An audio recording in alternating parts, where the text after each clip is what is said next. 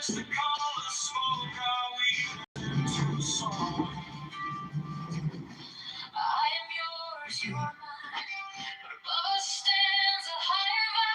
Dennis, this is your song, Dennis. This is called Bulrush of Holy Spirit for Dr. Dennis. Thanks for all your support all these years, Dr. Dennis.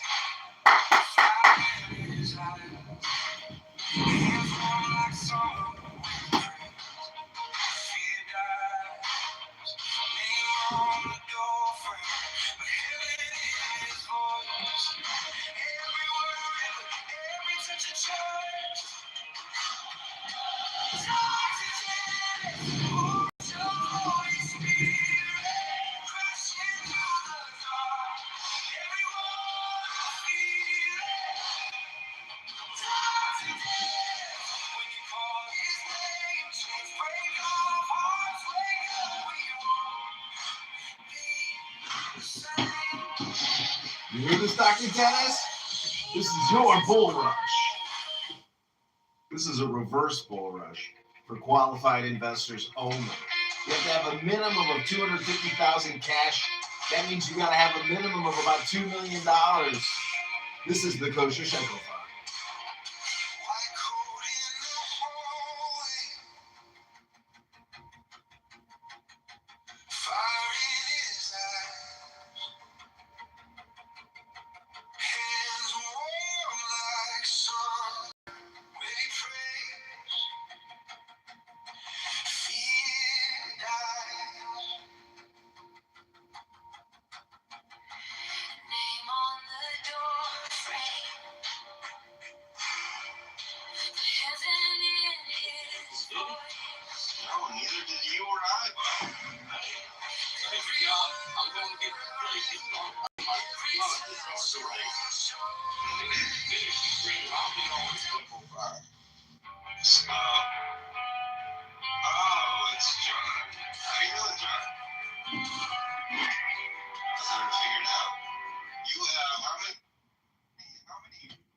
I'm good, John. How are you doing? I'm doing excellent, sir. What about you? John, what have you noticed about your life whenever you meet another John? Are you happy that you know another John? Because I love all the Johns that I know, and really I love them because of our name. And if you read the Bible, I mean, our good name is right there, and it's the precursor to the Messiah. It's such a consequential name. It's almost as important as Jesus itself. Well, I wouldn't go that far, but... Are you? No, he baptized Jesus. His head was cut off for Christ's sake. It's an important metaphor. It is the precursor to the Messiah. It's in the book, our name. I'm just saying, it's something to always remember. Even if your name is Mark. I know people named Luke. Why do you think Luke Skywalker is Luke Skywalker, my friend? It's in the book. There's probably something behind it. A lot of those things are really interesting, but yeah, no, actually, John, you know, when there's other Johns, this is when I was a very small child. We had this church that we went to, and there was about 6 or 7 kids, 6 or 7 only, and there were 3 John Lees in there. So we had to go by John Lee 1, John Lee 2, and John Lee 3, and I was John Lee 3. This is how common the name is. Not only John, but John Lee. I went to Rio one time in Las Vegas, and there was, I forgot what he said. I think it's a room of like 6,000 or something like that. But 40 of them were registered under John Lee. I said, how is that even possible? Right? Must have been a bunch of Koreans having a convention. Who knows what? I don't know. But yeah, this name is so common that I throw in my middle initial all the time, just to parse it out. But yeah, and just the first name John, not just my last name. I see Johns all the time. Everyone, there's another John. It's feng shui. It's feng shui or gematria. 4 is the number of letters in John, and Lee is 3. So 4 times 3 is 12. 12 is 1 plus 2 is 3. So it's all about the feng shui or the connection between numbers and names. And one thing, John, I just launched a YouTube channel a few hours ago. And according to Bob, I need 50 subscribers in order to stream what I'm doing. This is You pin your link. To my community. Pin it. It's in the chat. Well, can you pin it? Because then I can just click it. I can't, like, I'd have to go to the browser, then go back to the YouTube. I can pin it, but Food for Christ Ministries? Yeah. I thought it was Fool. Well, this is something different. This is for the Clubhouse only. Now, the Food for Christ Ministries is actual offline and something on the street. See, I can't get to it. See, you gotta pin it because I literally, you have to make these things quick, easily, and accessible to people that want to click. I agree. That means just go to your YouTube, copy and paste it, and go back to here and update your link. It's very simple to do. You got 22 more minutes left. Make the most of your opportunity now. Okay, you talked me into it, sir. So I'm gonna copy the link.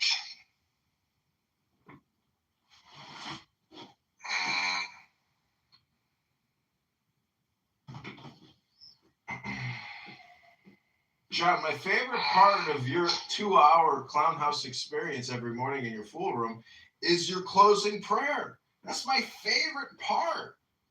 I really feel the positive vibrations in your closing prayer. So I thank you, sir. You know what? Started this actually is a guy by the name of JJ. He actually recommended that I do that. And I said, that's a good idea. And I did that. And then I added to that by opening in prayer.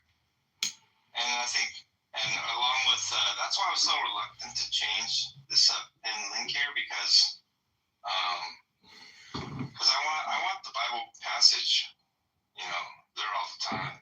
But I'll do exactly what you said. And at the end of the day to you'll have 50 subscribers before you can blink. We'll see. I think a lot of people will want to view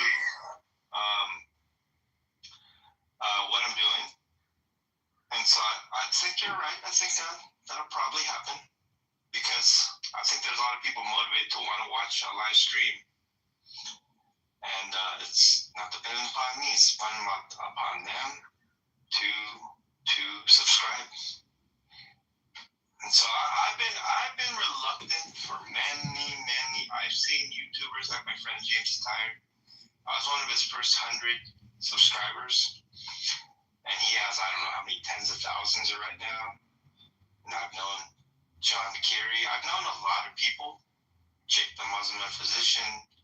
Whole bunch of people that they have like tens of thousands, even over 100,000 viewers now, or subscribers.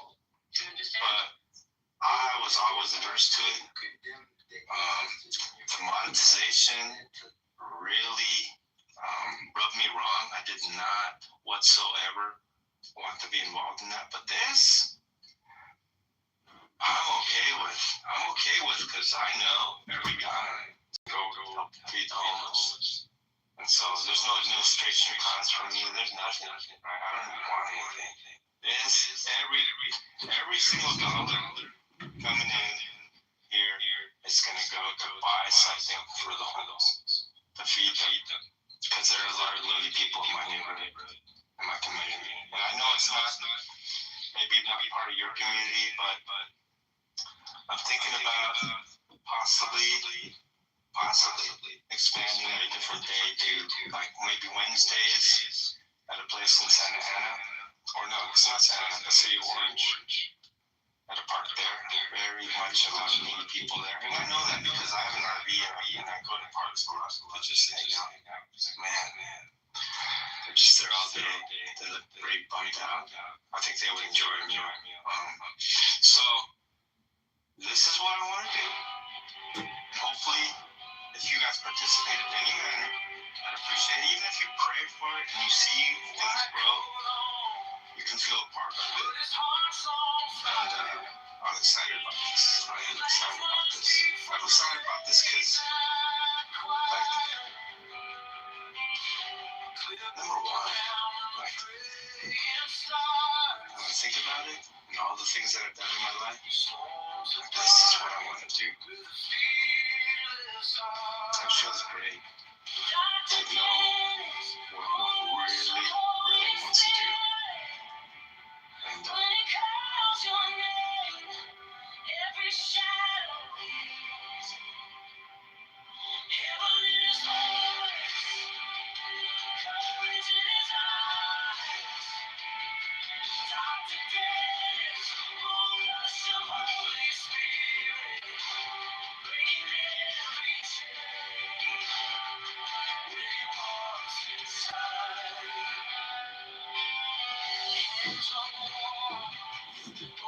Is that Augustus?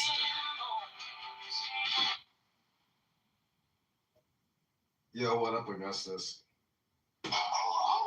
Hello? That is like probably, you know, if you're in the military, you gotta have a secret passcode to get into the perimeter, you know? So like if you're approaching, you know, a soldier and it's your base, it's like you gotta have a call sign. So it's the ultimate call sign. Hello? Because think about that, like the German, the French, the Italian, like if they can't do that back without an accent, you know that they're not part of the hello gang, basically. oh my god, that's hilarious. It is funny, isn't it? Dude, it's so funny, bro. I even have my wife doing it, and she doesn't even go on Clubhouse. Yeah. Like that. It's just so Your wife, I've heard her say it a lot. My ex-face is saying it too. What's your wife's name? Michelle? No, it's Steph. Oh, Steph. You know why I keep thinking Michelle's? Because I had this good manager that I worked with, and but yeah, your wife is dope. And what's your son's name? Oh yeah, Augustus Jr., right? Yeah, AJ. Augustus Jr. Oh, AJ.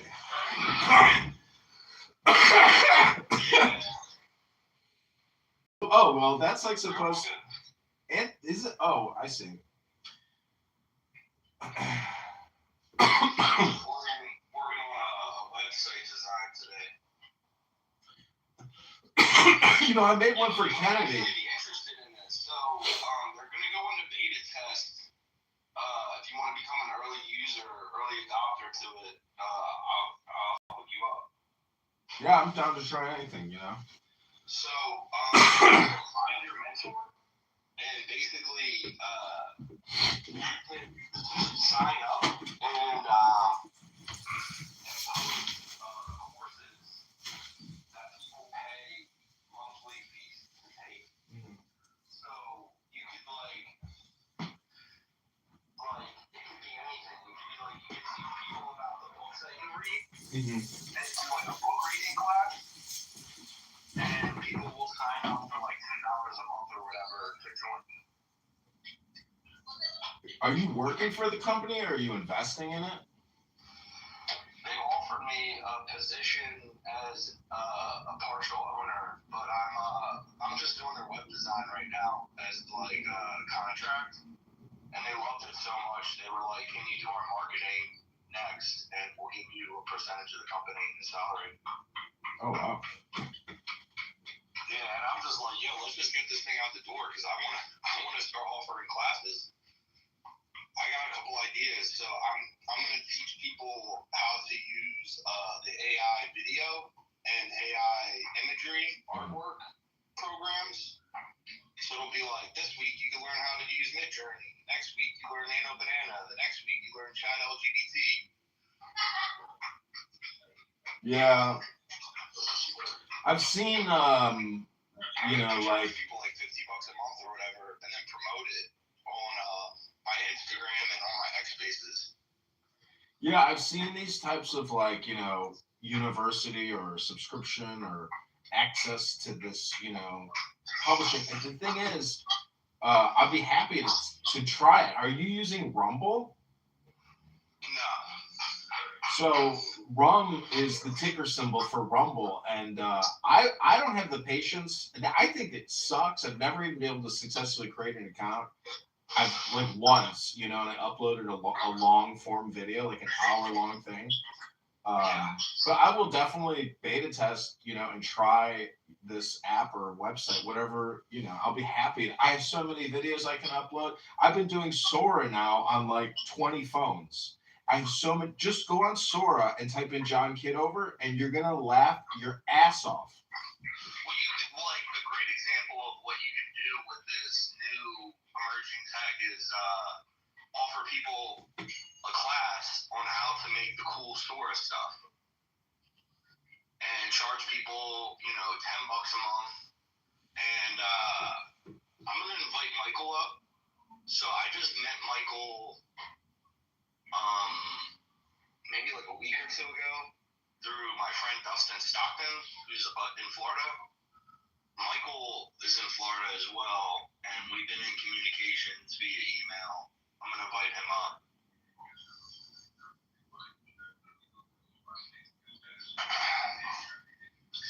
Can you send him an invite? Yeah, I sent it to him. My invite worked. He's up. Hey, what's up, Michael? Hey, man, what's going on, bro? How are you? I'm good, man. I'm good. Just catching up on the first time. Hey, Michael. Hey, man. You in Chicago? Yep. Yeah, I live down here in Southwest Florida, down in Fort Myers. We got quite a bit of contingency of folks from Chicago area down here. Yeah. You're actually running for Congress. Jim Oberweis. You know Jim? Mr. Oberweis. Yeah, Jim Oberweis. We also have Catalina Lauf. She ran against Jim up in Illinois. I ran for Congress out in Chicago.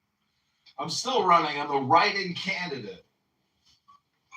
Yeah, what are you not running as a Republican? I am, but they removed me from the ballot. Insufficient signatures, so I'm a write-in candidate. God. Fucking, I don't know how you guys deal with the politics up there, bro. I can imagine. I mean, I live in the complete opposite bubble that you guys live in, right? Or that you live in. It's nothing but Democrats up there. We don't have any elected Democrats here. Not at the local, not at the state, or national level. I mean, we live in a very conservative bubble down here. Yeah, man. I'm trying to build a network down there. I'm in DC, and so I built a nice network here in DC of Republicans, and have been doing like work here and there for people around the country. Bro, I saw your fucking email, man. What are you talking about? That's kick ass. You're working with Kennedy, man. That's pretty impressive, man. Thank you. Yeah. And basically, man, like we moved out here so my wife could help him out at HHS. And she, is like a political appointee. And when this gig is up, if he gets impeached or, we don't win the next election and he doesn't get HHS for the second go around,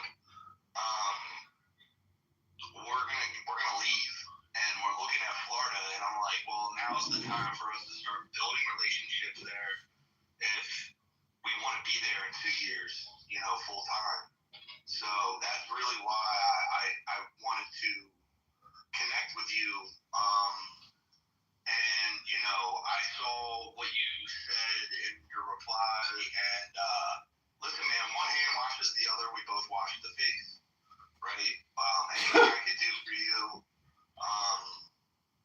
anything you could do for me, we'll help each other, along the way.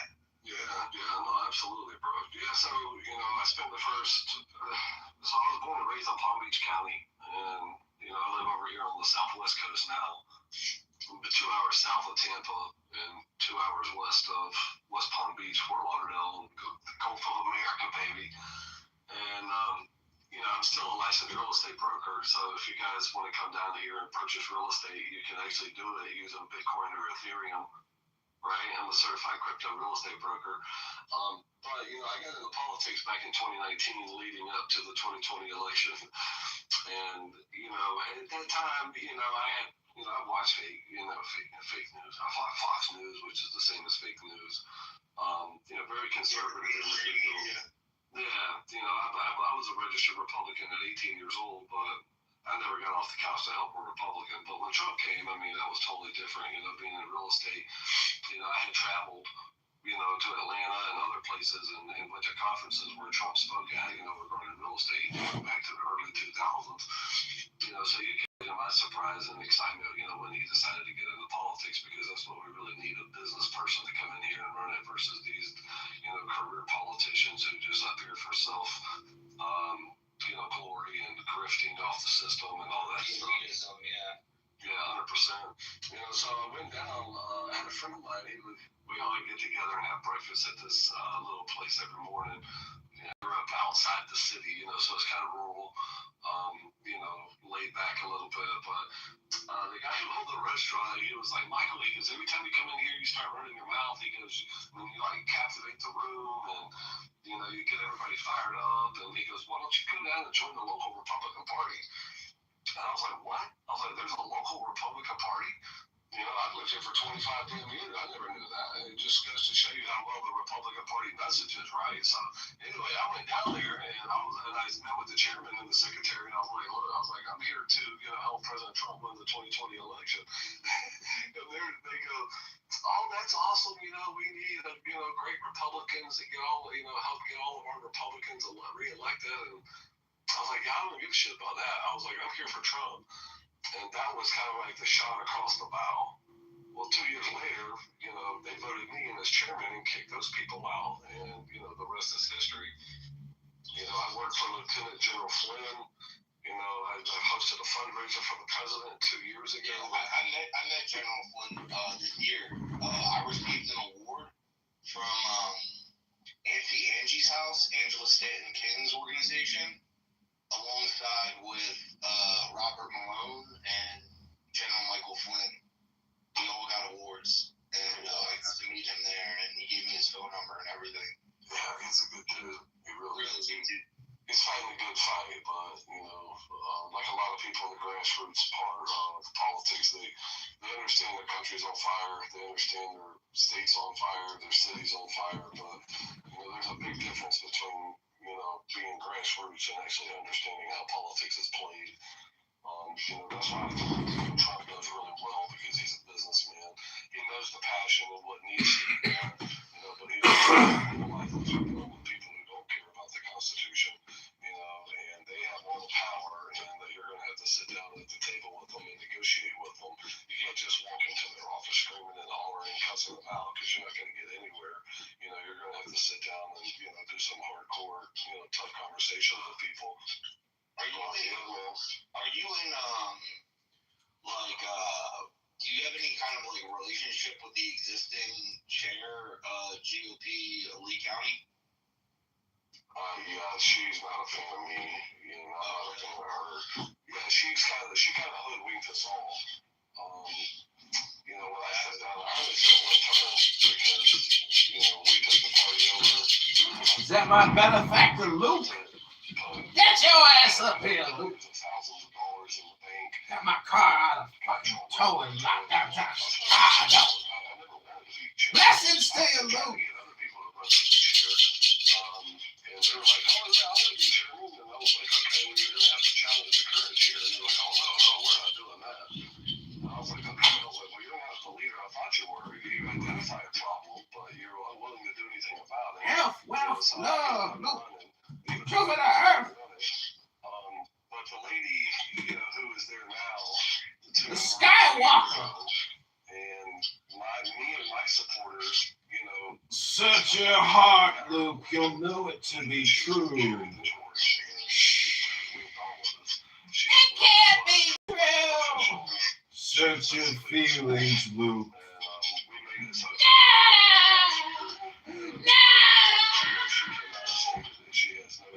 To join me, Luke, and together we will strike down the Emperor and rule the galaxy!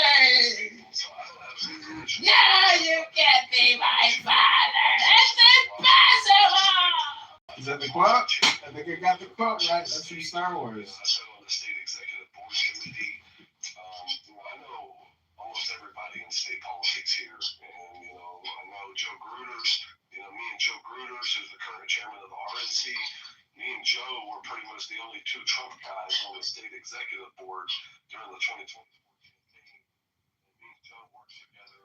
Okay, let's go back to the Fools for Christ ministry. And then if you notice, I don't even spend time anywhere else. I don't spend time on Discord. I'm already busy doing this other thing, by the way. And so the difference is this 2 hours every morning that used to be a dread. It was like, oh man, I want to call in sick. Now it's like, oh, I can't wait to open up another room. I just want to glorify Christ because He's worthy. He's so good. And if anybody ever reads the Gospels, especially the Gospel of John, you literally see how good Jesus is. He heals. He weeps. He, basically gives us the truth. He gives us His life. Shows us the way. And I want anyone who has an ear to hear to be able to turn from their sin and see God and His kingdom first and His righteousness. We got one live streamer. One live streamer out of like 20 phones. All these things will be added to us. This is a promise from God. And He promises. That's it. We got one viewer. One viewer. It doesn't matter. It doesn't matter how many phones you have on. It is always truthful. It's always reliable. Look, I have like 20 YouTube live streams going. There's one person watching. That's it. So anyway, It's very boring, but Luke, is there anything you want to say? We're listening to John Lee preach. We're also listening to Augustus in an X space called Buy Bitcoin Talk to some Republican in Florida. I thank you that Oh, John Lee's you crying. really care for us. And sometimes we don't recognize that because we're so self-involved in our own flesh, desires. Like they're bankrupt, bro. But this desire Let's get away only leads to death. Let's start focusing on Florida. That's where it's And so may we have a hunger and a thirst for you, my connections down there, and that we may I live started and be really satisfied. having this conversation with Dustin. And so I pray that you watch over each and every one of us. Well, this is John Lee closing prayer. And that you may show yourself to be good, that we may taste and see that you are good. I'll be glad in it. And so I pray this in Jesus' name. And so God bless everybody. And have a blessed day. Oh, that's the closing prayer of John Lee, everybody. Not even locking in from the position he said he was going to lock in from. And that's one of the main issues as well.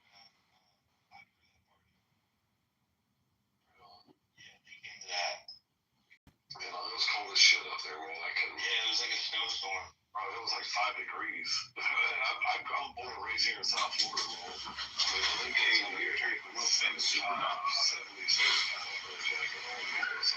it was pretty tough for me last year being up there at that time. We were going to get a super pressure.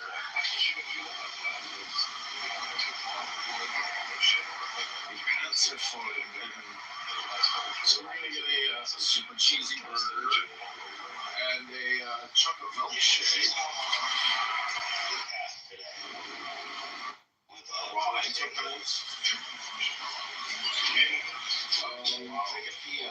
a chocolate milkshake. Do you want that the regular size or like a regular? That's going to take some time to cook. It's not from in that muzzle, so come back and get it straight.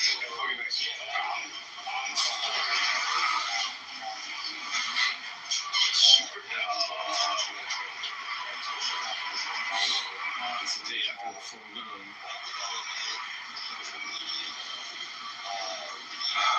Back to the current weight for the most delightful cheeseburger of your life. Here at Super Dog. Super Dog.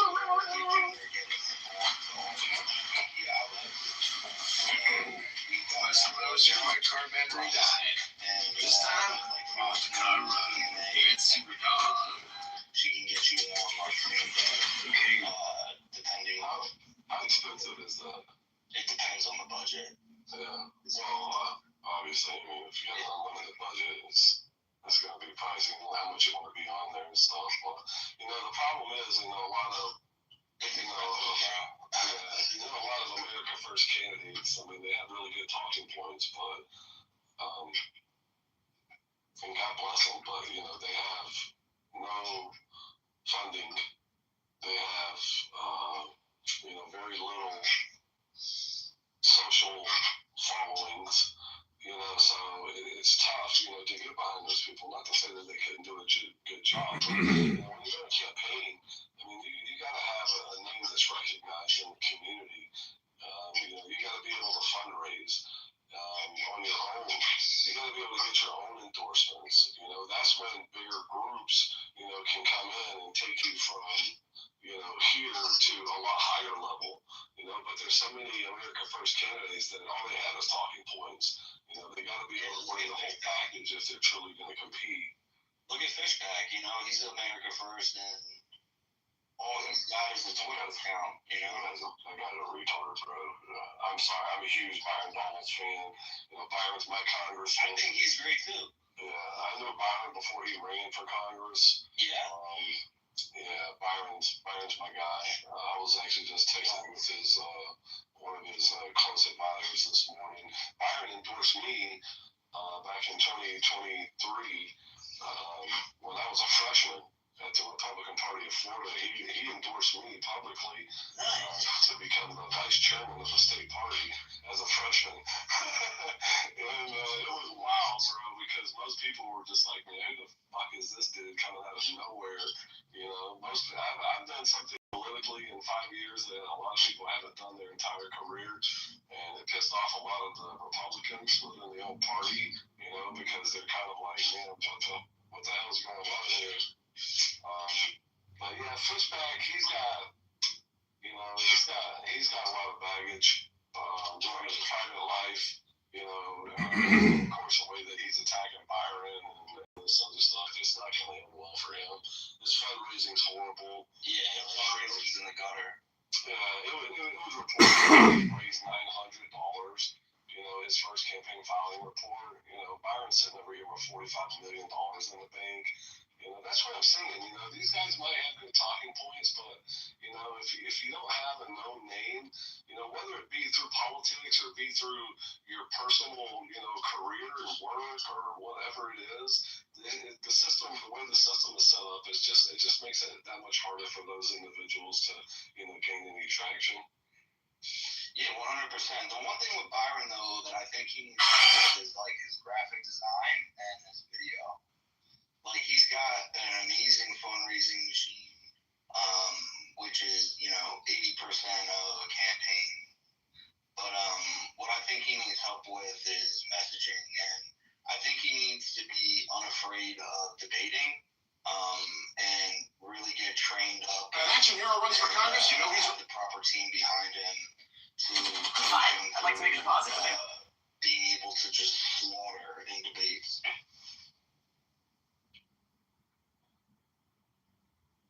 So messaging, that's what it is. That's what I'm thinking.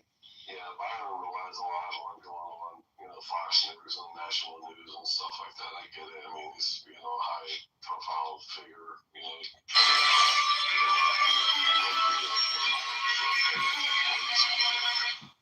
reached out to Byron and I was like, hey, I got the president in the street.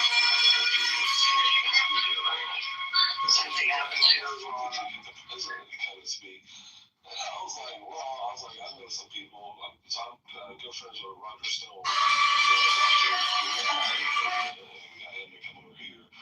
You know, and when I was backstage with the president and Byron, I had already knew, years ago that Byron was going to run, for governor once DeSantis was over. That was one of the reasons why President Trump didn't pick him to be the vice president. From what I understood, it came down between J.D. Vance and Byron. But, politically speaking, Trump didn't need Byron. It could have been helpful for the black vote, but, we don't need like two Trump guys, so Trump had to reach out to the quote unquote, other side of the party, which, J.D. Vance was, declared never Trumper, to try and unite the party a little bit. Plus Don Jr. was really pushing because they're good friends. But I think Byron was going to be running for governor, and when I was in that room with the president and Byron's kids came into the room back in this, and Jonas boy ran all the way across the room and jumped up into President Trump's arms, and I looked at Byron and I was like, no shit. I was like, man, you got it like that, bro. Because, me and the president are really close. So when the president came out and said, hey, I know somebody who would be really awesome for the next governor of Florida, that would be Byron Donalds.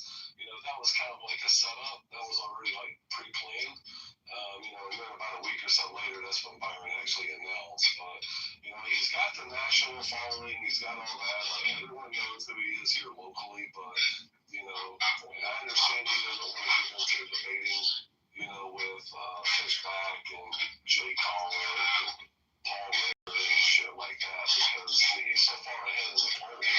But we're still early. I'm sure there'll be a governor debate. There's no doubt about that. I would love to work on his campaign, man.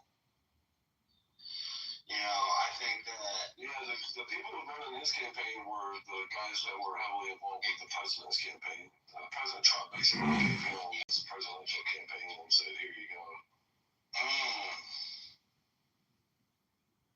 Got it. Yeah, I would love to work with the president's team too, but I asked RFK Jr. if I could do that, and to no avail has that manifested. So, I don't know.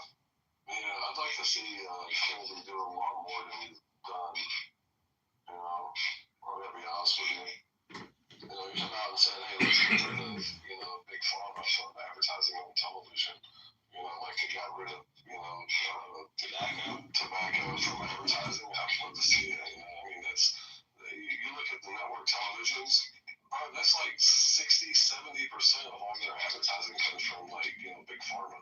If you could do that, you could probably stop a lot of the biased fake news, the shit that comes out because they're heavily supported by big pharma. 100%, dude. I want to see a whole bunch of crazy shit happen, like the 5G shit. That shit's got to go. The chemtrails have got to go. You name it. I'm pushing it. I have an Instagram that has like 235,000 followers on it, and it's basically an RFK support channel. And what I do is I'm like, do you support him banning, something, right? Something he hasn't talked about yet. And people are like, yeah. And then I'll float it by his team and be like, yo, look, everybody wants to do this.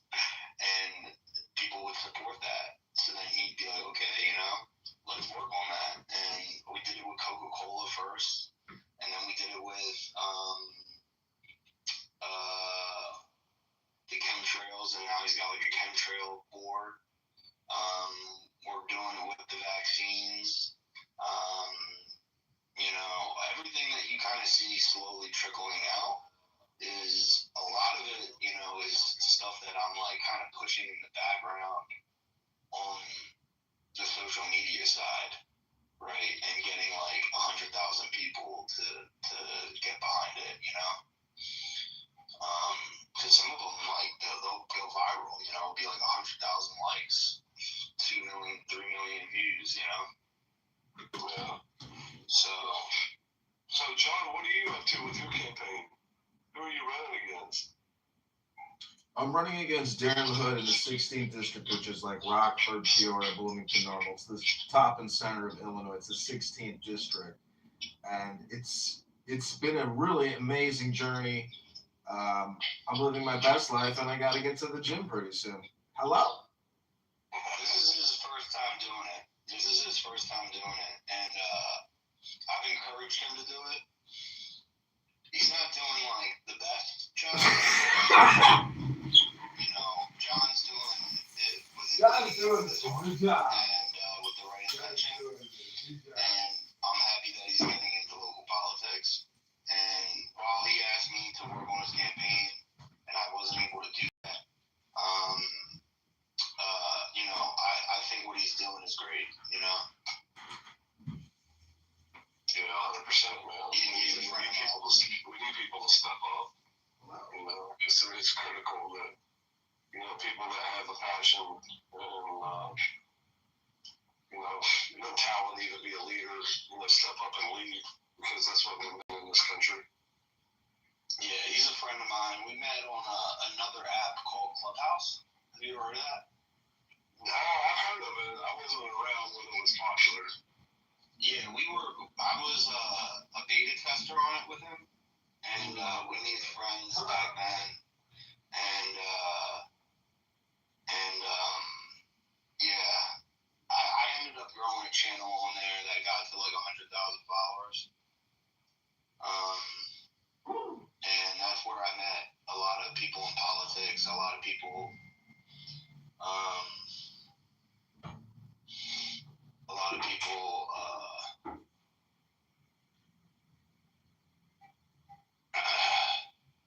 like in the entertainment industry, tech industry.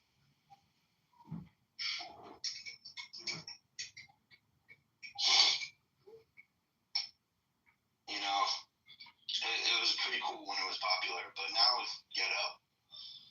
Is it still around today? Yeah, it's still around today, but it's like predominantly black and a lot of like white hate on there. Like I'll go into a room and they'll be like, "Look at this male monkey," and just like straight up like white hate, bro. It's pretty crazy. So I don't go on there anymore. You should make me a mod if you can in Preservation of the Human Race, because that chick, Makeup Pop, bro, those are the most pointless, schizo, stupid conversations in the fucking world. Yeah, it's tough. It's tough nowadays. So I've abandoned it. I gave everything over to my friend, who runs it now, my channel, and I'm just focused on my business.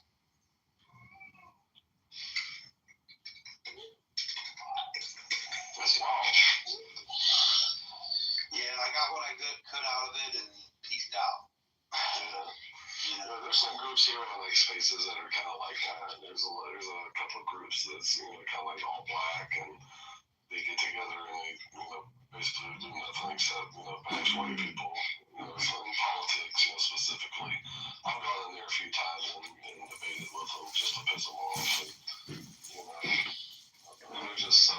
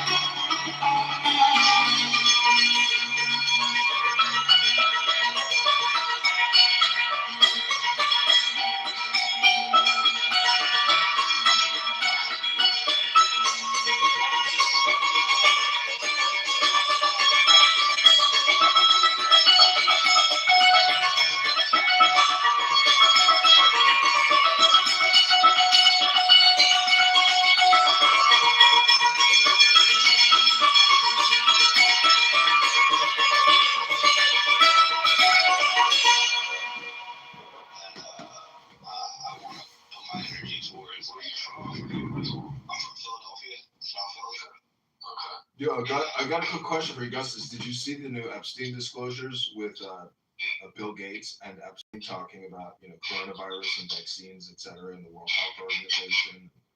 What wacky even? Yeah. Yeah, I hope that the pandemic works. Yeah, all that language, I saw that. This whole show put a bunch of stuff out about that.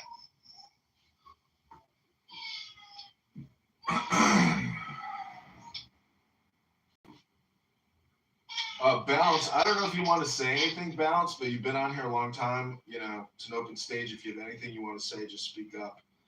Buy Bitcoin to me, you know, is I'm kind of making fun of buy Bitcoin. You know, Saylor is just like number one rule of Bitcoin is just always buy Bitcoin and never sell until, you know, even Epstein in his, you know, did you see the Bannon Epstein 2 hour interview? Did you watch it? Listen to it? Yeah. Yeah, even Epstein's like, you got to pick your moments in the market, you know? But that was like a full disclosure. That was like a full projection on Epstein's behalf. That was supposed to be an undisclosed recording. And Bannon was holding that as like a blackmail beta orbiter over Epstein. But I guess Trump just endorsed Bannon. Did you see that like 2 days ago? He just put out this big promotion thing for Bannon. Maybe it was old. I don't know. You know, my friend Dustin used to work for him. I'm on like some. I think he's a good guy. You know, he, might have just got caught up, interviewing the wrong guy. So, like I don't know him. He's got a lot of ties to Jeffrey Epstein. He also has a lot of ties to China as well, but I don't trust him personally. Roger Stone calls him Stinky Steve. Like, if Roger Stone hates his guts, well, fuck him. I don't like him either. I'm with Roger Stone. I'm with Roger Stone. I'm with Roger Stone! Yo, guys, I actually just got pinged to do a Zoom. I'm going to have to jump. Michael, wow, it was great getting to know you better. And, John, it was great catching up. Hopefully we can reconvene later on today. Or, Michael, I'll definitely email you back. And, John, I got you on the flip-flop, bro. Yeah, man. Cool. We're talking. I'll DM my cell phone number. Sounds like a plan. Alright, cool. Later, guys. I'm not some sure about Bannon. There's a lot of folks in politics that just, grift. I know he's obviously not a Democrat, but I think sometimes people get in a position, where they have the spotlight on them, and sometimes they say things, just to keep the spotlight there. I was kind of, hoping Bongino, would do something. He did a lot of talking, Yeah, but I feel the same way. But you know what? This recent, all the cache of all this information coming out, like, I guess there's still even more. So at this point, so many reputations have been destroyed that like Bongino could never have personally done that. It just has to, the information just has to be released. It's not about fucking Dan. He's just one dude who's just mixed up into the craziest fucking universe of Avengers, etc. in the world. So I mean, but this disclosure is real, and not a lot of people have watched that Bannon Epstein interview. I think they said it was unintentionally leaked or released, but it has been reproduced and retransmitted across so many major platforms and channels that that Epstein conversation alone is worthy of conversation, analysis, etc. Because it's like a full projection. It's like Epstein does not hold back. And the shit that Bannon says to him is so funny, and he roasts him and he calls him the devil. And he's like, how would you say that to me? He's like, you have all the attributes of the devil. Like, Bannon is sitting there like, I can't believe this fucking guy just let me record him for 2 hours. And he's sitting there pontificating about God and philosophy and mathematics. It's like, but it's... Why don't you watch that app? Do you got a link for it? Just go on YouTube, type in Epstein Bannon. Okay. You'll find it. It's everywhere. It's on the biggest channels. Everybody has republished it. The biggest channels, because they can monetize that. It's like so many people around the world are intrigued by this, and it is an actual. It's almost like Epstein went on the Joe Rogan podcast and they sat there and talked about the global economy, finance, fiat currency, fractional reserve banking, everything. Like there's on YouTube, you can view the actual transcript. And so I was screenshotting the transcript because it's so unbelievable at the end when he starts calling Epstein the devil and he's talking about Archangel Lucifer. Like if you look at the transcript, you're like, what? You know, if you look at it out of context, you're like, what? What? Like you can't believe it. Hello? Anyways, you know, yeah, you got to spend some time and watch it and think about it because he's actually talking about Epstein is a pretty well-read guy. He's sitting there talking about all the world's greatest philosophers from Socrates on down and up, etc. It's kind of interesting because he's talking about the mystery of life itself, meaning how does this whole giant system work? You know, from Wall Street to the military to taxation to everything. Like, how is it all happening? You know, he's sitting there talking about that shit. Yeah, that's wild. I really didn't think he got too much attention until, everything started coming out about him. But I was never really politically engaged, all that much up until 2020. Well, I helped Wow. in Chicago. I helped, organize for Trump in 2015. We were creating fake book groups, Chicagoans for Trump. So we were very excited to see, him come down the elevator and issue his, proclamation. I mean, we couldn't believe it. We were like, this is the real solution. This is the real deal. Not this hope and change lies of Obama, who's just a fucking CIA agent married to a trans. I mean,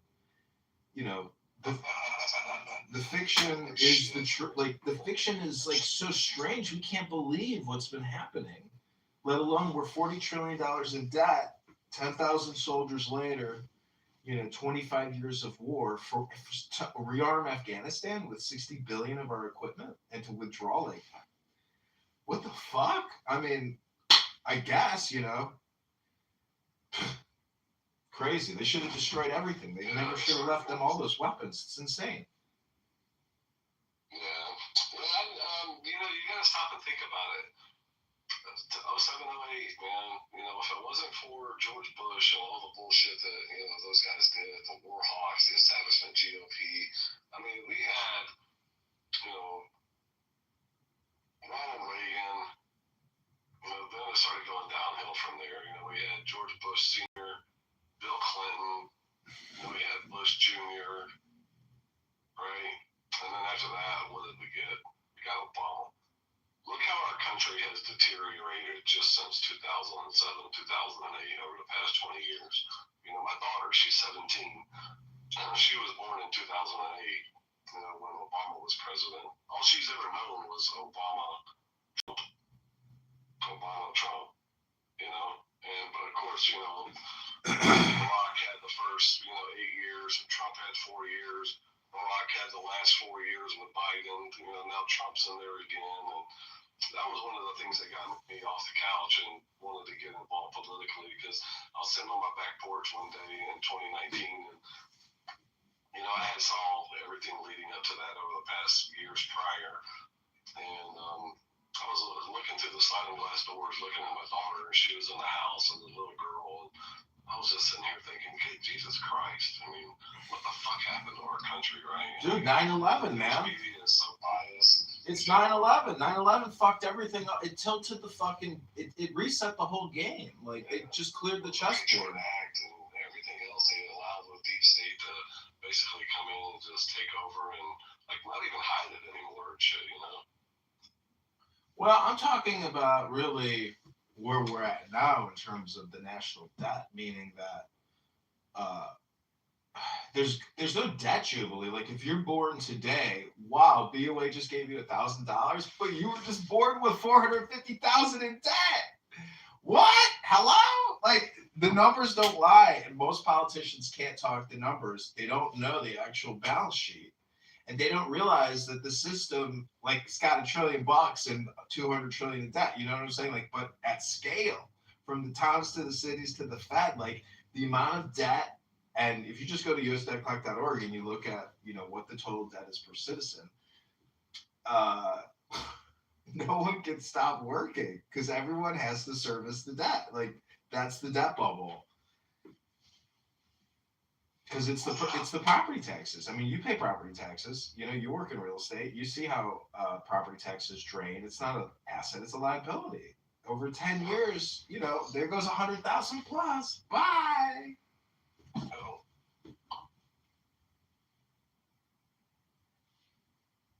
But yeah, our whole country's got a lot of work to do, you know, and we need to have people that can stand up and speak out and be unafraid to do it, you know. But the biggest obstacle they got is, you know, overcoming the machine. And by the machine, I mean, you know, the way the system's actually set up. It's almost damn near impossible to, you know, beat an incumbent because they have so much money backed by them, you know, not only, you know, through their own campaigns, but yeah, but look at Ron Paul. Look at Ron Paul. Look at Bernie Sanders. These are independents.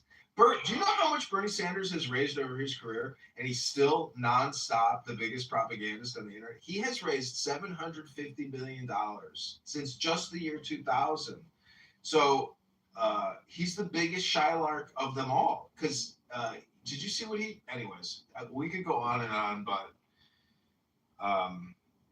dude, there are black swan characters who break through, but I'm not one of them. Like I can't get virality, but you know who does is Augustus and his wife. They literally, in some ways, they helped Trump get into the White House because they were with Kennedy, and they were instrumental to Kennedy's messaging distribution. And without them, I don't think Kennedy would have achieved the communication successes that he did. He was pretty groundbreaking, and then he just threw it all in for Trump. But even the Democrats in every city still literally kept him on the ballot to try to cipher Trump votes for Trump. So, but he still pushed it because he's able to let everybody know vote Trump. So, you know, regime change is real, and I'm just like, to me, when you really think about all the shit that Trump went through, let alone having his ears shot off, and like if you think about how the Democrats and the liberals, like he's just one man against like 99%. You see what I'm saying? So like it's a miracle that he is our president. Just in the same way that it was a miracle that Obama, with everything you know about him, is what became the fucking president. Like it is like a movie where the Praetorian Guard just hoists up some new schmuck, and next thing you know, we got a new schmuck, Caesar, for 4 years. Because even Clinton's success is a miracle because of his relationship with Bush. Like the fact that there is stuff about Bush being a cannibal is like I don't believe it. Like I can't believe it. You know, there's things that I just can't believe. Like, why is it? Can't believe or don't want to believe, you know? I mean, is society that fucked? Is a good question. There's just no way. Like, it's got to be fake. There's no way somebody would eat intestines with children feces. Like, I don't. Is it just like a joke? Like, because it's just a communication screenshot, right? I mean, anyways. Fifth generation war. It's all about information nowadays, you know, and controlling the minds of people. Yep, I agree. See, that's the type of. But see, anyways, there there was a news article today, just repeating the news, but it's like proven that these social audio or TikTok in particular and other platforms can actually lower the IQ substantially. So it's like not just mind control, it's time control and retardation inducement. But yeah, that's because we have a lazy society. People don't want to put any effort to actually, you know, read the article. You know, clickbait is real. They try and capture you with, you know, these headlines, but if you actually read the article, you it'll actually probably contradict the headline, but people are for instant gratification. They want to be the first to reshare it. They want to be the first to go out here and talk about it. Like, for example, I had a good friend of mine. I work with the RWA group, a real world, asset in crypto. And, these guys, they're crypto people, but, not really, but they are. In the past couple days, they were like, oh my God, the market's tanking, and somebody said that, Satoshi sold 11,000 Bitcoin. I'm like, the fuck it did? I was like, who told you that stupid shit? And then you post something, in a Google meetup that was a post from X. And I was like, did you guys look at Satoshi's wallet? Oh, no, we didn't do that. I was like, well, then you shouldn't be out here sharing stupid shit like that. I was like, the guy hasn't sold 11,000 Bitcoin. I go, that would be like fucking earth-shattering news if Satoshi's wallet moved. And then, just last night, the second night in a row, the same dude's like, oh my God, did you see, are you sure? Are you sure that Satoshi's wallet didn't sell 11,000 Bitcoin? And he posted another article off of X. And I clicked on it and I read it, and it said Satoshi Era Whale sold 11,000 Bitcoin. I go, did you even read the headline? I go, it says Satoshi Era, meaning the time frame of OG Bitcoin people, a whale who got into Bitcoin earlier sold 11,000 Bitcoin. I go, but also read the article because it says he sold 11,000 Bitcoin for $850 billion. I go, that doesn't even math. That math isn't math, right? I was like, and then contradicted to this article that says a whale from the Satoshi era, sold 11,000 Bitcoin in November of 2025, right? 2 months ago. And those 11,000 Bitcoin that he sold in November was worth $1.3 billion. And the article that you just posted said 11,000 Bitcoin sold yesterday was valued at $850 billion. How did we go up, 850% in value just in 2 months on the price of Bitcoin? It's like, you fuckers need to you need to stop sharing shit like this because it ain't nothing but misinformation and clickbait, bro. And that's what these guys do on the X. Engagement. They're only trying to get people to comment and repost their shit so Elon can write them a bigger check every month. Yeah, it's pick and choose as you please, there's just never-ending clickbait, and people want to play. There's just an infinite number of hosts, an infinite number of.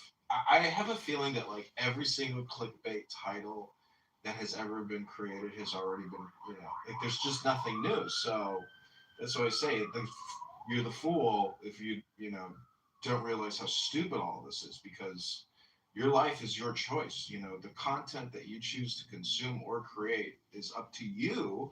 But that is the cool thing now about our age, where if you look at the television and how everyone was just completely hypnotized by the TV, now you can reverse it and you can actually become the star of your own show. So that's also part of the clickbait.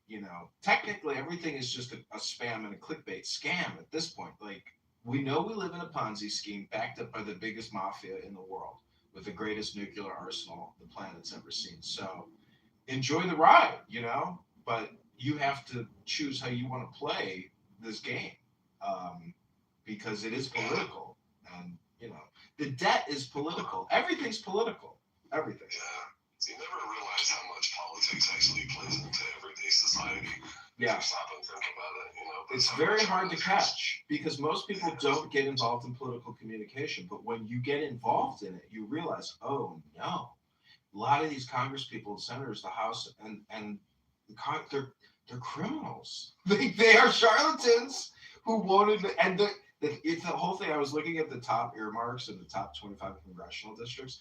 Dude, if you can bring in a $200 million contract for a special project in your district, you're a fucking hero. You made people in your district money. That's how people just continuously re-elect people. Because, like Trump said, I love the poorly educated. Well, that's like 99% of the country. Because most people don't really care about politics, unless it affects them in their front yard. If it doesn't stop at their front door, the price of milk, the price of gas, They don't give a fuck if some politician uses slush fund that's created by Congress, to pay off their sexual, harassment lawsuits and shit like that. But when you start digging deeper, you realize that Congress established their own slush fund. And congressmen and women use that slush fund to pay off their own sexual harassment cases. People got to do a lot better. This country's going to hell in a handbasket. Trump's not going to save us all. I think he's just kind of like, the first person to get out here and really, raise the awareness of, hey, look, if you guys can't get out here and fight for this country, it ain't going to be around here much longer.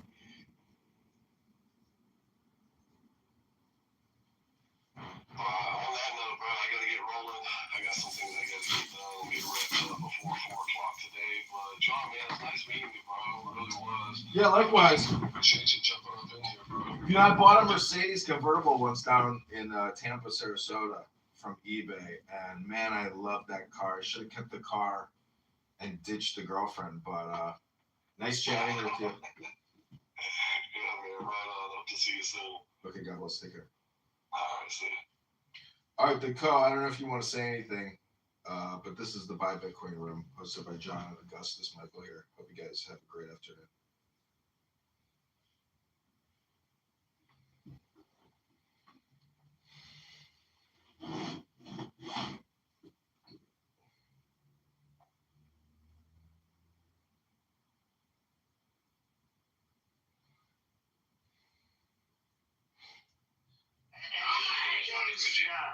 I'm tired of hearing Islam. Nigga, I'm 21 years old. Listen, I'm 21 years old, and I ain't never had my siblings to take care of me all because they're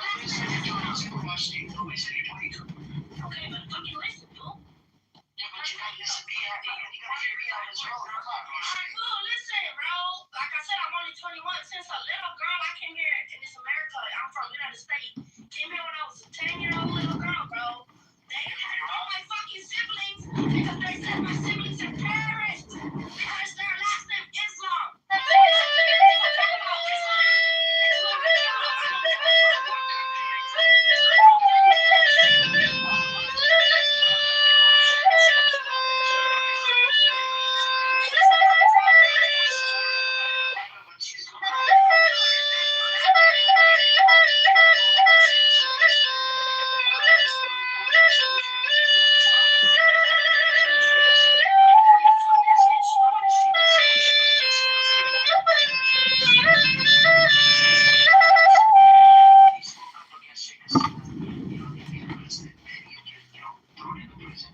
That's how the Jamal party works, yeah.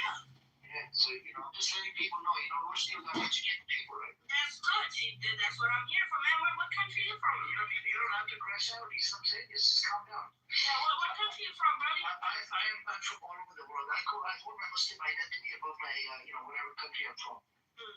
Because I look at everybody to be my, part of the same ummah. You see what I'm saying? Alhamdulillah, man.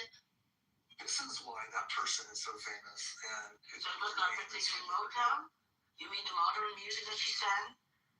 Later, and it was back from that day. It was that I had never. Wow. I only, if you only hear the top 40 radio versions of people, then you never, unless you buy the album and listen to the whole thing. Yeah. Back in the day, we bought albums and listen to the whole thing. I'll look it up. Yeah, great. I want to know if I noticed something I don't know either. I know a lot of songs from that.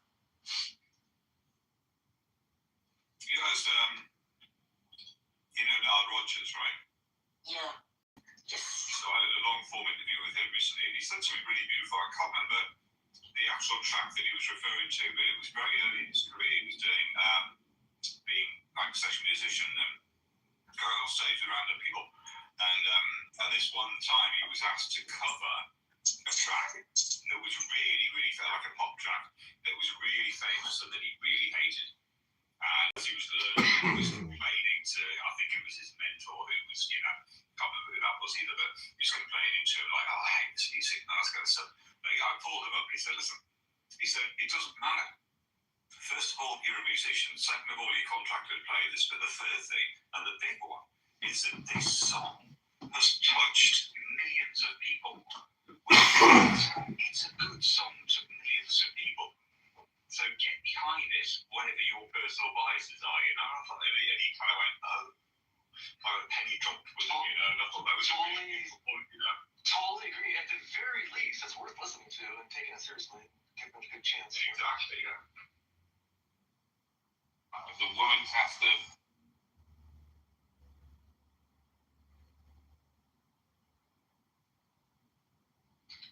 Robert, did you say that you listening to them? No, I was just into it. I learned it quite recently. Oh, like that, okay. Yeah, long form interviews on Get Ready For. Mm.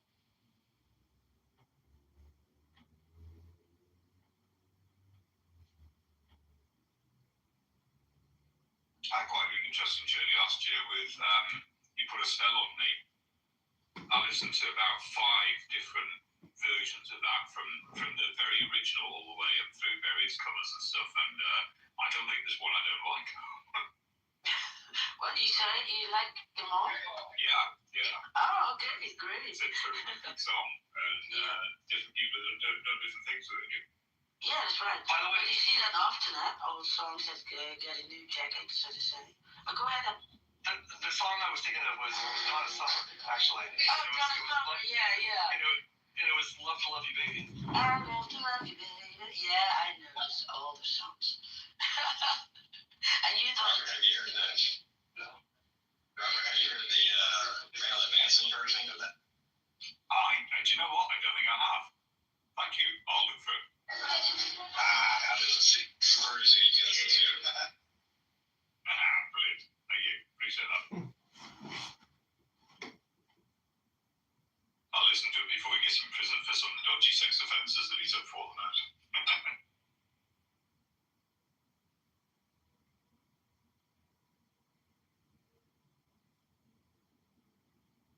So you ready to listen to the rest of the music from Donna Summer? It was really disco. Because this from those days. Yeah, when I hear a song that I like and I've never heard before, or I just maybe never heard it in that way, I'll almost always go find the album that was on and then listen to the song. And I did do that. This was a couple years ago for that particular song. Yeah. And then I started listening to I started doing more like soul and Motown kind of like yeah, I love it. And fucking love it. That's the kind of stuff, and it's stuff that like again, because I was when I was a kid I was into like Cheap Trick and like white kid rock, and I just when you're a kid you're like, well, this is what this is my thing, and other people listen to their thing, and you kind of form your identity around it. Was that Cheap Trick I Want You Wrong Day? Trick? Yeah. I was 13 or something. I don't know. Yeah. Live at Budokan was Budokan album. Yeah, Live at Budokan was one of my.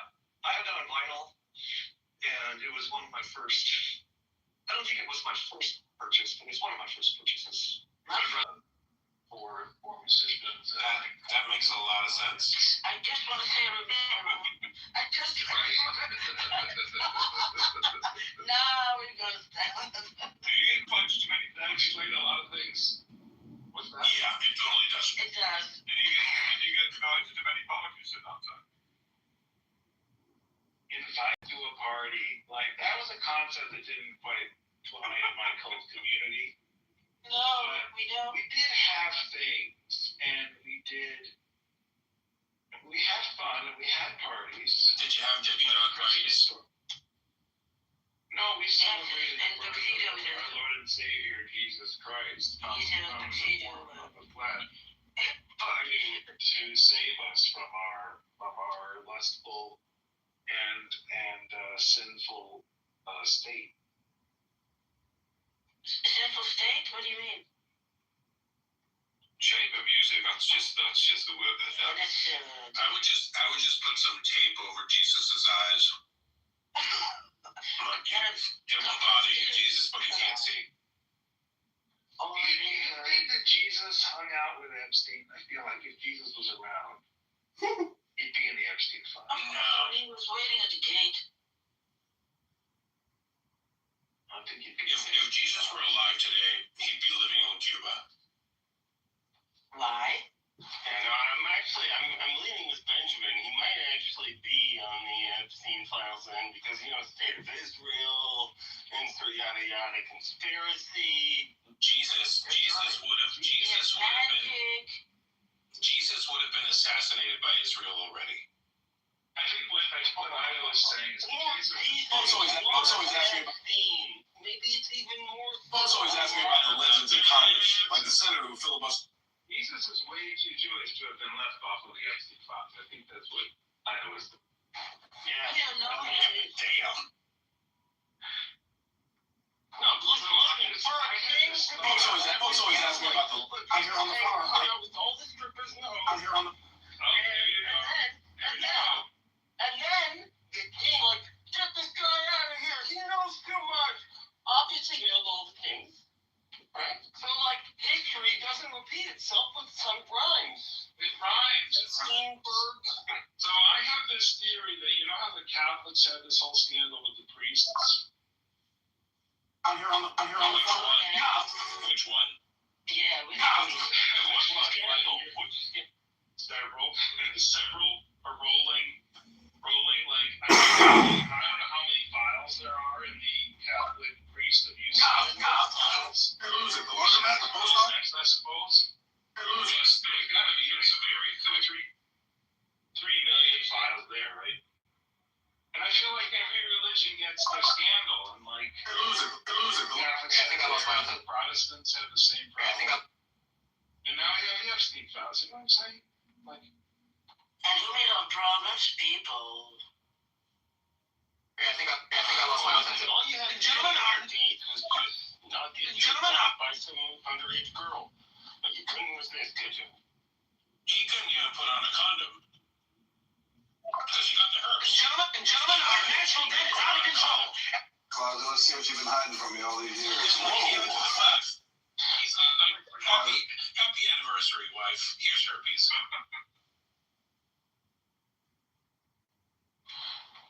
That makes him such a fucking hypocrite. Claudia, let's see what you've been hiding. Talking public health policy, religion, heart disease to your wife, just shut the fuck up and never mention a goddamn thing. Ever. I never want to hear a goddamn thing from Bill Gates. Ever again. As soon as he comes on TV, I'm like, fuck this crap, turn it off. I'm like, I'm not interested. It's like, practice what you it's preach. hard to see that face, isn't it? And not think of the Epstein files. Yes, it is impossible. There's an authenticity. So here's how the Epstein files hit home for me. I don't know, has anybody had the Epstein files hit home? No, I don't have it in my home.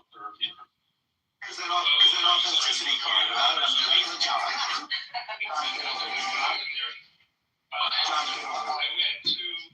went to my local makerspace, right? And there's a first robotics team that needs Time to see what's behind the door. because they're in the 6 weeks of build season. And the first thing I heard when the kids come in is, so 2 things happened this week, something, and Dean Kamen was in the Epstein files. Dean Kamen is the founder of First. He's also the inventor of Sputnik, as you know. And he's kind of a queer little guy that works on like weird projects, a lot of like state water questions and things like that. Anyway, out of the founder of the First, this organization that like only serves kids, right? Less than 18 to be in this organization. I don't know how many kids are there. Probably, I don't know, 10,000 kids, 10,000 kids. And maybe more. Anyway, he's in the files. Wasn't Peter Thiel also connected? Yeah, but Peter Thiel has no connection to me. So does anybody have any like real world contact with the Epstein files? That's what I'm asking. You might be the only one in this room. I'm the only one. You're not. I just can't say who the people Because, I don't know about because, like, listen, not the only one at this house. There is another every room over there. incubator, every accelerator is going to have this because that's how the apparatus was constructed. It's about infiltration and dissemination and spreading. You know, so you want to spread this. I'll start it chewing. The way that Bill Gates spread the STD. You just want to make sure that's the. I had an accident, and that Epstein is taking the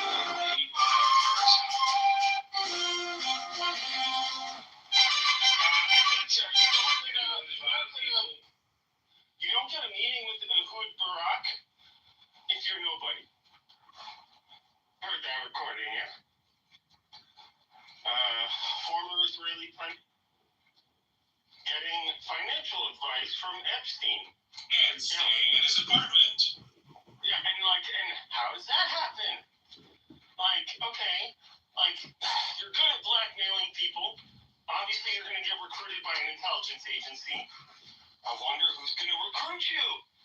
And so whether or not he's an actual operative or working for the state, like, I've just come to the conclusion that, yeah, to really control the world, for better or worse, using, like, pedophilia and human trafficking seems to be part of the game. And that's a fucked up kind of thing to realize that, yeah, the really good nations play just as hard as the children that we claim we're fighting. So, hypocrisy over there. Kind of disappointing. I have to run off the business call. Today's kind of a fire drill at work. But I did want to say that my good friend IO is largely shit, and most of what he talks about is completely improbable and impractical. And this may be the least probable thing I've heard IO say in the last 3 months. What I just said now? Mossad controls politicians through blackmail. I mean, that's a perfectly reasonable thing. I mean, Netanyahu is in the files. I don't know exactly which way. Your name is Benjamin. I thought it made sense. I don't know that we've like really. Sorry. I hope I said that this was the least improbable thing I've heard out in the last 3 months. I don't know if I said it right. Anyway, I have to take off. Joey for a bit. All right, see you later. I don't know that people have, it has really sunk in for people, like the gravity, like the enormity of what's going on with Epstein files. Like, the Epsteins are, this is the biggest scandal in American history in the past 80 years. Bigger than Watergate and like Pizzagate and just about like every other scandal in the past 80 years in the United States. Pizzagate wasn't even a thing.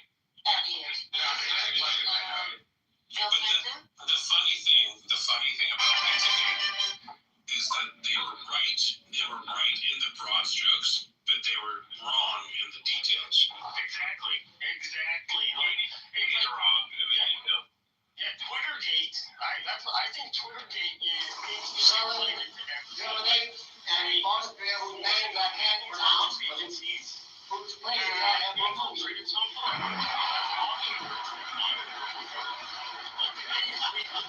kind of explains why if you fuck around on Wikipedia, you get banned.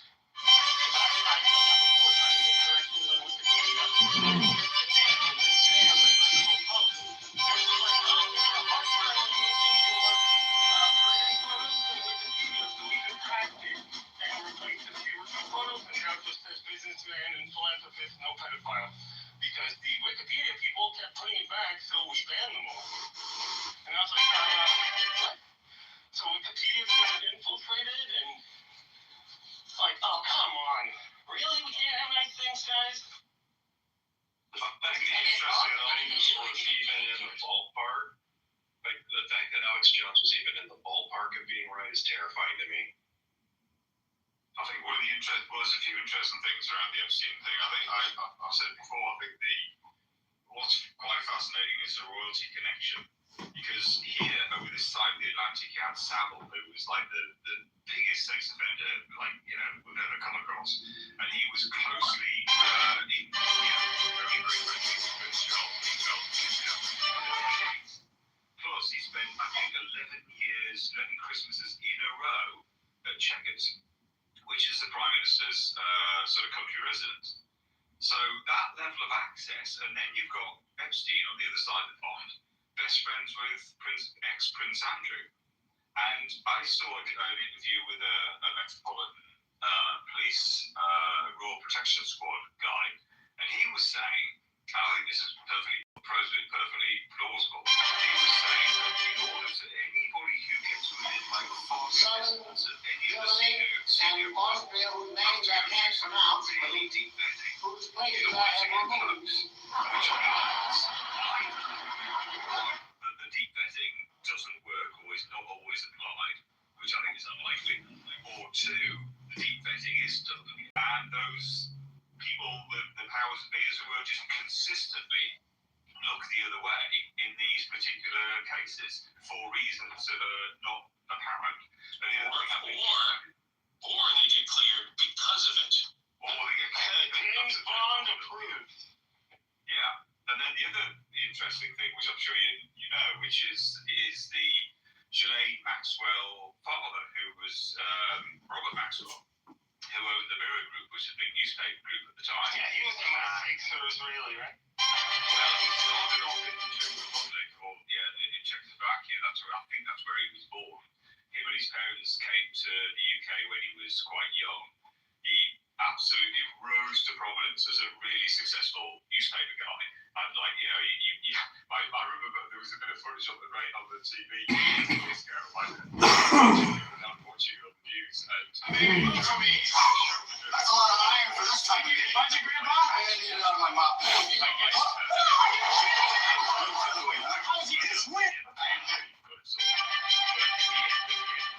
It's interesting because he either fell off or pushed off or jumped off What do you think? his private yacht in the Mediterranean, and they fished him out later, deceased. The yacht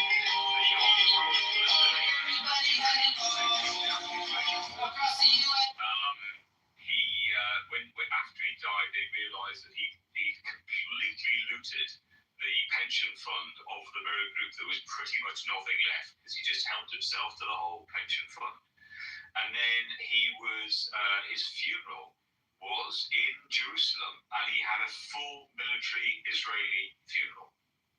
Now, that then leads into Ghislaine Maxwell being closely connected to, the massive, American sex offender that is Epstein, being his groomer and his supplier. She's a convicted sex trafficker. She's the only one in history who's been convicted without any of the clients being convicted. It's kind of bizarre.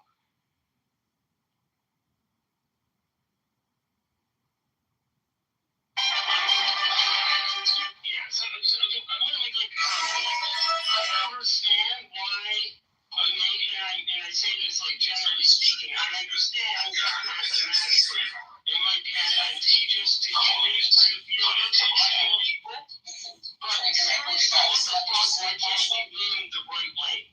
I thought women by being better, not by being a better piece of shit. So that was like the ultimate disappointment, and I'll say this, I read a whole fucking play about Benjamin Netanyahu and like all this stuff in high school, I wanted to work for it, and then so like I was raised on this propaganda kind of, was not an evil, but his friend, a guide, and a counselor. And wherever Socrates was in danger or difficulty, his spirit came to him. The demon or guardian appears, and he writes about it, discusses it, and tells of the examples of its presence. Our word demon comes from it. It is not that it is a use that was made after it was assumed that all these pagan deities. Israel has a right to exist. Like, anything we say against Israel is just anti-Semitism, right? Everything they do it the best possible way. They don't kill people. They don't kill civilians. But the numbers lie, or like the numbers reveal themselves, right? So don't feel too bad. Like literally, it was a campaign. Solid. Yeah, but you didn't write a play, and I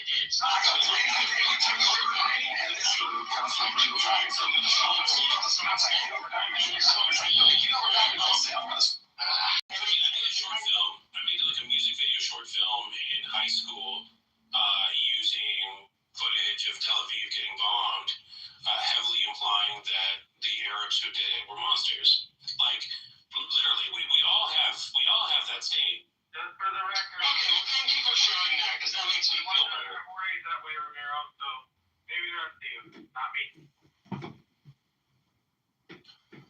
I got an exception. But it was weird, because I went to, like, a Catholic school as a Jew, and the school, like, propped up the play and everything. Like, I wrote the play, like, over a few days, and the school just, like, totally pushed it front and center, which is, like, why are you, like, it was the Anteb Israeli,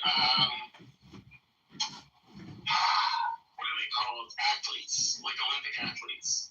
And so, like, I did a play about that kind of hostage rescue situation and so on.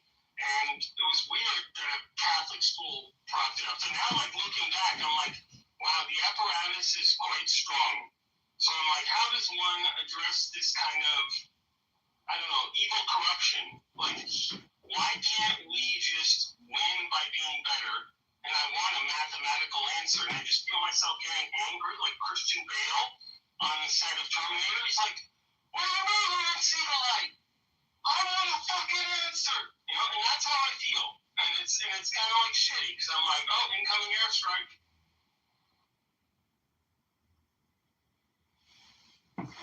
Start wearing that tin hat, bro. You don't want them to read your mind, do you? That's why I will wear something that makes my whole head into an antenna. And then... reading an article from Good Morning America. This was dated to July 2025. Was this last year or this release? It says the 3-page index is a report generated by the FBI that lists the evidence inventoried by federal law enforcement during the multiple investigation into his conduct is being Jeffrey Epstein's. According to that index, the remaining materials include 40 computers and electronic devices, 26 storage drives, more than 70 CDs, and 6 recording devices. The devices hold more than 300 gigabytes of data, according to the DOJ. The evidence also includes approximately 60 pieces of physical evidence, including photographs, travel logs, employee lists, more than $17,000 in cash, 5 massage tables, blueprints of Epstein's Island in Manhattan home, 4 busts of female body parts, a pair of women's cowboy boots, and 1 stuffed dog, according to the list. Let's do it. What else is there? Yeah, that stuffed dog is a smoking gun right there. Oh, here's this part. In a joint memo released last week, this is last year in July, the FBI and DOJ argued that a large portion, end quote, of the records included photographs of victims and child pornography.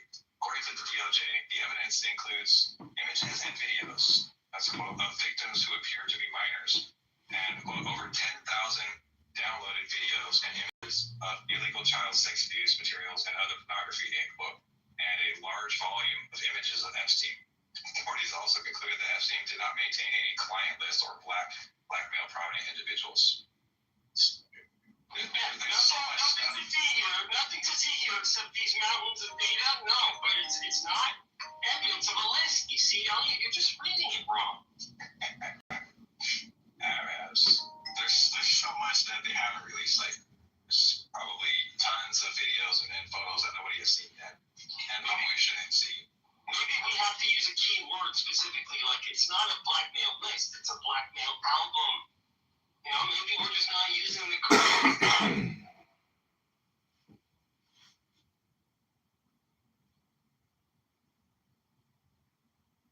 In my tinfoil hat moments, I look at an event like this where there's this massive scandal going on that's absorbing everybody's attention and all the front pages, and I'm thinking, wonder what's going on behind the scenes. Yeah. Is it like the South American Contras? Is there like some sort of other thing? Like, hey, when Monica Lewinsky dropped, Yeah, so did the Contra affair, right? So what did we miss during this whole shit show? This pay no attention to the wisdom.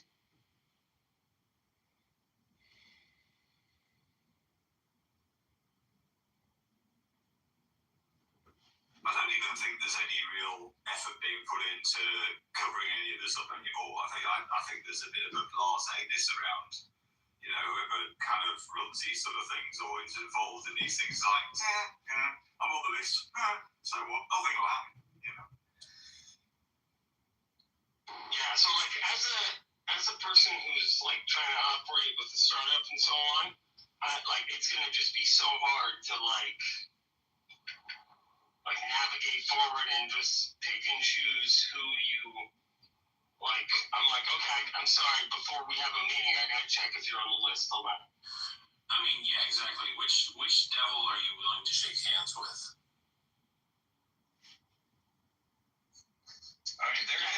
There is a public reaction, like, you know, before the markets opens, like pre-trading environment, which is a weird phrase, pre-trading. You know, the stocks of PayPal dropped like fucking Wiley Coyote went over a cliff. He just went. You just look at it, it just goes straight down, dude. Yeah, like, and here's the thing, Elon's like, yeah, I've never been to the island. No, Elon, please say it accurately. You wanted to go to the island and Epstein dumped you. Like, that's what the actual files show. They say, oh, sorry, Elon, we don't have time for you. And I'm like, and that's kind of like, okay, you never went to the island. You should have been a little bit more specific, or you should have just not fucking said anything. Because now that's just weird. Like, come on. He got rejected from Pedo Island. Like, that's fucking... Yeah, watch CoffeeZilla. CoffeeZilla does the whole thing about this. It's like, what? Really? Oh yeah, Sam, my son Sam sent me on a CoffeeZilla. He does some good stuff.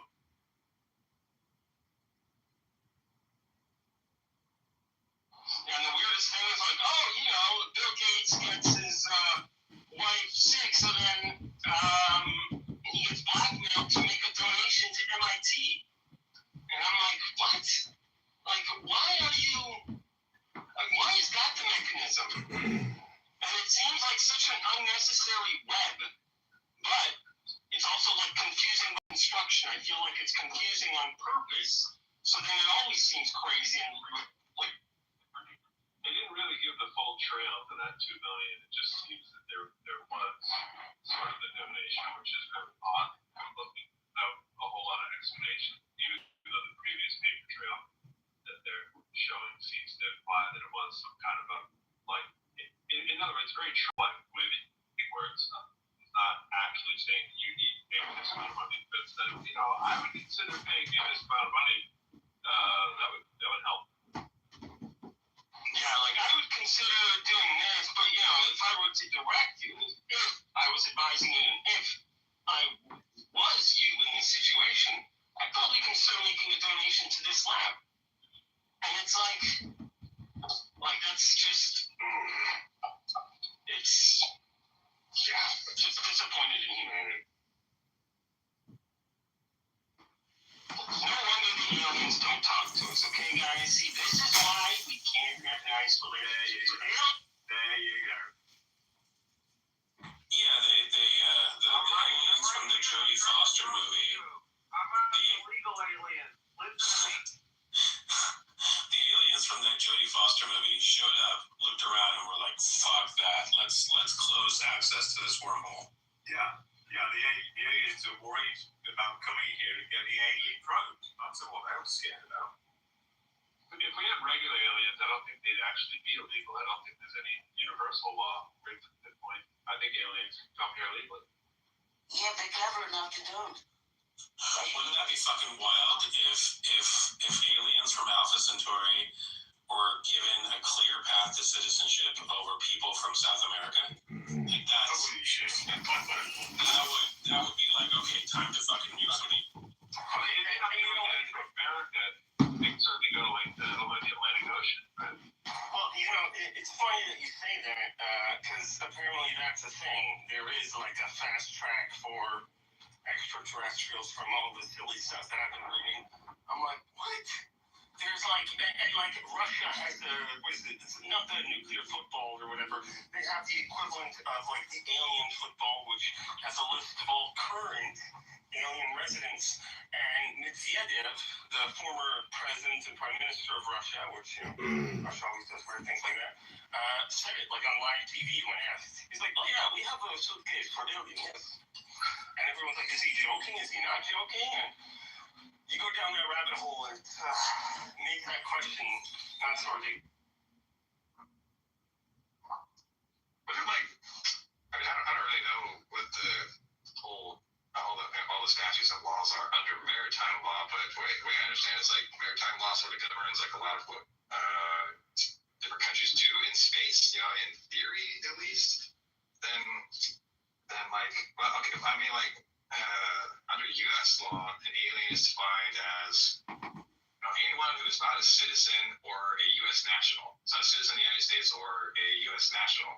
So that kind of just applies to like everybody, almost everybody on the planet, which I guess would include aliens, outer space. So what's the difference between a citizen and a U.S. national? Out of curiosity. A U.S. national is like, you know, somebody who lives in like the Virgin Islands or Puerto Rico, places like that. Like they don't have voting rights, right? DC is like kind of an interesting case. I'm sure Pro could speak to this. DC doesn't have like no mayor in DC. I don't think they have like you know, I mean they're not a state. You know, they don't have like a local police force. I don't think. We definitely have the mayor. Oh, sorry, I must be misremembering something. There's something. We don't have governor. It's not a state. Oh, okay, that's the one. Okay, that's the one. Okay. Mayor Browser is pretty popular too. She's like a national celebrity.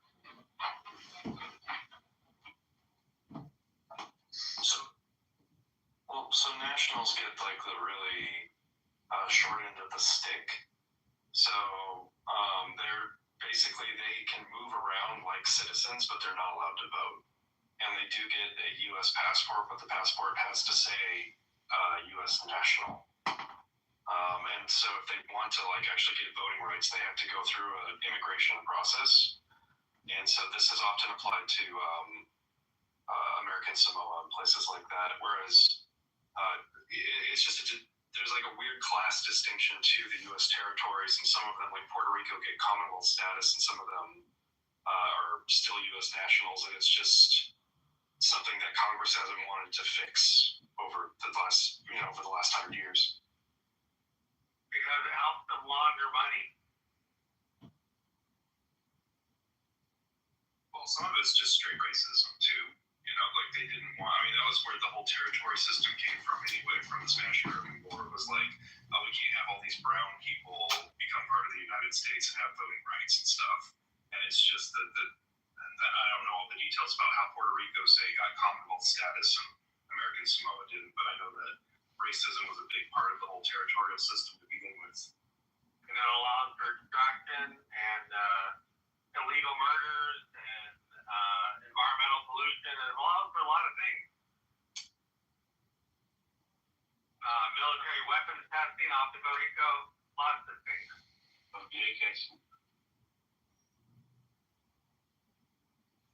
Illegal murder sounded a bit like an oxymoron, I think. I sometimes think of this is a weird analogy here, but racism is to capitalists what sex is to Jeffrey Epstein.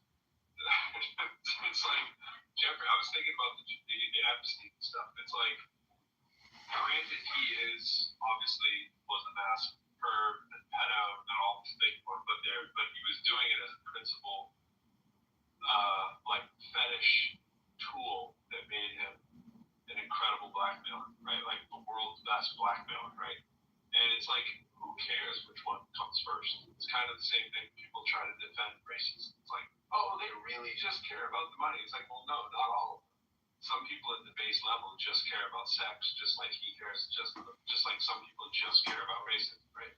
Then there's other people who weaponize it and make it work to their advantage. And the thing with, I think the witch hunt stuff with the Epstein stuff is a little overblown, because I just think right now what people do is they go, anyone in the Epstein files must be like a pedo. And that's just not the case, right? First of all, they are just files. They're just accumulation of what's there. And you have no way of knowing, just like when people start accusing people of being liars because they say something that's untrue. You have no way of knowing if somebody just went to the island because they're a horn dog, didn't know all the implications. Nobody has to be aware of every implication of the people that are there. Dude, it's like this, I get upset about the same thing with, like, why don't people do the same kind of stuff with Hefner? Like, it's all the same horn dogs, right? Like, I guarantee that there are underage girls all over the Playboy Mansion, right? It's just that it hasn't been reported that way, so nobody's even thinking about it. Like, no, that wasn't pedophilia. Of course it was. But it has been reported, though. It has been reported. But what I'm saying is, many people are just like me. If I got an invite to go to the Playboy Mansion, I was probably going to go. You Google it first? Hold on. You wouldn't Google it first? You would be like, hey, what crazy shit happened? Sure, but there were years, I mean, I'm old enough that there wasn't Google when you could have gone to the Playboy Mansion. What I'm saying is... Okay, fine. Alta Vista. Don't you Alta Vista it? Whatever. I'm just saying, people in 2008 and 9 don't necessarily have the prerequisite. Actually, anytime to be Googling, like, hey, let me see if there's some weird shit going on. No, most people are going to say, let me see if there's some hot chicks going on. And most of them are just going because they're horn dogs. And that's probably the bottom line. Now, granted, he's way worse than that, and everybody now knows that. But I'm sure there were, like, sports athletes, musicians just going to a day party. Back in the day, going to a day party was just where you went because there were lots of chicks. And because you were trying to increase your networking status, right? Not everybody was there for the chicks, and not everybody was there for the network. So if you're trying to be around some of the most influential people in the world, it doesn't make you a pedophile just because you went to Epstein Island, right? Now, I don't know anybody who's ever been to Epstein Island. I sure never been to Epstein Island. I didn't even know it was, right? But what I'm saying is you can't just witch hunt everybody who's done that thing. Like, I hear that people do. So, counterpoint. I was in film school in 2001, 2002 in Santa Barbara. And there had been an article on CNN about an island where the wealthy could go. Actually, you know who runs for Congress? And because it was international waters, there was no law. And I remember talking to people about this where, like, they said, oh, if you get invited to one of these parties, are you going to go? It's like, well, maybe, like, but I'm not going to touch anybody. But then I thought about it, and it's like, no, I'm not going to go. Like, that's just a setup, right? So, like, even in 2002, people kind of knew already what was up. Look, if you want to look into it, you'll find it. So, like, for example, I went to the Seoul Symposium thing for the UAPs. I got a security briefing by a security firm to tell me what the fuck could happen there. And, like, hey, all these things might happen. You might run into these people. Beware of extortion. Beware of people trying to figure out stuff, blackmailing you. All that shit came up. It's just a matter of due diligence.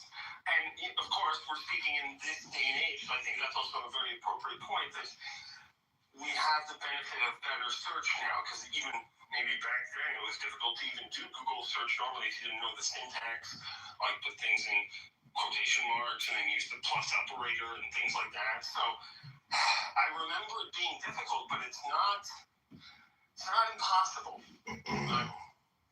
Yeah. I think the other counterpoint as well, Pro, is that I totally agree with what you said, but the other side of it is what I said before, is that Ghislaine Maxwell is a convicted sex trafficker and groomer, and, you know, to suggest that she did enough of that to get 20 years, but not enough to have any clients at all, is ridiculous, you know?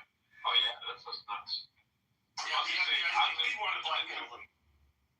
been to enough crazy parties and after parties, and probably way more than the average human being in my life, to know that there's crazy shit that goes on in people's places, and the fact that you were there. Like, I've been to places that I went to and I left, like, immediately. Like, I've been around strippers, prostitutes, all that kind of stuff, because it's so connected to the industry. It's just always there. And the thing is like you never know how wild the place is. Most of the time, people are just like, "Where's the after party?" People are running the credentials, who's there, and all that stuff. It's just who's there. Then you get there, and you're like, "Oh, this is mafioso party. Okay, maybe we should leave." Or sometimes you're replaced. It's completely long-term for everybody that's in your set. And you're like, "All right, need to go." But back in the day when I was first started going on these things, all I had was pages and stuff. And cell phones didn't have a way to send text messages, right? You just get to a place, you're there, and you found out. But it doesn't matter how good the technology is. It's just easier. It's better now. So people want to do their due diligence. But most people come from a hip hop after party aren't trying to do their due diligence. And most people trying to get their rocks off aren't trying to do their due diligence either. They're trying to see how discreet it's, right? Like how easy they get in and out. Now, obviously, scores of people that, right? I'm just saying, you can't throw everybody in that thing. So, are David Epstein girls? Oh my God! Like, you just see this.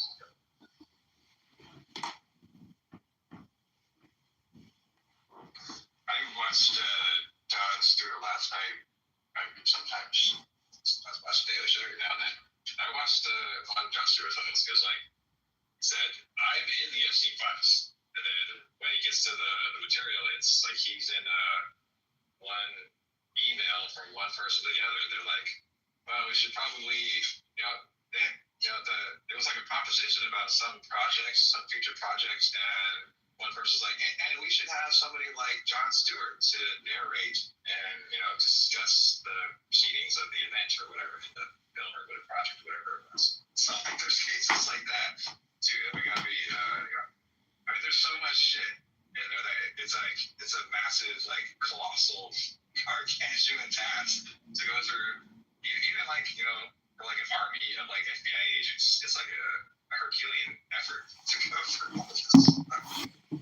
Also, I want to say I don't know if this is already mentioned, but French prosecutors have raided offices of Elon Musk, Musk's ex, in the headquarters in France. I don't know if you guys heard about this, but No.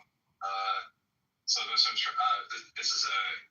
was originally written in French, and this is translated to English, so there may be some errors here, but the crimes being investigated as part of the raid are conspiracy to illegally administer an online platform, fraudulent extraction of data and forging information regarding the operation of an IT system, accessory to possession of pornographic materials involving minors, conspiracy to act as accessory to distribution, peppering, or facilitation of the aforementioned content, representative slander, i.e. maliciously making a picture of a person. Yeah, he's getting And lastly, the deep faking stuff in. Yeah, and then the last one is denial of crime against humanity. The last four. It says the last four are recent and links to the Grok debacle. Yeah, because like you can. I don't know. Like Grok can declothe you, right? So you can post a photo and then just say, "Hey Grok, here, can you change my shirt? Actually, can you make the shirt smaller? Actually, hold on, let's go to the sun." And you slowly just undress yourself through a series of prompts. So that's a thing in Grok, and they have not secured that. Like, it's kind of wild. Well, yeah, I think there were issues related to that and it being used to basically generate child pornography, and there wasn't enough safeguards to stop that from occurring. And I think that's still an issue that hasn't been dealt with. Yeah. He's like, "Oh, we want, not too much moderation." I'm like, why don't you just, hire people to make sure these things are reviewed more? Like, I remember a few years ago, Canada did an investigation on Facebook, and they found that there was only one representative who worked in Canada for all of the censorship and problems in Canada. And the guy was interviewed live on air, and he's like, "Yeah, it's just me." And so that kind of like staff, you're not gonna fix anything. Like, you're just gonna like you're putting in the minimum effort. And so like in Europe, there's like a lot more like the laws for slander and so on are higher. So if you make like an image of Keir Starmer doing something stupid or whatever, or sorry, not Keir Starmer, but any of the European representatives, you can get in trouble because there's no necessarily free speech in Europe. So.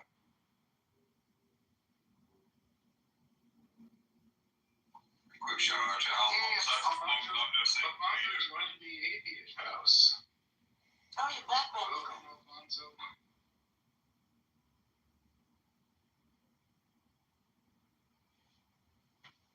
Dude, the French are not fucking around. I'm kind of jealous. You know, I wish that were the United States. You know, Not fucking around with what? they just raided Elon Musk's ex headquarters that are in France.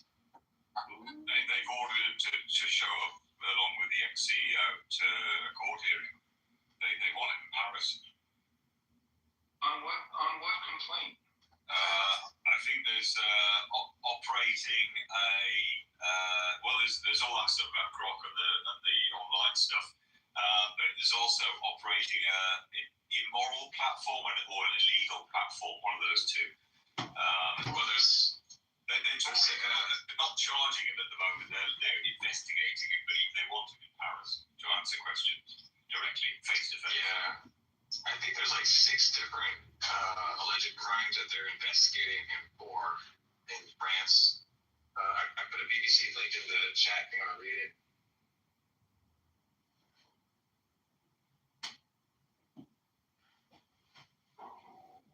I find they're a little standoff time.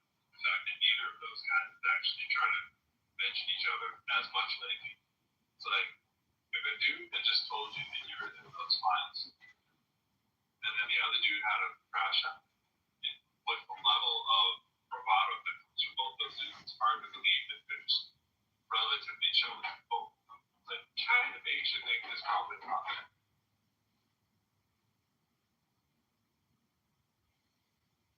Yeah, it's rough. I came up because I wanted to ask Pro. It seems like he knows. Pro, how? Can you still get tickets for Epstein Island? And how much are they going for? That's the one. So my understanding is that Epstein Island has been turned into a tourist destination, which kind of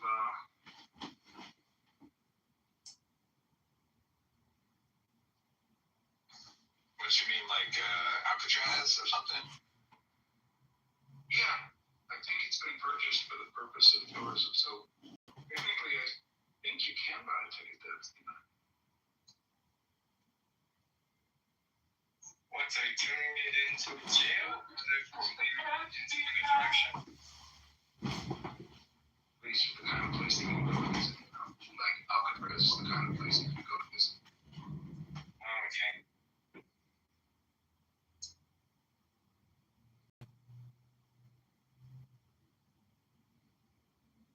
That's like kind of weird, morbid sort of fascination with Alcatraz. I don't really understand the allure that it seems to have.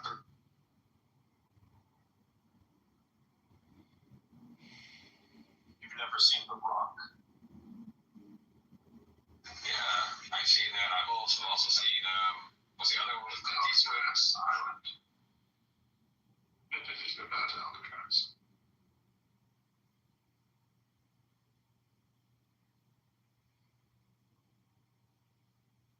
Like, whatever happened to Sean Connery? You just kind of seem to drop off the face of the earth. It's just like a decade. But then he died. Did you die? Dead? I mean, Yeah, people die. Alfonso, are you looking for 2 tickets? Were you looking for 2 tickets or just a solo trip? No, a whole group. You always want to go with at least 2. Kind of like style, you know what I mean? you always want to do what you want to have some kind of like, hey, I'm gonna be going with the wife. Really? Dude was like, really? Is that what you want to do? Like in the letter that Epstein wrote back to Elon, he was like, yeah, your Tallulah might not be comfortable there, so The wife's not gonna feel good about this one big guy. yeah, it's like wink. And I was like, yo, say words, you're getting tips from a pedophile not to freak out your wife by how fucked up the island is. I'm like, wow. At least he's considerate. That's another example of what I'm talking about. Like, very clearly, that dude was looking to go party. Could have very easily been that he wasn't thinking anything other than, I just want to go to a place with a bunch of victims around, victims being adults, and victims being paid for people that you brought, as opposed to pedophilia stuff. Like, I think the pedophilia thing, like, I'm sure the masses of people early on probably didn't know that part. Because if you're just trying to run a successful business, which you want to run a business that is, assuming that you were trying to, be sort of the grand architect of all bribery and blackmail tax. When you go with something that's a little more sustainable, like on the pecking order of sustainability, like pedophilia is like seems like some real niche kind of like heinous kind of thing that's gonna end eventually, right? If you're trying to do it sustainable, you think that's for your like premium screwball customers, right? Like only for the Trumps or whatever, but maybe it's the Elons too. But just thinking that when you listen to that transaction, how that went down in the email, it sure seems like you're just looking at, hey, find me a party. Yeah. About checking parents. He was probably trying to find chicks, right? Yeah. It's kind of like what you said with parties like this in hip hop and so on, and music. Like Elon used to live next to musicians, if I'm not mistaken, right? So he would go to parties on a regular basis. So I also get that you hear that this guy has amazing parties, and you're like, yeah, let's go to one of them. But that's post 2008. So Elon claiming to be retarded and not know how to read, like that was in the courts, and you were asking to go to that after those things went to the courts. You don't get a pass for that. Like you gotta cut people out who are toxic, and it's just frustrating that that's the answer. I'm like, I'm sure I grant that answer, but it's still not a great answer. And they care about what's going to apply before the law, and that will apply. Yeah, fair point. Hey, Elliot. You were kind of asking what happened to Sean Connery, besides the fact that he's dead now. But it's kind of interesting, actually, that towards the end of his career, in I think The Matrix and also maybe even Lord of the Rings or something, but he like passed on all these movies because he was like, I don't understand them. And then he ended up doing The League of Extraordinary Gentlemen because he's like, okay, so I passed on these other things that got really big. And then he was like, yeah, I'm never doing that again. Relationships there if we want to be there in 2 years, full time. So that's really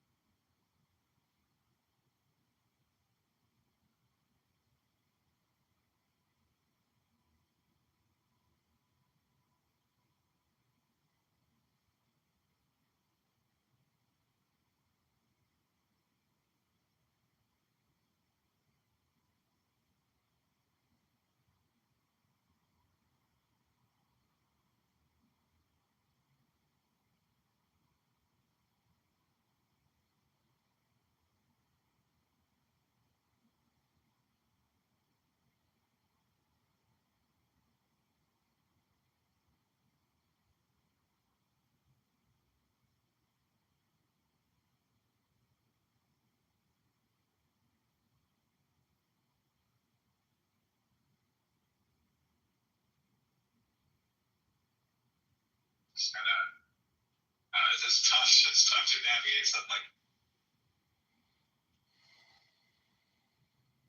Yeah, Netflix right now has all of the James Bond movies on them too. So as I've been working, I've been kind of going back through them. And definitely like the 60s movies, there's things there that you're just like, whoa, yeah, that's from a different time, all right. Holy cow. Proper dodgy, aren't they? Some of them, yeah, proper dodgy.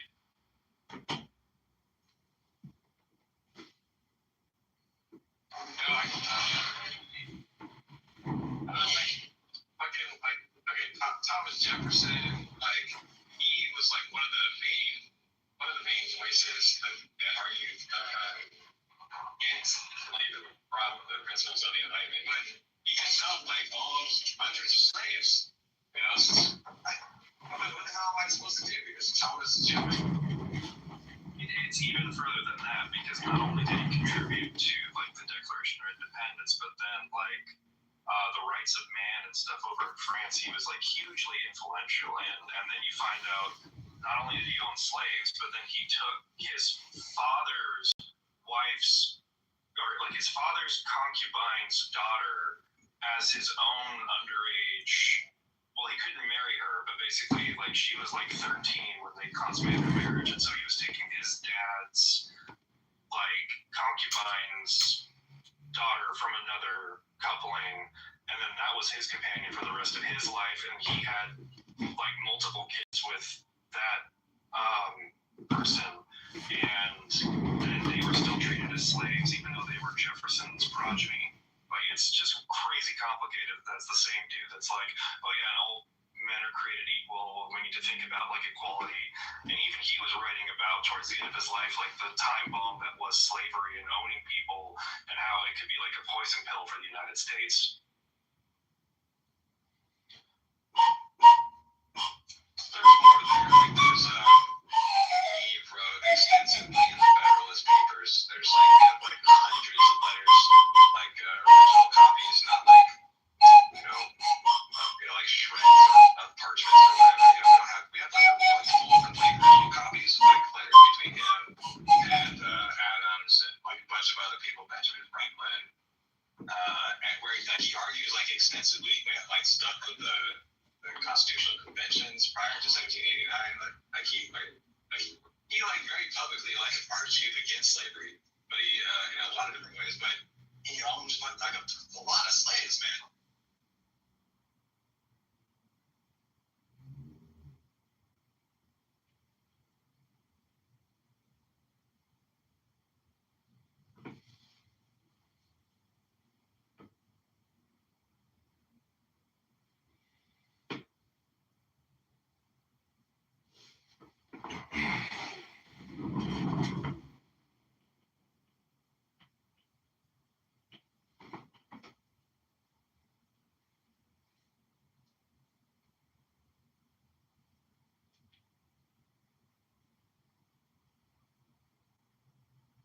And in class, and there was always class clowns. What are you talking about? You talking about me? We are talking between ourselves. You're talking to me? Why don't you talk in English? You're trying to hide us, just like he did in the destruction of the Second Temple. Christians can also be judged also. That's all I'm saying. Arash has to be blocked, right? He comes up here and he didn't want to say anything. Arash I didn't expect that. You called her pencil mom? That's crazy. No. Of course not. Yes, you did. I did send you an invite. There you go. What's up with the past sound like that? What's wrong over here? How you doing, bro? Pretty good. Yeah, I'm good, man. All good. So really, yeah. What's up, Matan? Or Noam? You say what? I'm here. What can I do? So, Times Resort reported that Iran did shoot something at one of their warships, and U.S. shot it down. I don't know how true that story is. Oh my God, not my Black Rabbi again.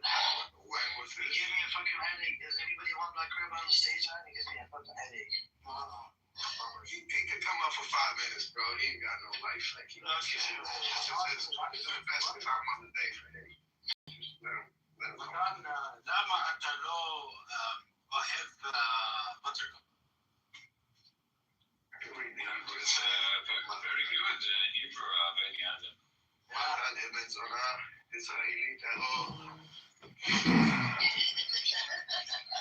He's really terrible.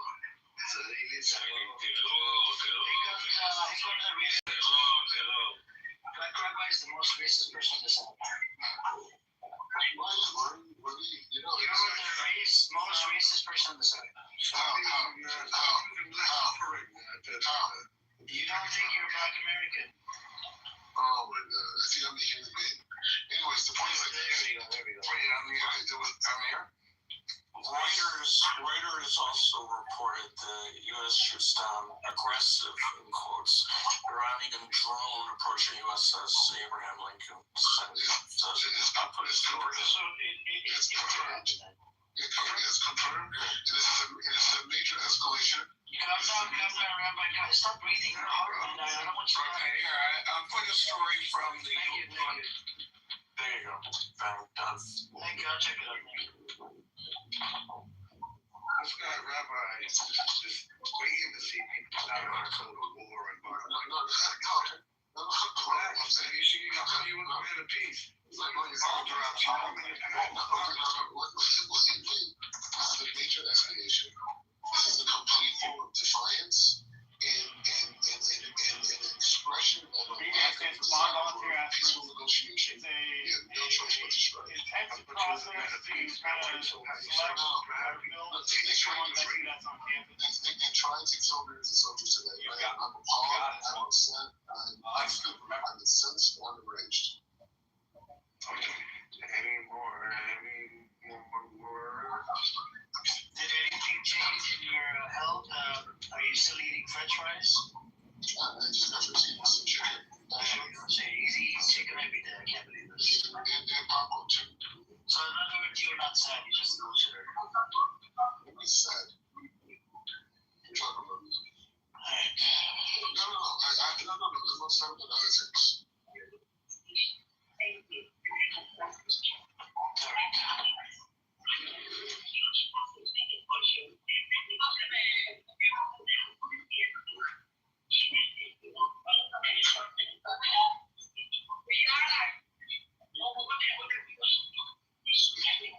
Are you at a restaurant? No, maybe it's good. I mean, I don't see why they're running. Right now, start attacking or. That's what I'm saying. It's fishy. Sounds like, you know how they do that. I want to ask you a question. False flag. As an American citizen, how do you feel? What is your thoughts? Assuming 100% that they fired a drone at U.S. Abraham Lincoln to kill American soldiers and to take down a naval aircraft. As an American citizen, how do you feel about that? How do I feel? I feel America is occupying the sea. They need to bring their warship back. We don't have to fight Israeli war. No. Okay, that's fine. But America was firing them. They are in international waters. I don't know how you occupy international waters. I mean, let me check the laws of this international water claim. In the Persian Gulf, right? Yeah. 12 miles outside of it. So you think if another country would place their warships in international waters close to America would think it was cool? Russia? No. Yeah, actually it happened last year. The Russians floated armada, to Cuba, including a tugboat. You do it all the time. But nothing we can do about it. They send submarines off the East Coast, off of Washington, D.C. They do it all the time. Nothing we can do. It says it cannot do it legally. The U.S. cannot legally occupy international water, Jacob. can transit interest. No, that's incorrect. It says legally cannot legally occupy Persian Gulf waters as occupation implies sovereign control over foreign territory. They never claimed to have that. They never claimed to have that. What? They never said they had claim over the Persian Gulf. They have warships. So then why are they occupying it? How they occupy it? The issue is not occupying. The issue is parking your warship on there, you occupying it. They're always moving. They're never occupying it because that would make them sitting ducks. They're always moving. Let me see. It's like when they do what do they call freedom of navigation through the South China Sea. They go right through the South China Sea and China can't say anything about it. Russians fly bombers off of Alaska and we can't do anything other than, send up some Titans and say, time to go back home. And eventually they do when they get close enough. This is a major escalation. We should not accept this. We should be enraged and incensed. Iran has attacked the United States with Democrats.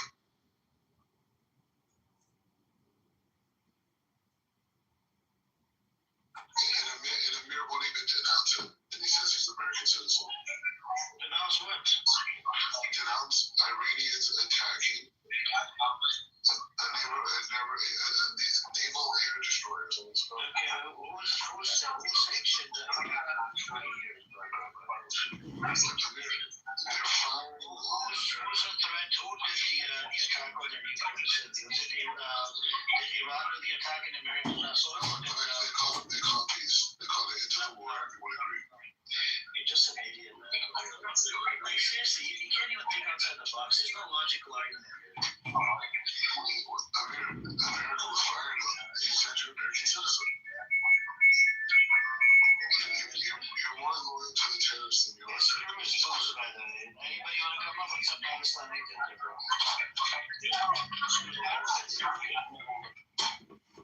There we go. Doesn't go to freaking screws. I went to the doctor. But yeah. What'd you say, Palestine? I said, how are you, brother? I'm okay. I went to the doctor today, but, I'm okay.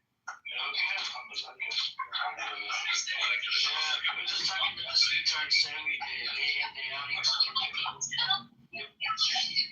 Nothing changed. He doesn't want to change, like, he's such an idiot. He impregnated some girl, some chick inside Israel, and then he said his mom's going to come over, and, maybe... he fornicated with some woman, not abiding by the Jewish law, not abiding by the Jewish law. So do they stone you, Dr. Rabbi? Amir, I would like to know, what kind of chicks goes and lays down with their rabbi? Isn't that doesn't sound like a... I think there was one of the stories, right, Rabbi? She's imaginary. She's not. I'm just saying, it doesn't sound like somebody you would introduce to your mom. Like, he laid down with the rabbi. It's not the first time she lays down with a rabbi. He says his girlfriend is a supermodel. If I was you, I would be worried, bro. I'd be laying down and crying. He's imaginary. He's famous for the rabbi.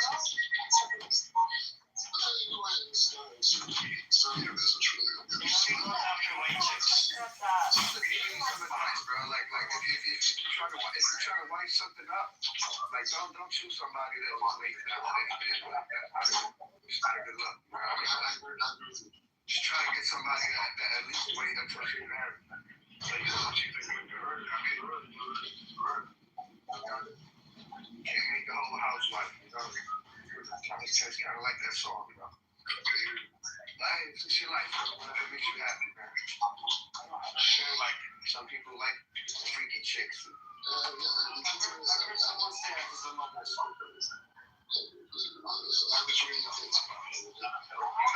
ain't got no kids yet. They don't even know if it's yours. If I was you, I would wait. Don't tell anybody. Get a DNA test, and then, then you could, start writing. So until now, just lay down. No, I'll congratulate you, bro. I'll wait for you. Yours first, bro. The next station is I don't want to see you on Maury. That's his name, right? Maury? Oh, you on the train, Rabbi? Do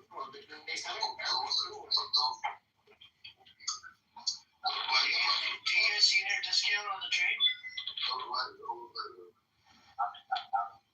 I think he sits in the back of the bus, right? Yeah, you get a senior discount.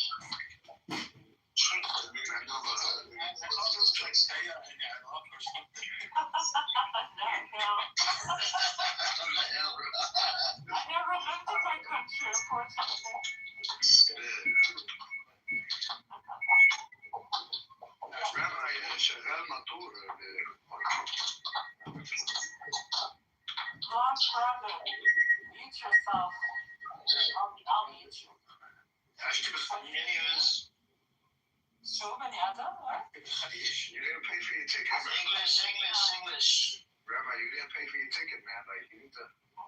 Yo, this guy's coming over there, just hopping over them shits and buses illegally. Like, come on, bro.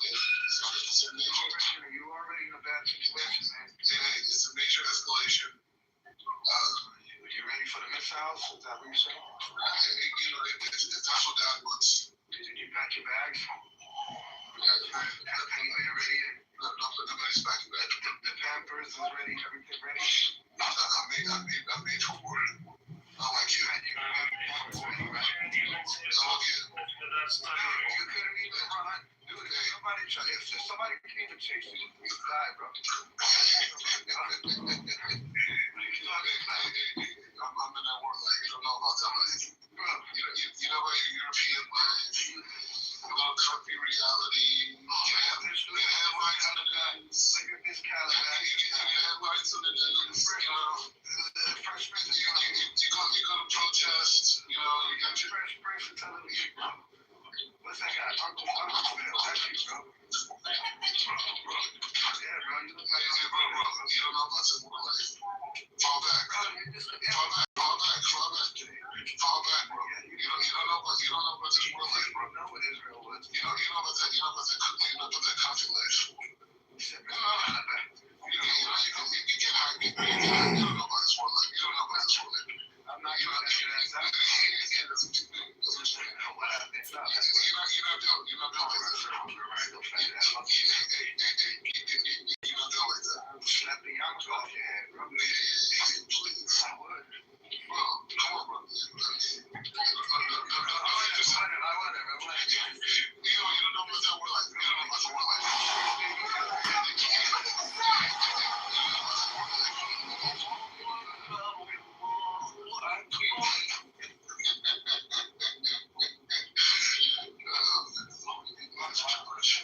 That's too much. But you know what? I get it. You guys are diaspora. You're not in the middle of the creation of a new world. You guys watching the news. I'm living this. You know what I'm saying? I'm in the most central part on planet Earth. You're still eating fried chicken. Hey, I'm in the old city. I'm in the middle. I'm in the center. I'm in the center of the universe. You got some weirdo pregnant. You're a bus driver. You don't do anything. That's what I turn up. But I'm in the center of the universe. And you guys are watching it. I'm living it. That's the difference. You're in the back of a bus. We were just attacked today. The United States was just attacked. Israel's on high alert. The country is vibrant. We're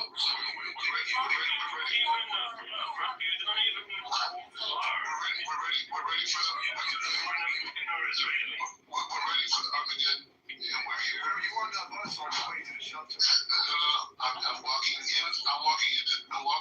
Old City, the city of David.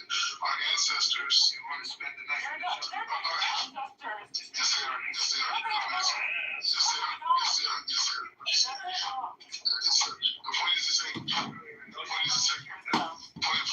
You have no idea how beautiful the walls of Old City are.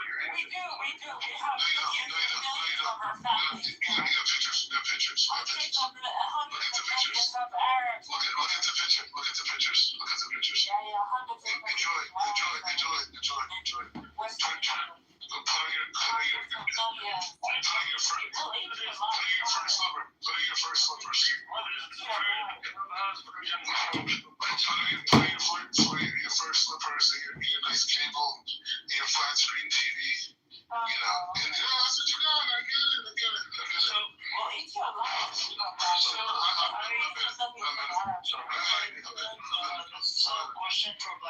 Rabbi Koya here, the yeshiva runs a donation. Do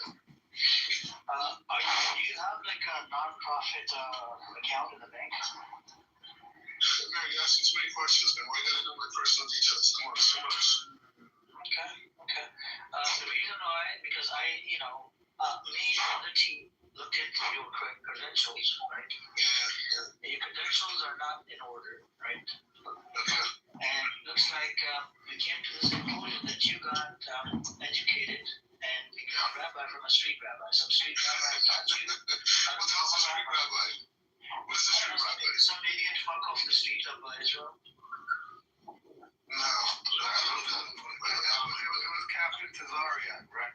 Exactly. Right. So, me and the team, we looked into your credentials and you're running a licensed yeshiva. Now, you're sitting over there inside Israel and you're educated with American Indians, right?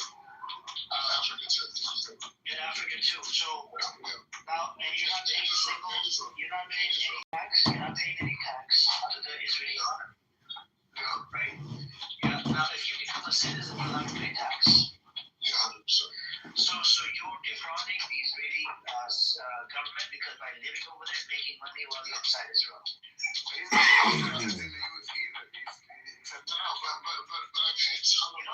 could implicate you. You know that, right? This could implicate you. No, he doesn't pay taxes. Do you know this, Mordecai? Hey, keep things like this. Do you know one report needs to go to the Israeli government about your business inside, and you will get arrested. Oh my God! Please don't do that to me.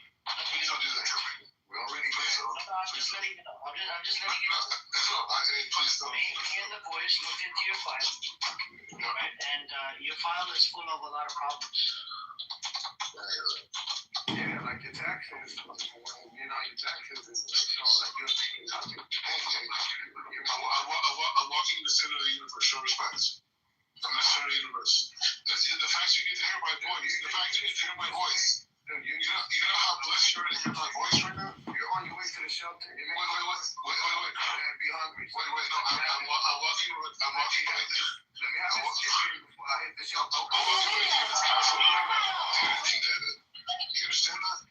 The fact you hear the vibrations of my voice. You're on your way to the shelter. You're running. I'm in the center of the universe, bro. Come on. You're running all the way. You're running. You're out of breath. You want to go to the shelter? Nah, I'm walking up the hill. Just make sure you had some chicken. It might be your last meal. Nah. Hey, man. Never know, bro. You might not wake up tomorrow, you know. Go on my Instagram so you can see some pictures. Is that what it's doing? Let me see what those chickens are.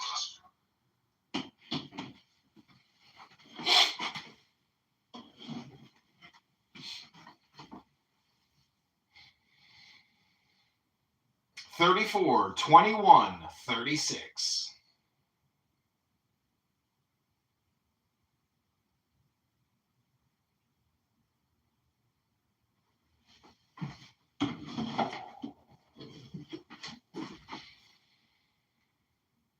$29, 47, 91.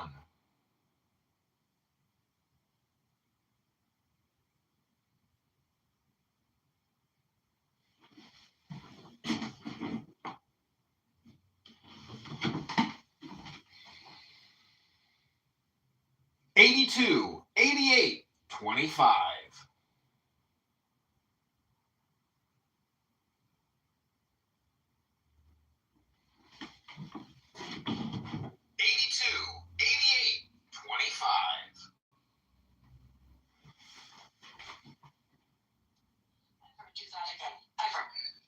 Hey, Rabbi, don't do that again, bro. Please respect her privacy, okay? Because it's wrong on so many levels. Wow. Everyone's in the chat, they're writing a whole bunch of shit in Hebrew, so I can't understand. I'm sure they're probably talking smack about this woman and about me.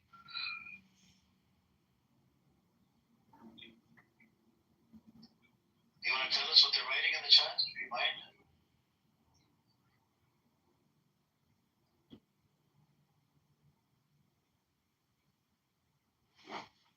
They're trashing you and writing bullshit. It's nothing. They're just They're triggered.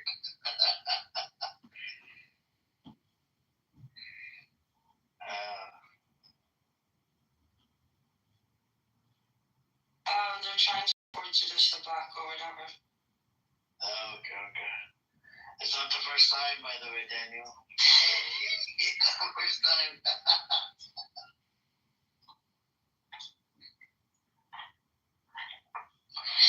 But anyways, Emerald, did you hear about this? That they shot down some, drone or something. The U.S. did this. The Iranian drone was shot down by the U.S. warship. You heard about this? I heard something, yeah, but we're mostly talking about. There's a lot of things happening in the West Bank and Gaza to the Rafah and everything. Yep. And Noam was making a claim that they removed the occupation. They're not occupying it. I'm like, are you for real? Yeah, he asked him to read it off ChatGPT. Even ChatGPT says he's an idiot, man. And he does it on purpose. There was just an item on the evening news that, well, the excuse they used is that Hamas is using drones via Egypt to smuggle in weapons. So that means that Israel will have to deal with that and remain in Gaza for a few years. They basically declared it occupied. Nothing that we didn't know, right? We have satellite images of them building bases there for months now, so it's not exactly big. It's not exactly groundbreaking news. I got you. So, how do you suggest we can offer therapy? The Zionists and the Pahlavi supporters. I think that the biggest question is how do you get them to acknowledge reality? And snap out of their God complex. You want to come up, Daniel, and tell us what Emerald is asking? No? Hey, what's up, Ace? By the way, an 8-month-old baby died in north of Hebron about an hour ago from suffocation of tear gas. It's crazy. And there's some sort of special forces in Jericho. Something's happened in Jericho as well that we're not really sure. Oh, and by the way, Amir, I sent you the Wafa tweet, and they hit everything about the PLO election, and they actually give a detailed PLO, PA, Fatah, so everything we tried to figure out. Oh, nice.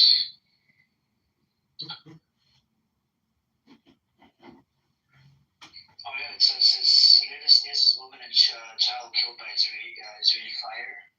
Oh, the mother died too.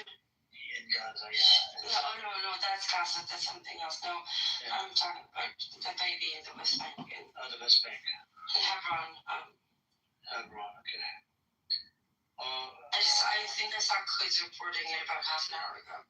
Yeah, there was Israeli colonists attacked miner in southern Hebron. Is that the one you're talking about? No. About an hour ago, an 8-month-old baby died of tear gas suffocation.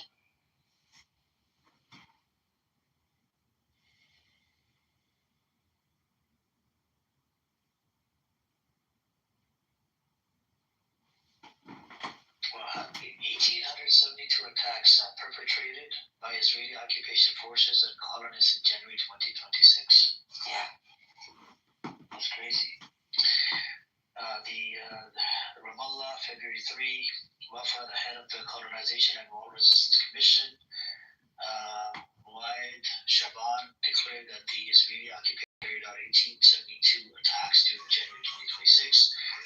Shaban pointed out in the monthly report of the Commission violations of the Israeli occupation state colonizers in the occupied Palestinian territories, that the Israeli occupation forces carried out 1,404 attacks while the colonizers carried out 468 attacks, and these violations were concentrated in Hebron Governorate, which had 450 attacks, followed by Ramallah and El Beria Governorate, which was subjected to 374 attacks, and the Nablus Governorate, where 328 attacks were recorded. Meanwhile, 201 attacks were recorded in Jerusalem. These people are fucking sick as fuck. And in Hebron, they even destroyed the distribution of the damage was as follows: 750 trees in Hebron, 245 trees in Ramallah, and Al Beria, 250 trees in Nablus. In addition to the Israeli occupation, destroyed 151,000 tobacco seedlings belonging to citizens in Jenin Governorate. Wow. Good for everybody that wants to tweet from the Palestinian government about the elections of the PLO. And then the Twitter link that you just texted me, okay. Mahmoud Abbas issued a presidential decree calling on the Palestinian people, both in the homeland and in the diaspora, to participate in the elections of the Palestinian National Council on November 1st, 2026. We're going to have to wait and see.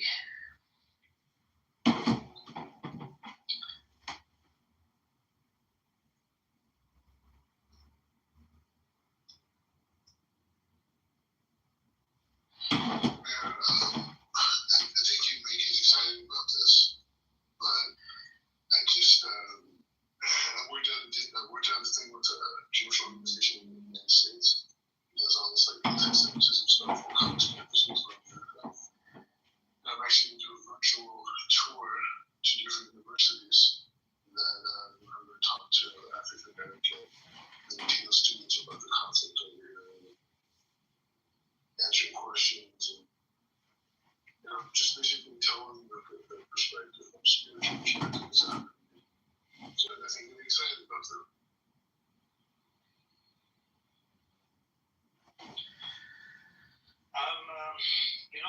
What I actually want to see, I want to see you, that aerial character, right? And any of the, freeloaders that are living inside Israel to come back to the U.S. And the reason why, because that state, right, it's not for you. You have a U.S. passport, and, you don't get ability as, just because you converted to Judaism, you have the right to go to Aliyah and get citizenship. I want you to come back to Los Angeles. You still have time. Just come back to Los Angeles. I've been telling you this for the past 7 or 8 months now. You still have time. Just come back. Yeah, you should do it. You don't run any business. You're making money virtually. I teach virtually. Oh, you teach virtually. You can do it out of Los Angeles. No. They teach. I'll help you find more content. You're not listening. I teach in yeshiva here in the country. Every morning I teach here. Or you could teach them in yeshiva here in Los Angeles. No, but I teach here in Jerusalem. You can teach them here. You can convert the people to Judaism. Teach them, educate them. Some of these people, they need education. I don't do conversion. Okay, forget the conversion. You can teach them here in California, Los Angeles. My kids are going to go up here. We can set up a synagogue in Crenshaw, or wherever the fuck you live. Crenshaw. Or Compton. I live in Compton. Maybe you can set up a fucking thing in Compton. I have a beer. No, he's got a property in Crenshaw, back to.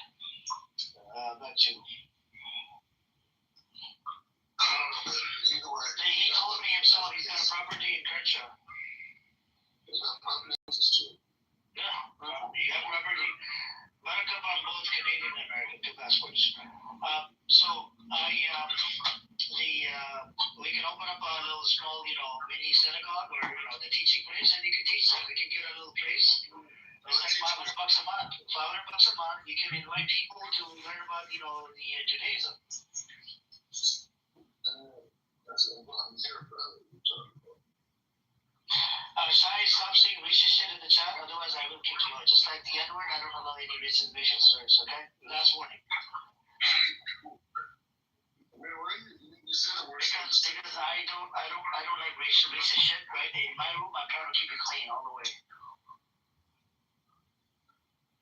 Anyways, the key point is, if you lived in Israel and you saw how beautiful it is, how beautiful the people are, you wouldn't want to be in America. I'm just saying, so if you saw beautiful Israel and beautiful people, and not people like this emeralds, like the normal Israelis, they're like normal people that love their country and love other Jews, that dynamic, you wouldn't want to leave. This is the best. The wine is amazing, the food's amazing, the energy's amazing, you're in the center of the most holy place in the entire world. Come on. What about the, okay. Hold on, let's compare. So, you said they love you as a Jew. What about the rights for the people that are indigenous to the land? The ones that are here now, or the ones that are No, the ones that live in Gaza. Okay. The ones that live in the West Bank, the ones that live in Southeast Jerusalem, the ones that live in Lebanon, the ones that live inside Egypt, the ones that live in, Jordan, the ones that live in, Syria. There's a What's your question? My question is, why can they not allowed to come back and live over there, just like you live? You just converted to Judaism 20 years ago. Yeah, right? But these people, they don't have to convert. They are from that land. They're native. I know, but they got conquered. No, they did not get conquered. They were forcefully ethnically cleansed out of the religion. That's called being conquered. Oh my God.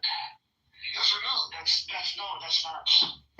Conquer meaning you conquer the land, you allow the people that are living on the land to coexist.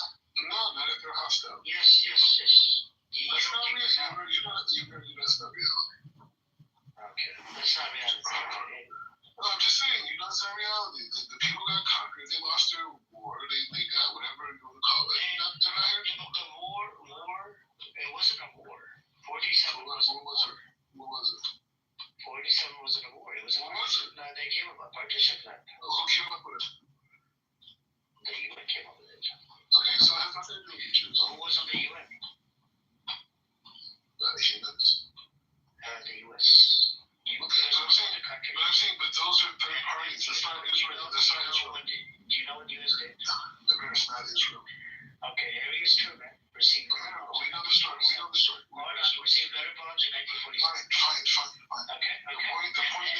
Hold on. He was part of the UN partition.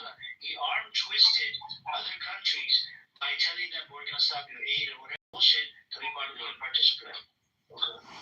Yeah, and there was a lot of pressure coming in from in America, local, there were lobbying groups and whatnot. Okay, that had nothing to do with the Jewish people. They're just bystanders of the scenarios. No, okay, so it was a recommendation. It wasn't like a mandatory thing. Well, they still talk about If it wasn't mandatory, what do you need to build a state? The point is the same. What was the need to create a state? Why couldn't they do it? You have to. After the white papers came out, Arabs, they did not do any attacks. There were skirmishes prior to 1939. After the fucking white papers came out, there was no skirmishes. The only thing that we were seeing was the Jewish militias attacking British men. Why does this matter? It does matter because every time I talk about this, it freaking bothers me. What was the fucking need to create a Jewish state in the first place? God wanted it to happen. God did not want it. My atheists and all these people that didn't believe in God. Yes, he used them. He still used them. He used them. Idiot, man, for real. Put this way, if religious people started the country, there wouldn't be a country. It only is a country because secular, non-religious Jews who said they wanted a city, they wanted a metropolitan, a functional system. That's why you need to have an atheist, non-religious, communist, almost socialist-minded Jews build a country, because it wouldn't be a country if religious people did it. They didn't know how to build countries. They know how to pray. God knows what he's doing. He chooses the right people to fulfill the task. Good evening and thanks for joining us. I'm John Kitover. I'm saying, you're not hearing what I'm saying. The religious part of the Jewish world does not know how to build a nation state. They don't know how to build a military. They don't know how to build academics. No, they didn't. It was the non-religious who knew how to do that. Look, there would be no Israel if it wasn't for non-religious. They made the whole thing happen. They were godly. It was godly. God used them. So if they were godly, then what was the need to create a Jewish state? The reason why they created a Jewish state because God used them as instruments to build the foundation for the religious Jews. So they were told by God to ethnic cleanse the villages, right? Yeah. Okay. God, first of all, you don't believe in God, and God all of a sudden told the people that are atheists, agnostics, that you don't by my word, right? You don't believe in me or whatever. Then he goes to them to it. There's a book in Judaism called the Book of Yehoshua ben Nun. That's the person who succeeded Moses, right? The next in line after Moses was a guy Yehoshua ben Nun. Yehoshua ben Nun that came into Israel with the people. When they came into the land, God told them to wipe out everybody. So this isn't even that. This is not few. Okay, but it's in the Torah. It was over 500, and some of them they left out a few because they were told, because they saw what was happening to their brothers and other religions.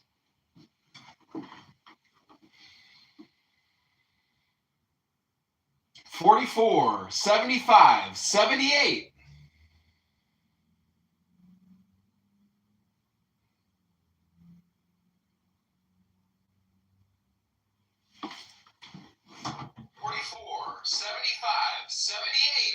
It's not the same thing. King David dealt with politics. King Solomon was a master politician. But they're prophets. We're talking about political, we're not talking about religious. Was David a prophet? 78. Okay, was David a prophet? Bro, we're talking about That It's not a religious rule. It's not about religion. I'm saying to you, the prophets were also political. That's my Every point. time these people they get stuck, they want to build a religious card, man. What I'm saying is that you guys are fighting against, with ideas that were written by another man.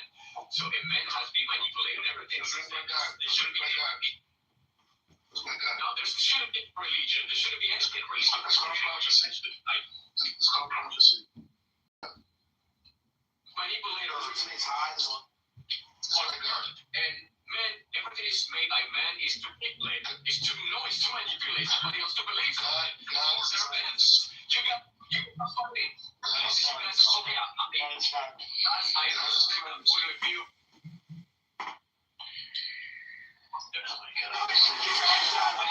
With information that somebody else wrote for you guys to believe on.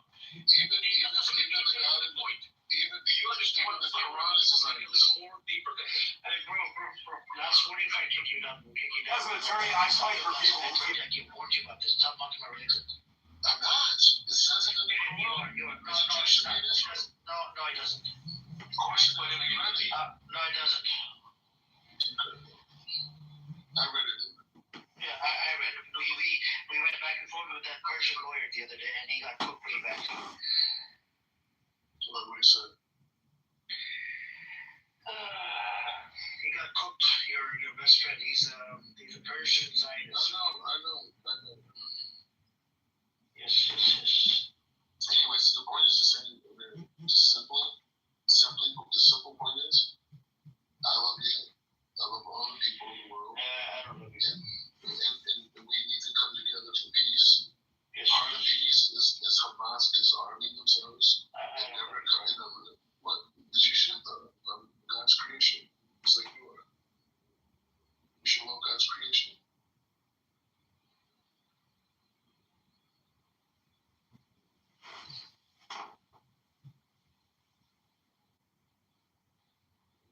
Anyways, long story short, we gotta make peace, and we gotta bring peace to the Middle East. The good Arabs that are in Israel need to fight against the evil and the wicked, which is Hamas, and PA, and PLO.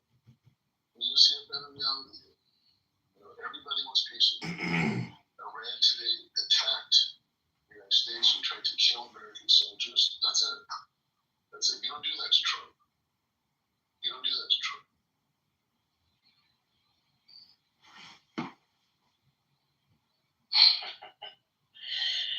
All right. Hey, what's up, Morning? You wanna say something, Morning?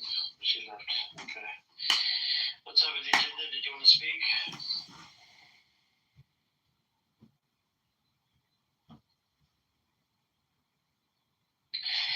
Any Pallavi supporters would like to come up? You're welcome to come on up. This is a therapy room at the end of the day, right? Right now, me talking to Black Rabbi, he just offering us some therapy. That's about it. He's trauma dumping on us, right? After you're done talking to Black Rabbi, I need some very strong drugs and recommendations. I know. I need some as well after doing It's not kind of it. even the yesterday room, I had to go to a therapy, this morning. It's not kind of it. He's trying to bring peace together. I still think you still have some redeemable value somehow. Number one, we talk about peace and love on the board. And Just go stuff your face with falafel sandwiches, okay? You're on, where you said you were just walking by a David Hotel? No, it was walking in. Oh, okay. So I'm recommend the place for you to go to and stuff your face with some falafel sandwiches, but it's too late, I guess. Yeah, I went to a class on a lot of chicken.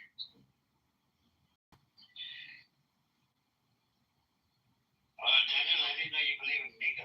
You believe in Mega? No, you left. Yeah. Mega, they came up with a new thing. Just have you heard about it? Make Iran great again. Noam, I want to ask you a question. Did you want to destroy the Dome of the Rock?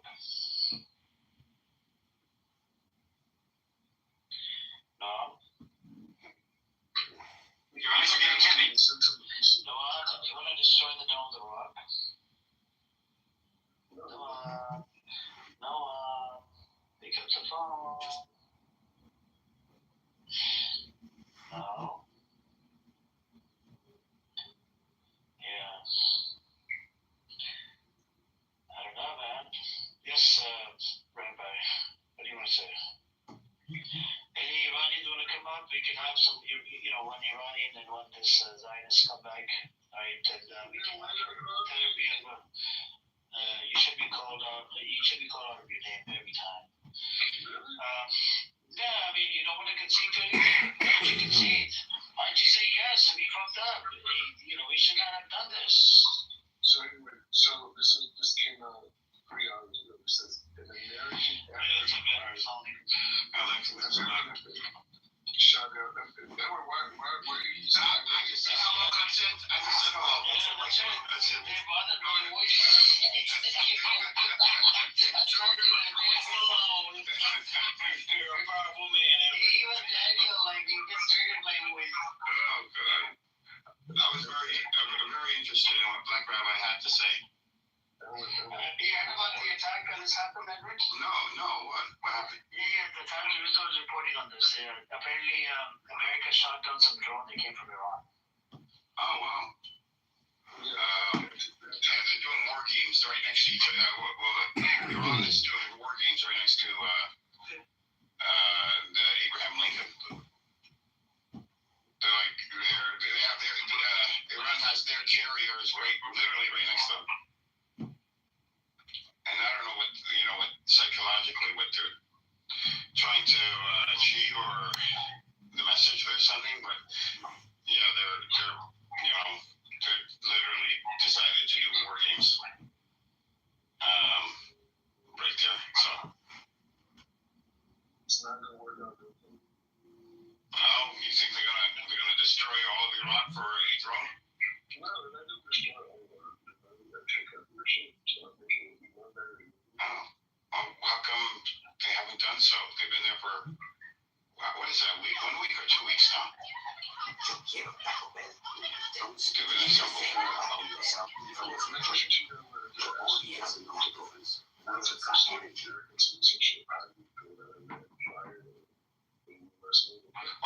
I can't talk on it because, like you said, I'm an American citizen. I'm Palestinian, and I'm not I'm not a real American like you. But I'm here for people. Okay, that's true. But I'm saying still, that's almost an American. That's almost an American. A passport holder. That's almost an American. A Canadian. Well, we're going to see how no Prince American.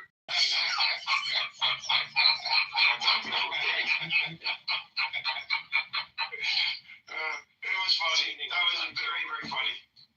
These numbers are everywhere. The point is saying as a person with an American passport, how do you know this all week? U.S. legal crime?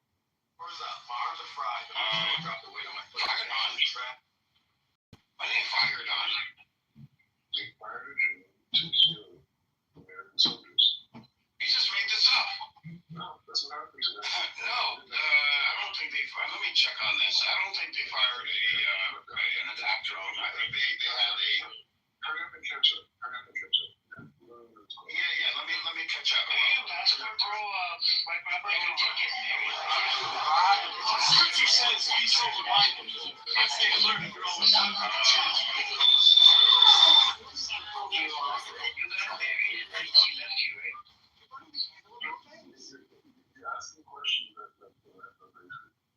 No, but you did get married, right? That was your first marriage, and she left you.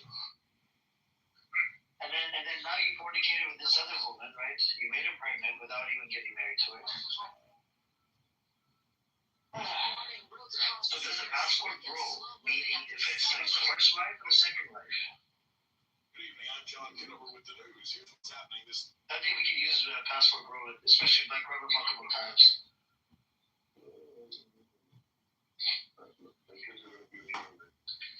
Yeah, you're just an idiot, man.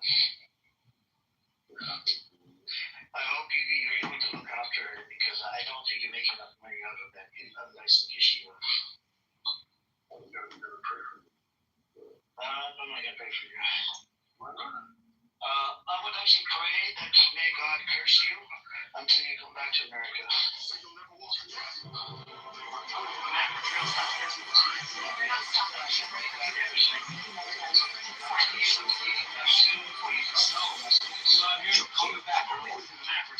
Did you just say that? No way. Okay, that's right. It's not a witchcraft, it's a curse. No, that's a curse.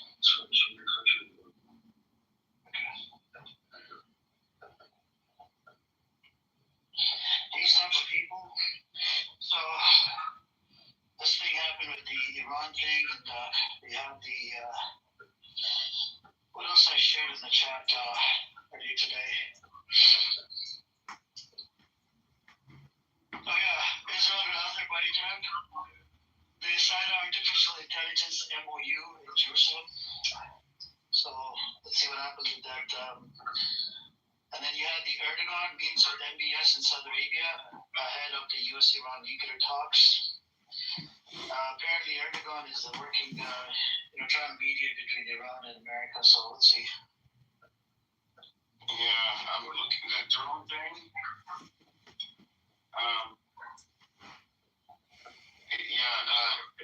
It doesn't say it was. It says it's a Shahed drone, but which is an attack drone. But it did. I'm asking right now. Why would Iran send one drone? And the U.S. used an F-35 to shoot down that drone, which is crazy. You don't have anti-drone technology. This is a major explosion. So I asked him. So interesting.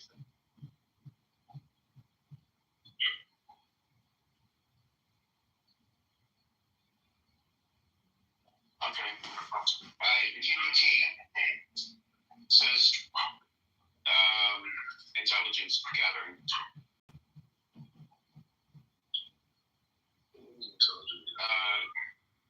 Why else would you send one drone? And also, Iran was harassing a oil tanker that came out of the Straits of Hormuz. But at the same time, diplomatic negotiations are still ongoing.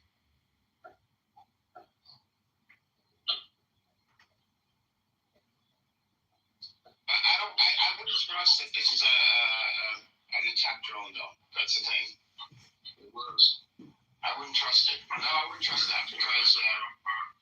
Why would you send any drone? That's right. They have drones for intelligence in the air. Why would you find that towards the neighborhood? Why would you do that? I don't think it was fired at them directly, but it got too close. Hi guys, hi Edward.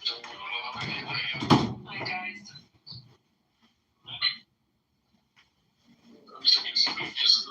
Hi guys, no, that's different. Hi guys. Hey, it's my friend. Hi guys.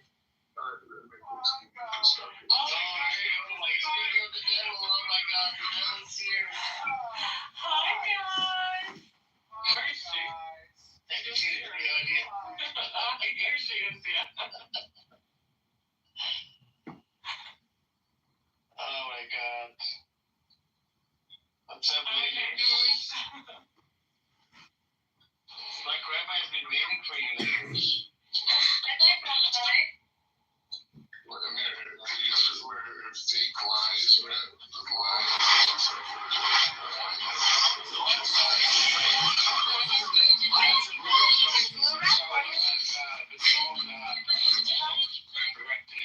Everything you said was no, say it again. I got distracted. It says it looked threatening. Yeah, it was. He was coming aggressively. It was an act of war. When old ass Shahid is threatening,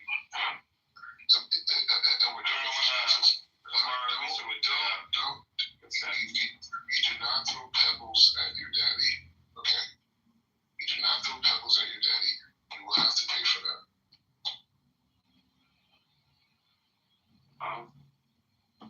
They want war. They want to miss the line. Destruction. This is where they're at right now. Okay? These people are genocidal. They have no regard for human life.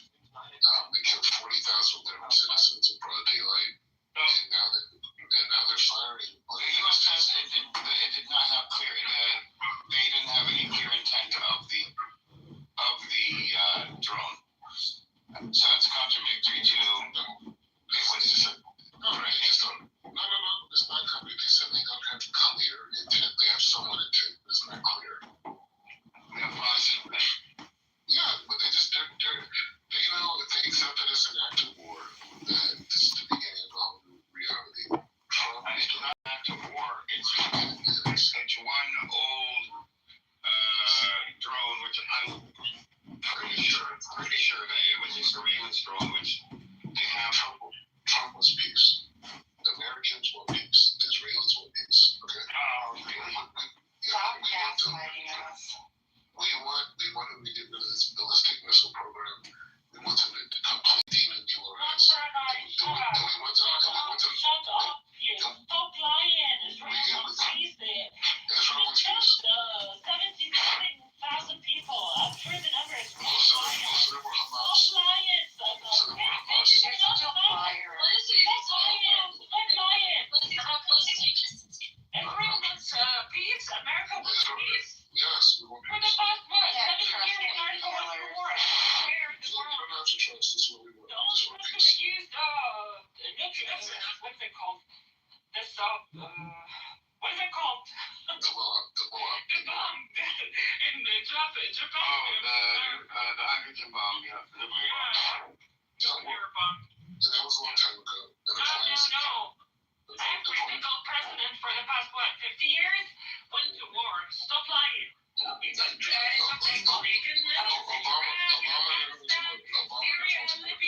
was known as the. Hold on, guys. One thing, we all owe Rouge an apology. She was right yesterday in regards to the PLO elections. They posted and they posted on their website a very long clarification, and she was right. It includes everybody, everyone, everywhere. They are very, very clear about it. So Rouge was wrong. So we were all schooled by a 23-year-old brilliant young woman. This is what I was trying to tell you. He's 17 and Rose, she's 17 or 18. Nice speaking. So there's a reason why Palestinians from America travel to the West Bank or to other countries in order to vote in PLO elections. Like my dad is somebody who travels back and forth between the West Bank. Why? Because he wants to be able to vote in these elections. In July of 2025, my dad went, and within a week of getting there, the PLO disannounced their elections. So PLO disannounced their elections. So, but anyways, that's okay, guys.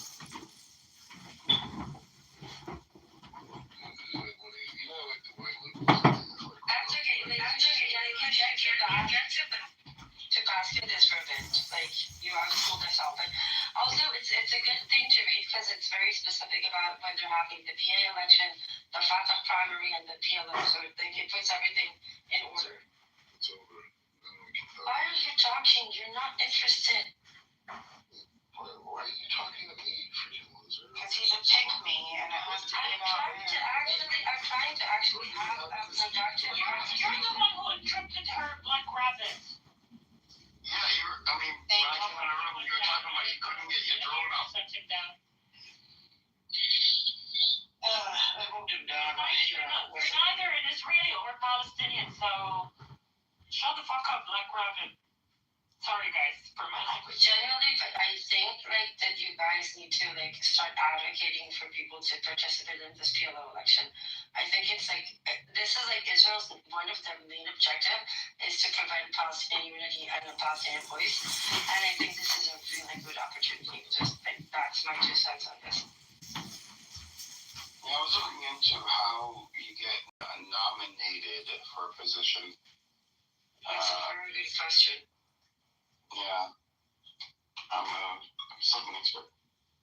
I was go. When of you guys can get nominated? I would nominate like myself. Like if I could. I mean, I don't think they would choose me for anything or I get any votes, but just to say I did something, because Not if you support the sexual assault. Here we go. But the thing is that even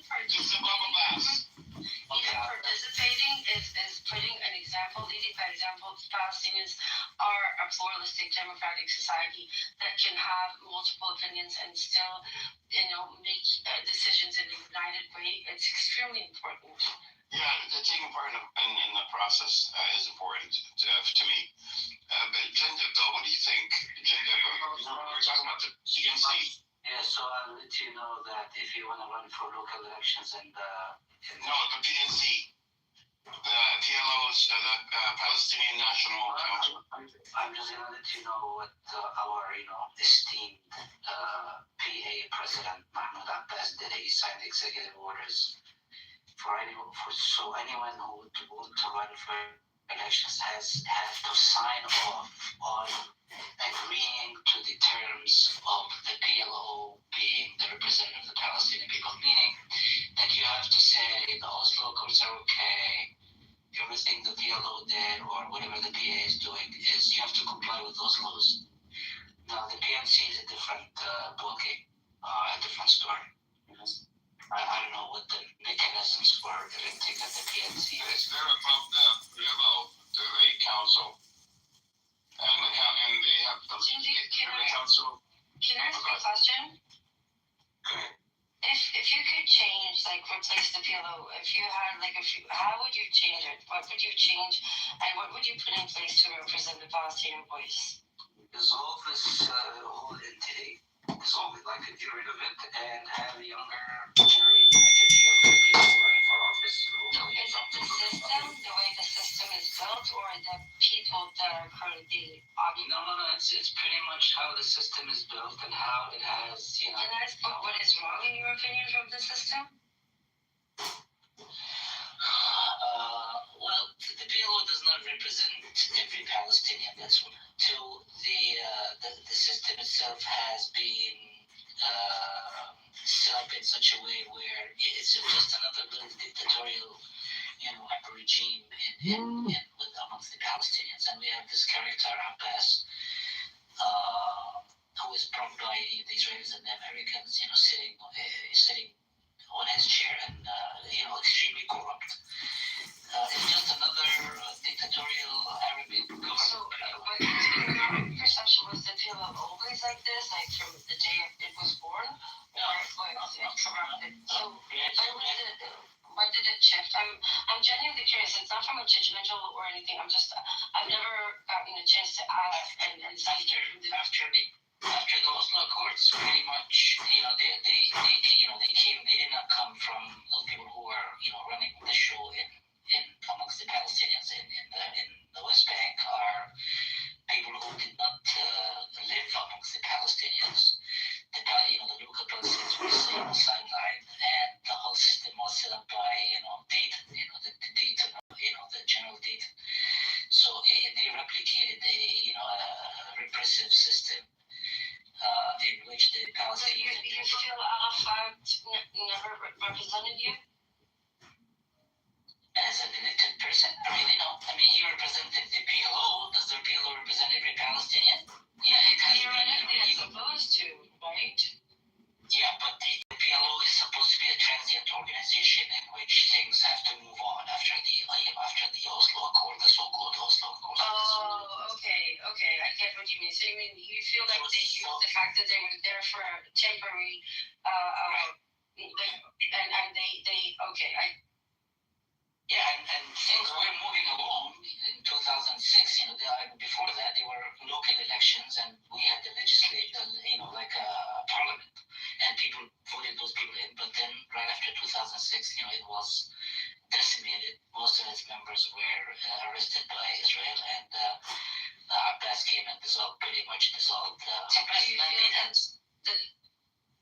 you feel that their objection to the disengagement played a part in that? What do you mean, objection? The PA objected to the unilateral disengagement from Gaza. Right? They thought it was done over their head and that it's not done, that it's a trap. Do you think that their objection to it, they contributed to them losing support? Yeah, because it was perceived as a political move against Hamas at the end of it.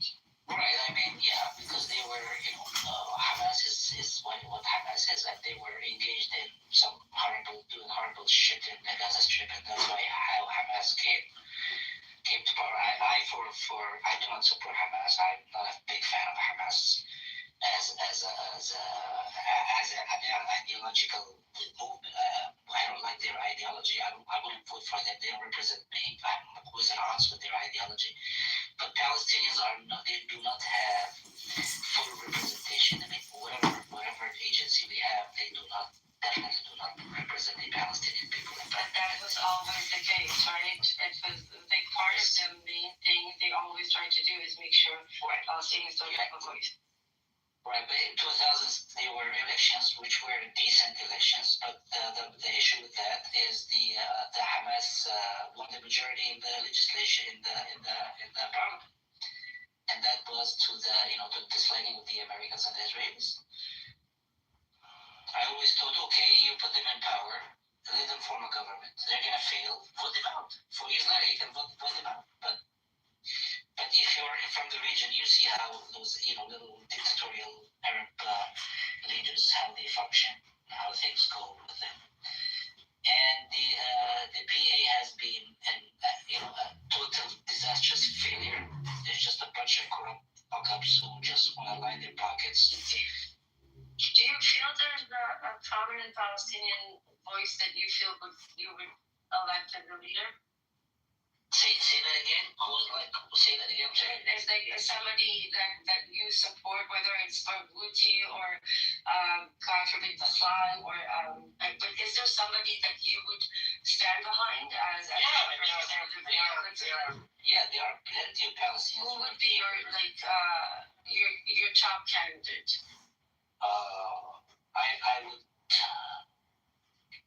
But we're still under the occupation, right? So it would have to be. It's more. I like Barghouti. I like other people who are, they don't have to be, those, militant people, or they can be just anyone. Do you think that there's any chance that there will be a support for Zacharias baby? Support for who? Zacharias baby. No, I don't think so. No.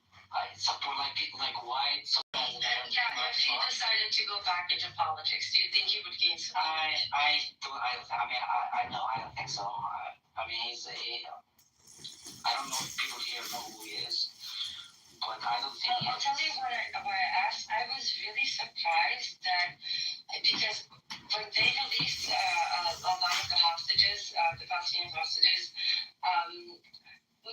the powerful names were mostly released to foreign countries, right, to Egypt or Turkey. But for some reason, they allowed Zacharias baby back in the West Bank, and that's a guy that has leadership potential, right? And I thought that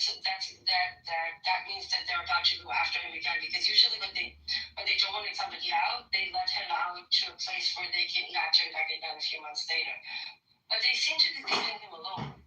And I'm wondering if something's up there, because he's a recognized name. At least He might be recognized. The whole prison break thing. Yeah, but he might be He has like recognized. star quality. He might be a recognized name amongst the Israelis, probably, but he's not that much of a recognized. Really? Like with the whole prison break, and he didn't get like a lot of clout. Yeah, popular, thing, but I don't see him to be to have the qualities of leading the Palestinians. I don't really care who runs for office. It's just we don't need another Abbas. We don't need a corrupt piece of shit character. We just need someone from the neighborhood, from amongst us, who can, can navigate things through. But you know how hard it is to be leading a Palestinian under the Israeli occupation. Because we're not a free people. I mean, I don't really care. I know. Taking any type of leadership is taking a risk of your life. Israel loves to take down anybody that has any type of clout in Palestine. Right. So imagine this guy you mentioned, Zachary. Imagine him being, winning elections amongst the Palestinians. Do you think Israel is just going to say, "Oh, okay, yeah, let's come and talk to you"? They're just going to kill him overnight. It's like it's a given. It's a given that he would be living. That's exactly why it didn't make sense to me, because he has that star quality, I think. But maybe I was Star quality, yes. Does he have leadership? Well, I don't know. I mean, he could be. I don't know him very well, but I know he broke out of jail. He was one of the names I expected Israel would want to exile. That it wouldn't want. He's still.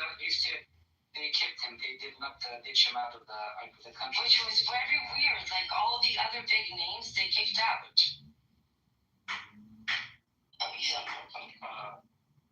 Yeah, they kicked out a few people. Yes, I know.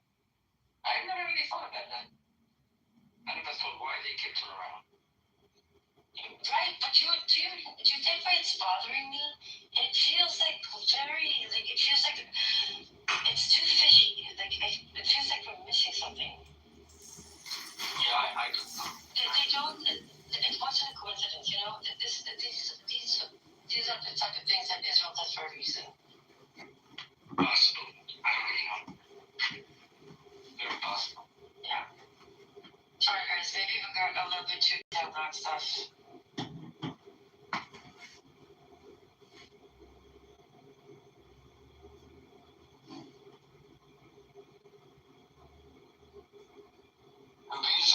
These elections here, though, are for the council over the PLO, and they help form the direction, set the agenda for the PLO. So there are new people that come on board.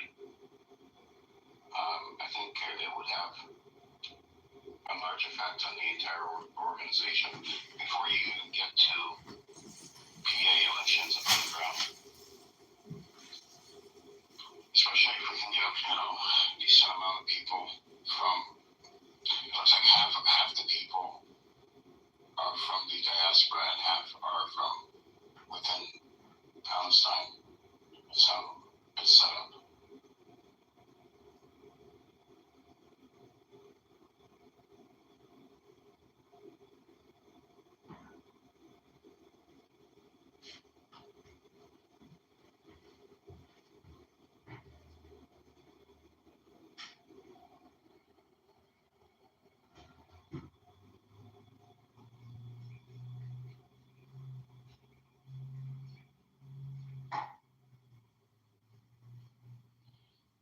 What if Connecticut had the one? Well, what happens? Moment of silence.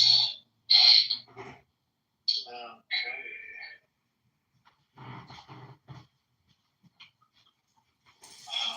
Something that's weird with my thing here. Rabbi's still in the audience, so just ignoring you, orange man. But let's see what happens with elections. I hope they allow the collection of the results from each year soon, because Israel is just something else.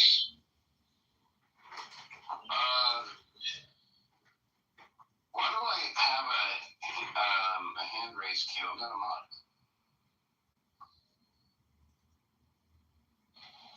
But you are Edward. The Great. You're the Great. But that's weird. You are a mod. I'm not a mod. No, he's not. Yeah, you are. You never made your own. I'm gonna come right back and see what happened. This happened yesterday too in a different room. And the app always ends up crashing. Let me put myself down. I'm gonna put myself down and bring myself up.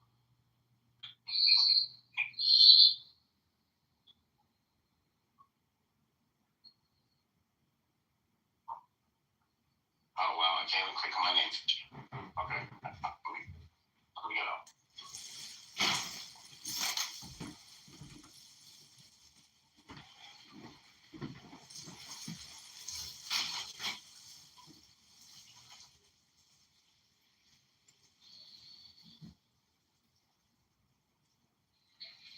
I plan to move to Gaza with my family. Oh, for fuck's sake. Really? Really? You're just a bad person. What are you talking about? You're just a fucking bad person.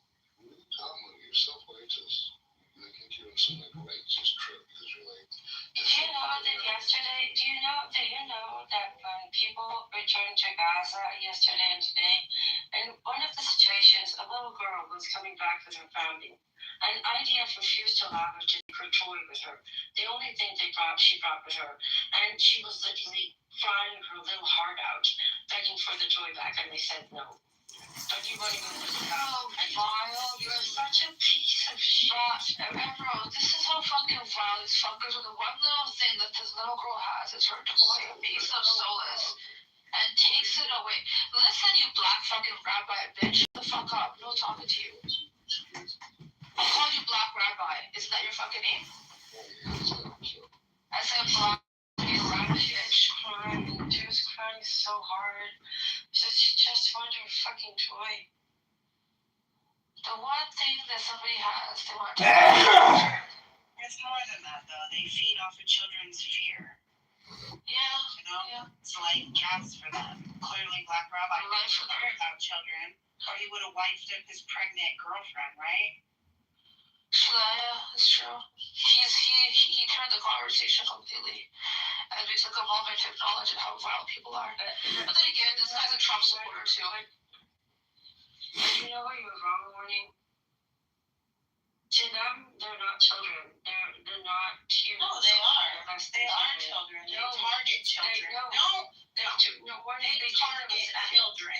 You wouldn't have snipers. You were arguing this point the other day about a sniper who had a bullet in a child's head. You're not listening to me. They target children. No, I'm hearing you, but you're not going to downplay what it is. They target children specifically. So please, when you speak about children and Zionists attacking children, it is children that they're after. They don't care about adults or anything like that. It's the children, obviously, or else they wouldn't arrest children for throwing rocks.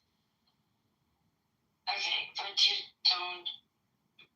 But I was trying to explain is that they don't view them as human children. They view them What as you're trying to explain is something that it's not, and they are targeting children. That's fine that you believe what you believe, but what I've seen and what I've heard and what I've been researching lately is they're targeting children specifically. Why? Because they're innocent. They have no sin, right? Oh, the sin is throwing a rock? Yeah, right. They want to steal that innocence. They want to harvest their fear. They're doing satanic rituals with innocent children. And according to Oprah, letting Oprah, do Oprah's thing, there was this problem way back in the 80s. And people were not talking about it, and it was silenced. And it's interesting how quickly things get silenced, and people get paid to keep their mouth shut. It's really important that we acknowledge that Zionists are targeting children. So thank you, Emeralds, for saying that they don't see them as children, but they do.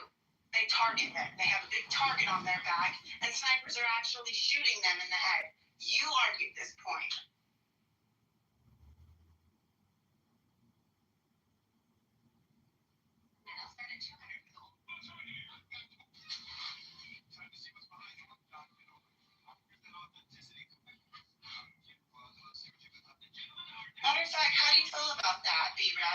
Mr. Black Rabbi, how do you feel about that woman going on Oprah and talking about how Jewish people were sacrificing children and eating them? And how do you feel about the Epstein files that talks about children being ate with cream cheese?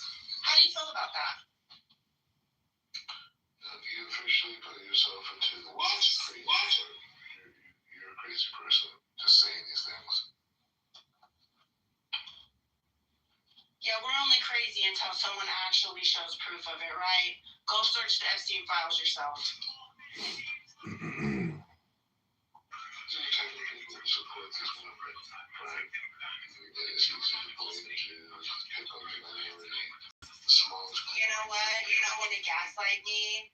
You're not going to do that. Because the funny thing is that you try to twist people's words to make yourself look good when all you've done is denounced your own country, America, right, where you're from. You're American blood in your veins, and now you're over there trying to act holier than thou, holier than your own freaking community. So let me ask you a question, since you won't answer that Zionists too. Who do you choose? Martin Luther King or Malcolm X? Netanyahu. Yeah, exactly. Netanyahu is probably one of the greatest leaders of his generation. World leaders, and he's saving more Muslim lives than any man probably ever to walk face of this earth. He's destroying all the enemies of Islam. You know, people like you are gonna have hell to pay when you talk about your Messiah comes, right? You know, it's interesting because when the karma comes, we'll see who's left. And if it's not in this realm, it'll be when you die. And you'll face your maker. You will face your maker, and you will be weighed by the salt that you have endured for other people's tears. And the more you talk, the more you sound ridiculous. And it's disgusting. People like you are allowed to have this platform. No witchcraft. Please stop it. No witchcraft. Bottom line is Israel is saving.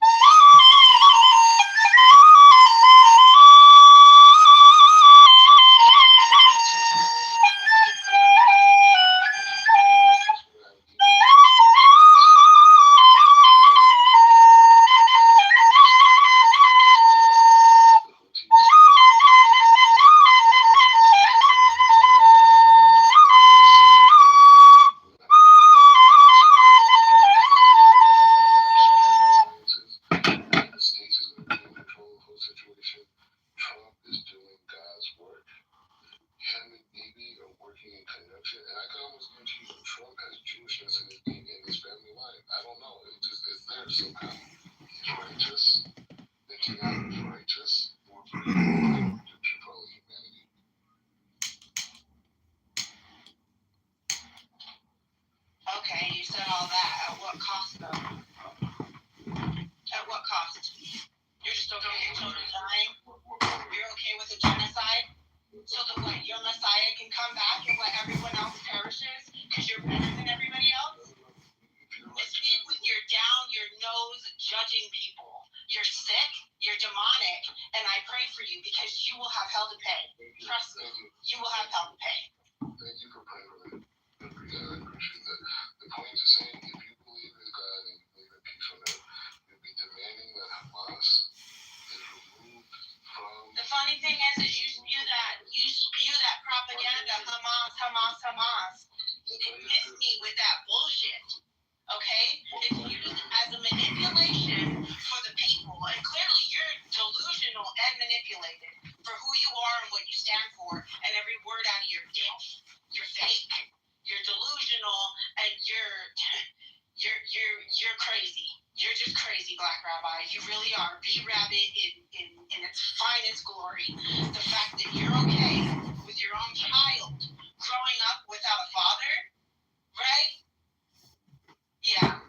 So much for your family values, right? Why are you attacking me personally? Attacking you? Oh, suddenly you feel attacked because we're talking about your sin, right? Is he without sin shall cast the first stone? You know what? Your narrative is getting weaker and weaker the more you talk and the more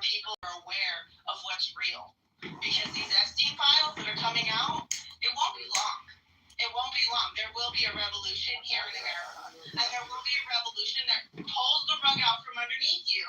And then the Zionists that are controlling all this and puppeteering all this, what is that for the innocent Jewish people that actually believe in what they believe in? Because there is a difference. There is a huge difference. Because I've met with a woman with a tattoo on her arm that is Jewish, and she doesn't agree with anything that's going on. So I'd like to hear you. You speak for her too? You speak for her? Right. Right. You speak for her. And the funny thing is she talks about people of color who are Jewish and how it's interesting to her that they believe in the narrative because we've talked about you. She's heard about you. And she thinks that it's funny to her because in their belief, what you were talking about, you're crazy. You're a crazy black rabbi. You really are. And the fact that you believe your own narrative just makes it even more dangerous. And there it is, the plug, because it's all about money to you people, right?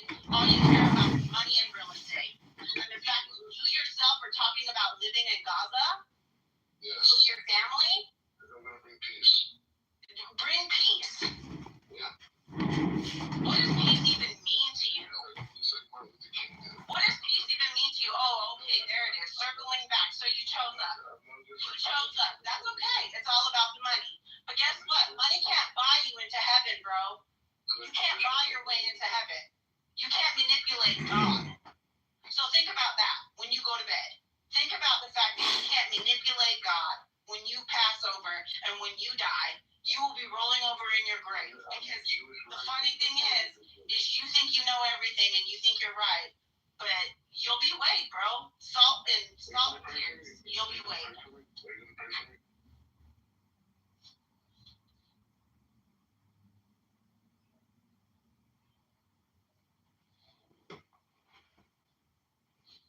Like I said, we're going to fix this issue. We just need to get rid of Hamas. They need to disarm. Stop the propaganda. Stop the bullshit. Stop the lies. Talk about what it really is. It's about real estate and resources. Nobody cares about your I bring peace. Whatever, bro. Bro, listen, we need to disarm Israel. You crazy? That's never going to happen. So figure out another strategy. Yeah, so why they saying they're gonna honor Hamas? And they will never do that. They can't even do that. A lot more people are going to die then. What? A lot more people are going to die. Yeah, but people win the war.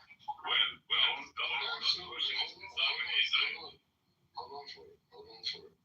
Yeah, you might win this battle, but we will win the war like Russians. There's going to be a lot of Hamas people that are going to die every day. Hamas is not people. Hamas is more than just that. We're all Hamas. We're all I hope so. Me and I hope my future kids as well. Yeah, you're from Iraq. But the point is the same. You don't have to divide us. We're all one. You live in a fantasy. You wish you're Palestinian. Yeah, I wish I was in Palestine to come and kick your balls. You don't have balls, sorry. But why is it be violent? Shut the fuck up, Black Rebel. We're speaking about violence, Sam. Are you crazy? No, but she's talking about violence towards me. I'm like a pure angel. Well, a pure angel? Yeah. You're a computer agent. Anyways, the point is the same. If you want peace in that region, tell Hamas to disarm. That's all you got to do. No, Hamas will never disarm. And all of violence stops immediately. You know, no, listen. Tell IDF disarm immediately. Alright, so more people are going to die, I guess, unfortunately. Yeah, people is going to die. Which is there won't be enough. On both sides, though. In the past 3 years, it killed, 71,000 people, if not more. But believe me, just in 2025, we've had 60,000 newborn babies. Just in Gaza, so. Okay, so there you go. Don't worry. Yeah, keep slaughtering the children. Children, no. That's what you want. polls today for Ohio's March primary at the city. You have the choice to stop killing people. Allow me to introduce the Future Vote 3000. It's the first. You said 71,000 people died. You killed, not died, were killed. No, you said, guess what? 60,000 babies were born. Yeah. Steve, I'm worried about 2025. this is how sick your culture is. No, this is how we survive. We're resistant, we survive. Hey, no, you want your We children survive, we survive. You want your children to die, so you have No, we don't want our children to die, but if you want to kill our children, we're gonna have more children. Okay, well, this is just simple Arab logic, and I get it. And just know, the most unsophisticated American is more smarter than all you people. You know what I'm saying? Yeah. You guys are barbarous. You want to see your children die. No, you're killing our children. You want to see our children die. You say our children are not innocent. You say children are Hamas. You train to be terrorists. No, we're not training anyone to be terrorists. We're training everyone to be resistant. And to hate Jews and to hate America, and you call it resistance. Just a second. I don't know if Amir is here. Rhea, I cannot invite you again. I've already invited you multiple times. Let me see. He's also Muslim. Okay? Hold on. Let me. Everyone not needed. Okay, you can try to come up now. See if you can. Rhea?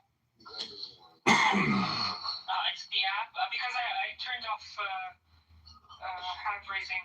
You can just come up. She's not that smart. She's hard for her to work technology. She's an older woman. Yeah, I'm 33. I'm like half your age. Black Russians. No, you're not half my age. I'm half your age. I would never date a black age. Just so you know. I would never date a stupid person like you. You're a moron. You're a clown. I would never date a clown like you. And I'm married. Don't worry. You have gray hairs. He's sick of you. It's clear. I have gray hair? Even if I had gray hair, what's wrong with having gray hair? Your mom has gray hair. I'm not old. Did you see my gray hair? Do you know why the black rabbi doesn't look in the mirror in the morning? He'd be scared. Yeah, he gets very scary. Yeah. You're too ugly, dude. Rabbi, you're too ugly. You really are ugly. You know you're ugly, right? Anyway, black rabbi, my question. Hey, how you doing, Fire? Doing good. Like, Rabbi, here's my question. What's the point of provocation towards the Palestinians when the people that you're representing don't even like those Jewish motherfuckers do not like black people. Okay? And obviously, they have those black people over there in fucking nuclear plants and shit. Like, anything beyond the river of Jordan, they're doing them pretty dirty, right? But for whatever reason, it just seems like you're identifying with the people that's oppressing your people. Can you explain to me why? Bro, I'm just saying at the end of the day, you need to repent in front of God for speaking 66 about the Jewish people. You need to repent immediately. So coming out, folks, I know I look like a cross between a newborn and a retired biker. It's the only combo that comes with its own sunscreen. I was recording a video in the shower earlier because that's where all great decisions happen, and someone messaged me. So coming out, folks, I know I look like a cross between a newborn and a retired biker. It's the only combo that comes with its own sunscreen. I was recording a video in the shower earlier because that's where all great decisions happen, and someone... Allow me to introduce the Future Vote 3000. It's the first voting machine with a built-in calculator. Headed to the polls today for Ohio's March primary at the Cedar Ridge Community Center. Volunteer for making sure things run smoothly. One of two neighbors who say serving as election candidates is their way of giving back. Our job is to check IDs headed to the polls today. Coming out, folks, I know I look like... I'll start at 200 for the old voting machine. Just 390 then. Guys, speaks with us with so. I mean, he may have lobby issues. Unicorn is in the day. Has a recording that may not come out. So we're not talking to you, Black Rabbit. Thank you. Back to Fire, Sweet Princess. That's what's happened. He's actually very, very down. This completely downtrodden. He has nothing going for himself. So every time a female speaks, it triggered him. Either he wishes he was us, because he's not so feminine. I think he does. Yeah. Do you wish that you were us? You poor thing. You have an imaginary girlfriend. An imaginary child. Oh my god. I'm dying laughing right now, sorry. Anyways, moving on. Pathetic black rap shit. Yeah, he is. Really is. Pathetic. So-called rap. Look, Rabbi. Look. I don't need to repent for shit. Because Why are you so comfortable there? because I'm eating. But anyways, look, Jesse. Eats on the toilet, bro. This is disgusting. No, that's your word, not mine. Listen, I don't need to repent for shit. Because I didn't do it. For what? Speaking about a bunch of fake ass island turks that are over there in the land and fucking repent for shit. They're not holy. I mean, they're doing all kinds of vile shit over here. Gay parades at Tel Aviv, and that's supposed to be holy, motherfucker. What are you talking about? Oh, yeah, I know. Like, so that we've already been knowing they got released in a little file. They're sitting up here sacrificing and drinking the blood of babies and doing all kinds of rituals. You know, the same shit that they found back in 2024, if I'm not mistaken. No, actually last year, if I'm not mistaken. So they're finding them in the sewers and the tunnels and shit all throughout the 5 boroughs in New York, right? Underground tunnels and fucking bloody ass baby carriages. I don't give a fuck about these goddamn people. These people are devils, bro. What the fuck do I gotta repent for? They themselves, real rabbis I've encountered will tell you that they're not real Jews. They'll literally say that they're not real Jews. They know that they're perpetrating a fraud. So if that's the case, if that's the case, then I don't need to fucking repent of anything that I say that is inflammatory towards them, because they say a lot of inflammatory shit that's not based on any substance. So for you to sit up here and tell me to repent, and by the way, you didn't answer my question because, you took the question to sit up here and insult me, ironically. But to answer your question, I don't need to repent for shit.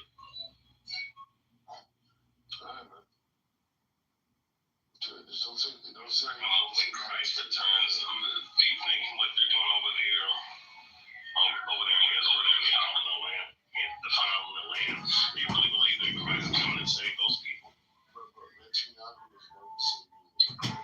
understand, like that 3IA Atlas or whatever, like when that thing comes down, because most likely that might be the Lord in that ship. Those people have hell to pay, man.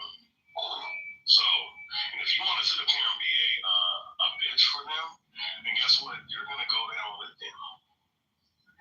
So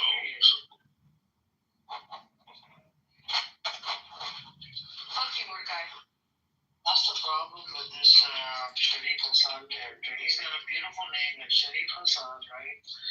But this idiot had to convert to whatever religion. That's fine, he could have converted, but at least it would have been, respectful to the other party, the people that are living on that land. I think, what I think? When you moved over there, you didn't know what you were getting yourself involved in. Right? And slowly, you guys started to get indoctrinated, right, with this bullshit.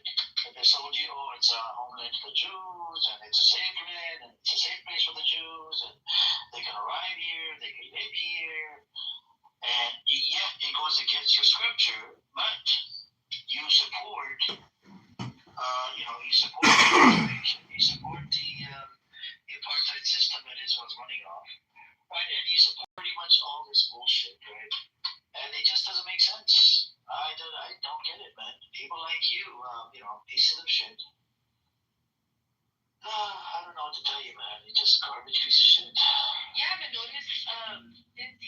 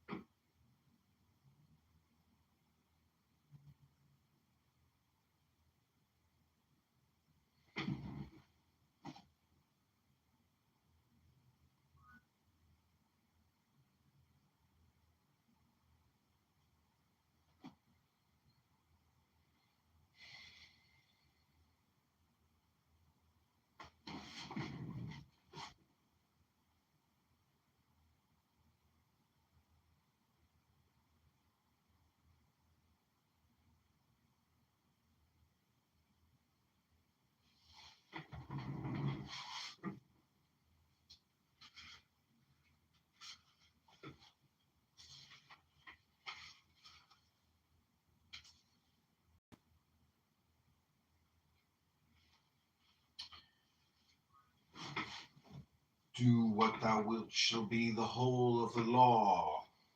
We are born at a given moment in a given place, and like vintage years of wine, we have the qualities of the year and of the season in which we are born.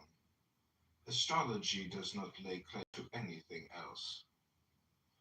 Carl Gustav Jung. How the mind can torture itself in its quest to understand the travels of the soul from life through death to life again. Tormented, the mystic asks, what is the purpose of it all? Why was I born? From whence have I come? And to where will I go when I have shed my frail earthly form? But the answers prove elusive. Instead of certainty, the mystic finds only speculation and surmise. Baffled, he struggles to recover memories of a life before birth, in the hopes that these might shed light on what transpires after death. Here again he is stymied, for like all others who move from one rebirth to the next, the mystic has first to dally in the land of the dead. There he was forced to slake his thirst from the river of forgetfulness, dissolving all memories of his previous lives before he was free to stumble blindly towards his next incarnation. This cleansing of the past goes unnoticed by most people. However, something deep within the mystic is left unsettled. He finds that his thoughts and dreams are disturbed, as if by glimpses of some long-forsaken ambition, a memory of which hovers just unseen on the very edge of his vision. In truth, the mystic does not draw as deeply from the river of forgetfulness as his less contemplative fellows, and some distant memory goads him into joining that age-old quest for meaning. The ancient Greeks realized that active self-reflection was something integral to understanding the mysteries of birth, life, and death, which would allow a person to find his appropriate place in the eternal processes of the gods. Life is shrouded in mystery. This is the fundamental fact which confronts us. We live in a cave with our backs to the light, and as Plato said, our knowledge is nothing more than the shadows which play upon its walls. The Greeks became preoccupied with this inner light, cast shadows into our reality. They summed up their quest for it with the axiom, know thyself.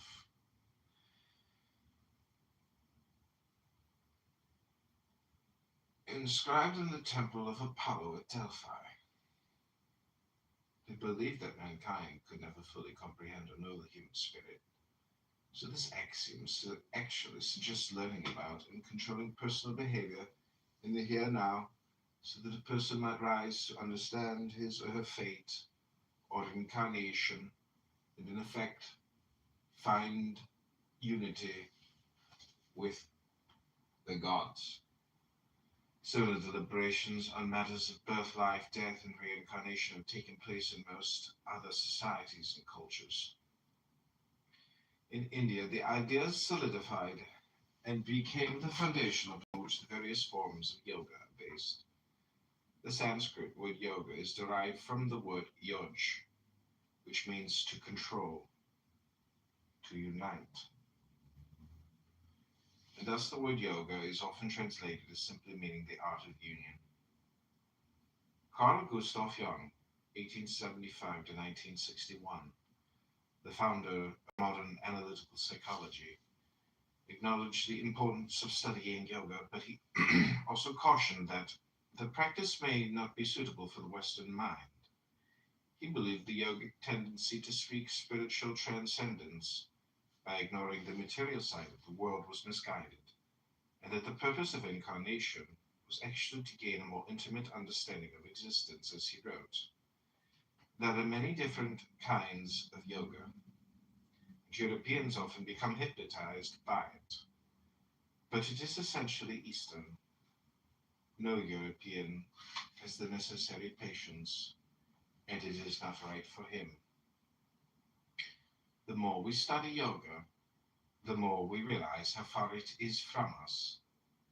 A European can only imitate it, and what he acquires by this is of no real interest. Jung continued, in the course of the centuries, the West will produce its own yoga. Although I am not completely in accord with Jung's assessment that Europeans have no patience, and disagree with the assertion that we get nothing of any interest out of doing this type of practice, he did make a valid point when he proposed that a new approach to the art of union is necessary for our Western archetype. He seems to suggest that psychology could play that role, but to me there is a difficulty here. In an echo of yoga, we find modern psychology preoccupied with bringing the unconscious mind to conscious awareness, whilst either downplaying the role of the body or treating it merely as a cumbersome appendage must be mastered. To me, the core premise of Western magic is that we incarnate into our body in order to gain an experience, not transcend it, and that we must examine the whole process equally. The holistic approach is surely far healthier than a fragmented one, and it is indeed the direction in which psychology has been creeping for some time.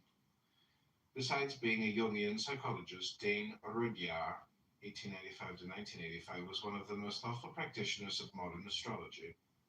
Reflecting on such matters, he observed that ancient Hindu yoga was based on this realization of the meaning and power of the breath, and so also in another sense was astrology. Astrology was the means to relate the first moment of the individualized freedom, the first breath, to the eternal cosmic process. Astrology was therefore, and can be today, a method to take the individual out of his isolation and to incorporate him into the eternal process. It is my intention to offer a fresh approach to the subject of union through the study of astrology. As mortals, we have been given clues as to how to manipulate our lower ego, so that we may surrender self without losing the overall ego, which is the driving factor we require to appreciate the experience for which we incarnated. Astrology blends together mind, body, and our reality, revealing that each is in an integral part of the other.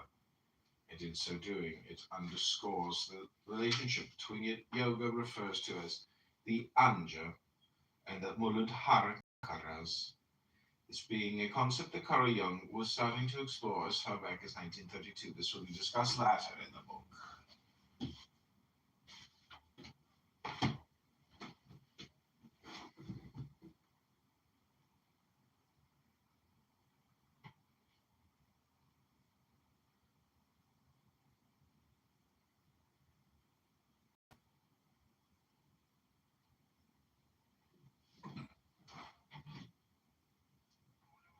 It seems that they can be together with it. Would I be as poor as someone living on a kibbutz?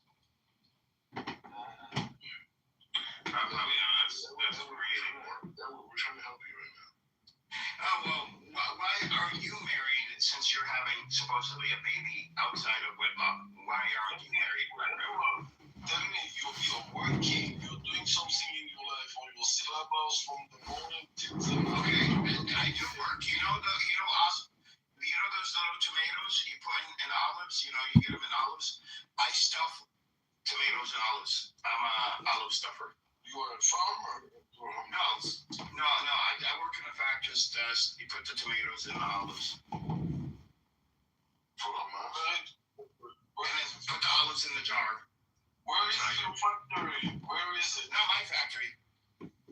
Where is my factory you're working? Where is it? It's in Florida. Florida. How about the woman that you supposed to go? Let's bring him back. He's a nice. Yeah, but that's what I'm saying. Like, I wonder, like, you're looking at He's a really Black rabbi She married just needs to since keep her she's mouth having a shut. baby She's a with a woman that he's not married to. Shut the fuck up. Hey, Joe, why don't you shut the fuck up? Why don't you shut the fuck up, Joe? It's not of your business. Wait, it's your business to get me married.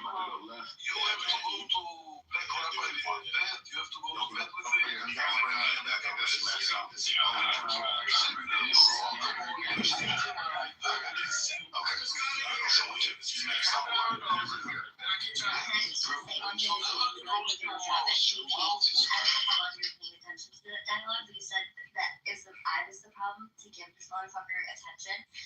That I wasn't the first one to give him attention. I came in when there was a dialogue going on. When Max and Vic were trying to question him to get answers out of him because he was making awful claims. So he blames on me, and I forget you, sir. I forget you, sir. Like, we're reading the room. No, you ain't gotta. Yeah, you don't have to read at this point. Okay. No, this dipshit. No, she's a piece of shit. She comes in to create contention for everyone. I don't know who this motherfucker is, but guess what? You about to get smoked. I'm sorry, Sig. My brother. Yeah, this motherfucker about to get it out. Oh. You don't even want to brought up Israel and shit. That's why. Alright. Like, who the fuck cares about some geopolitics? Nobody gives a shit about Israel anymore. Like they're their own country. Figure out your own fucking problems. Like seriously, I just hate the fact that these social just talking about Washington and California and shit. Yeah, see, I don't have point you made earlier. About basically Christianity being, extremely tolerant, which is baffles me. I've been talking about for the last few days. Anthony Jeselnik is one of my favorite comedians right now. He's pretty funny. But I noticed his last 3 specials, he shitted on Christians heavily. So not just Christians, also benefited too. They made child abuse jokes and child rape jokes. And listen, I'm all for dark. You get ready to call me. I'm just being consistent. I'm cool. I'm okay with it because I understand it's just jokes. But what I don't like is the inconsistency of society. He can't talk about women. He can't talk about transgenders. He reached the surface just a little bit, but nowhere as he does with Christianity and children. So it's just one of the things that stand out that we have a highly sensitive society to everything else except Christianity, which is how we got in the first place. And I'll end on this. I love the culture of American Christianity because it allows us to be what we are. However, it has got so intolerant to the point where it's damn near fading away because people are allowing themselves to be erased essentially, just like white people. So I think that shit needs to change, and Christians need to have a backbone and stand up for their own religion. Go ahead.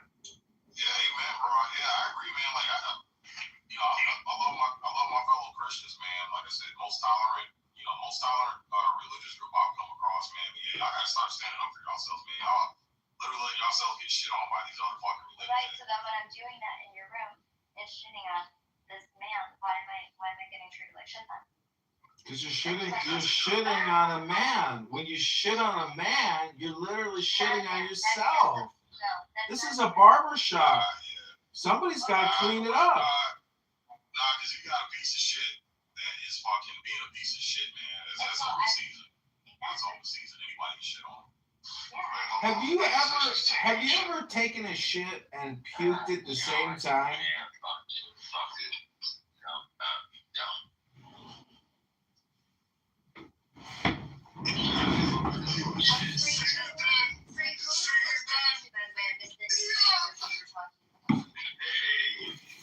Anthony Jeselnik. He got a new one on Netflix. Matter of fact, all his last 3 were on Netflix. He's really funny. He has the dark humor where he sets his jokes up and come from a certain angle. So all his jokes are really offensive. That's his style. But like I say, he doesn't touch certain groups. He doesn't really touch race much. Of course, women and definitely the LGBT community. Point of order, moderator. You said a moment ago that people don't give a shit about Israel. Oh, put me in your queue. Thank you very much. Bro,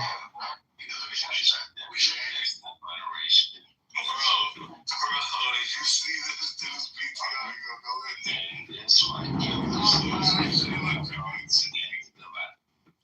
What's up, yo, don't kick me out, man. Yo. Don't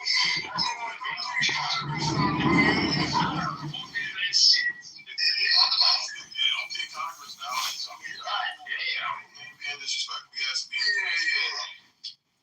Who the fuck is that? That shit was clear. Stand back up, Congress.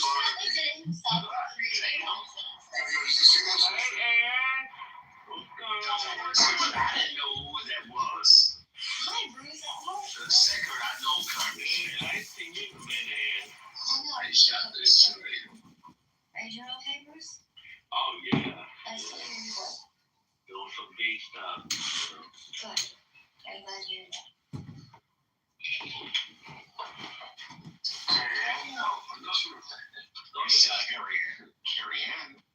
I'll be respectful. Just put me in your queue. What's going on here? And pulling the boys out of the yard, man.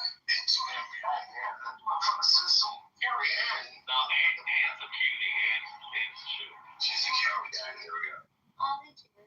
Listen, all kinds of bullshit happens in the barbershop. It's next to the liquor store.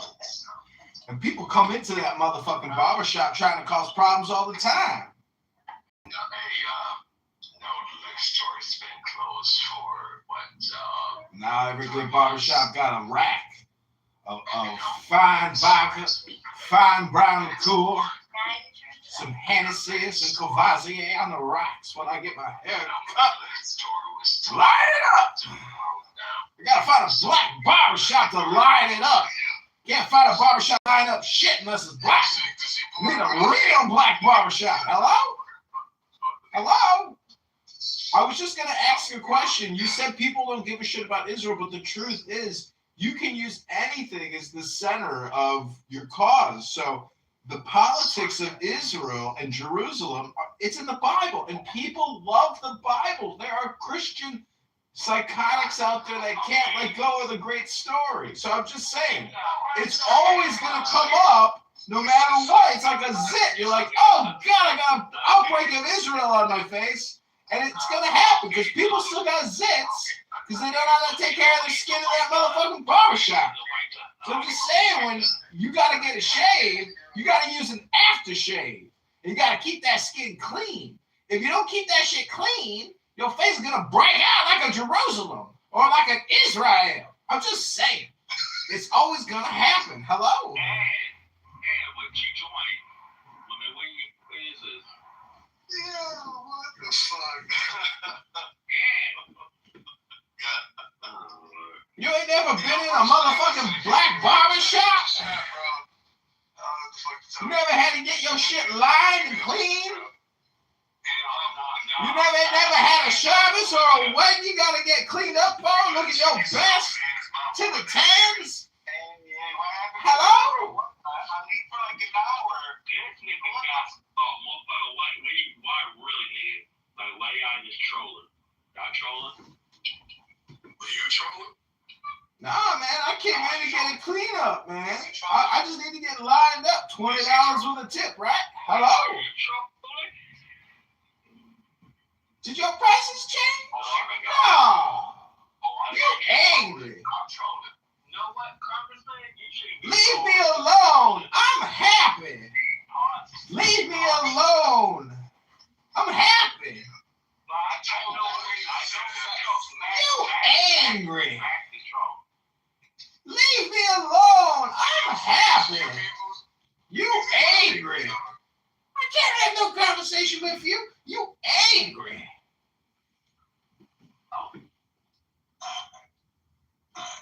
Listen.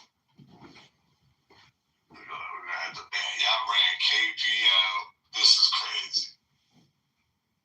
This is unbelievable, man. My boy KP took one for the team, Wallace. What are we gonna do, bro? And what happened? This is crazy. I literally just messed up. Oh, and you passed out. Don't worry. Don't worry. I saved you. Yeah, I played Captain Save-A-Ho and I saved your ass from the onslaught of trolls dying to breed you. Yeah. Wait, what happened? You have that type of energy apparently. What kind? Bring the boys out to the yard. Huh? How? I told you, you passed out, you missed it. It's over. That's it. KP took the fall. Okay, my brother's sick, so. Yeah. No, really. Somebody will catch you up. Uh-oh. So that was the topic of conversation. Okay, Rabona Shalom. A little more astrology Kabbalah for you. At this point, I should make clear that this book is not about predicting the future or consulting the stars in order to see what the gods might have in store for us.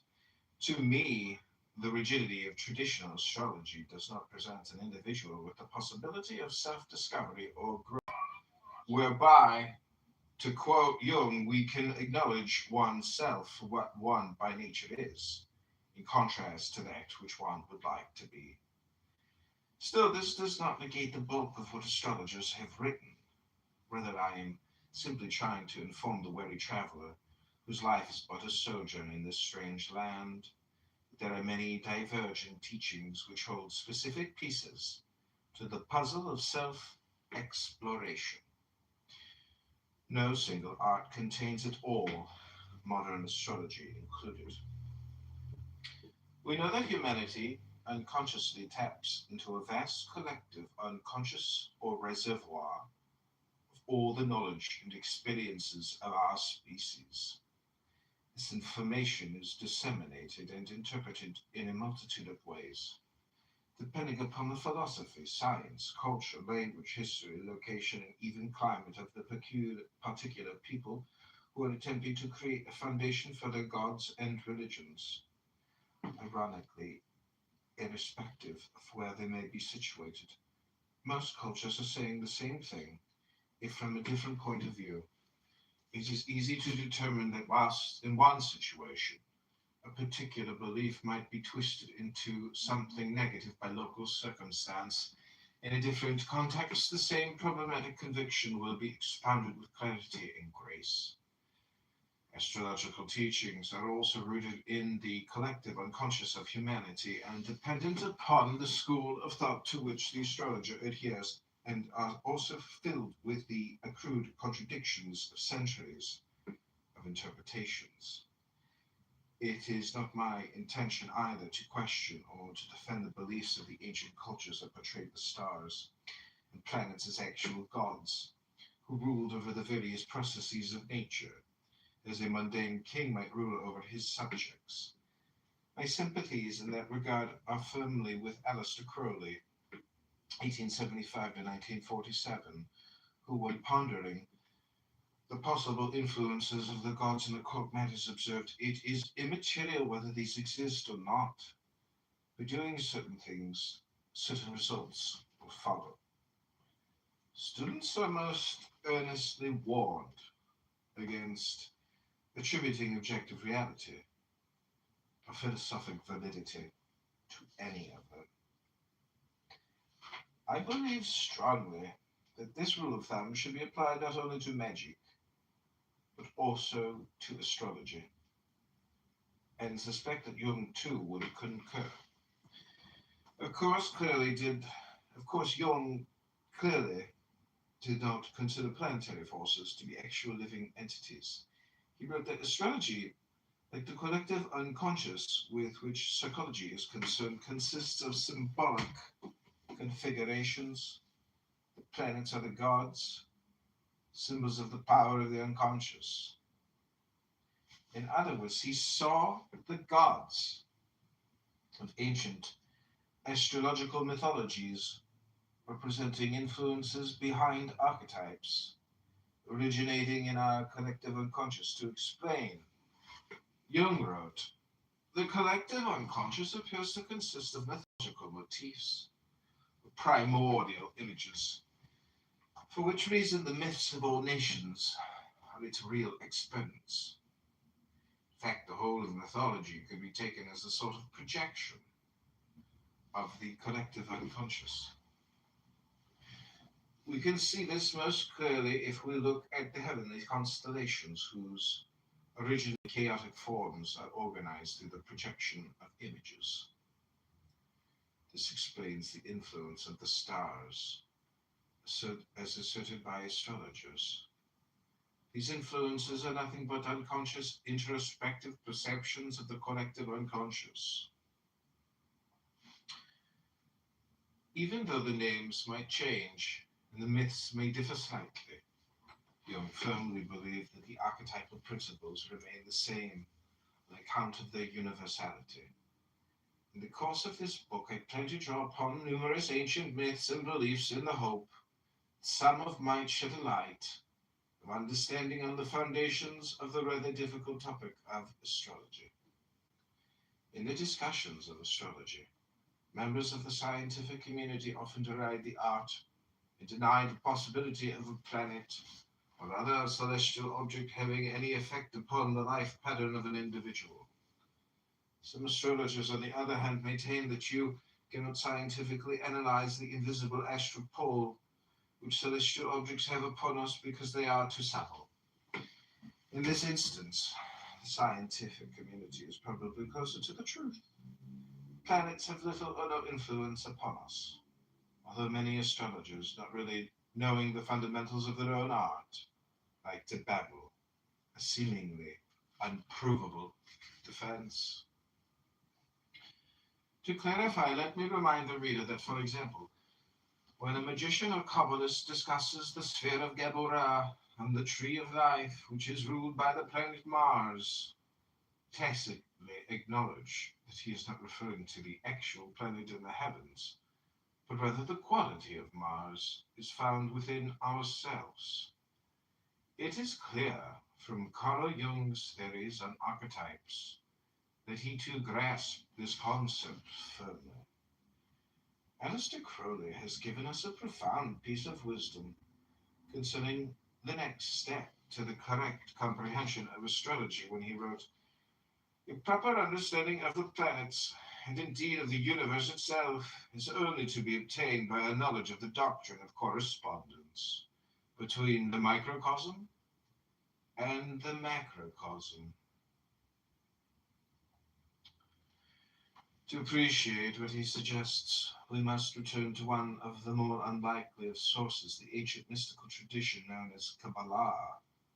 One of its most well-known symbols is the Atzchim, or the Tree of Life. It is identical to the Tree of Knowledge, of both good and evil. By eating its fruit, we can obtain gnosis, or hidden knowledge of the universe, and more importantly, ourselves. This symbol represents everything, both above and below, both externally and internally. In modern times, it has become a very favorable filing system for the expectations of magicians. At first, Judaic law did not have a specific diagram of the Tree of Life.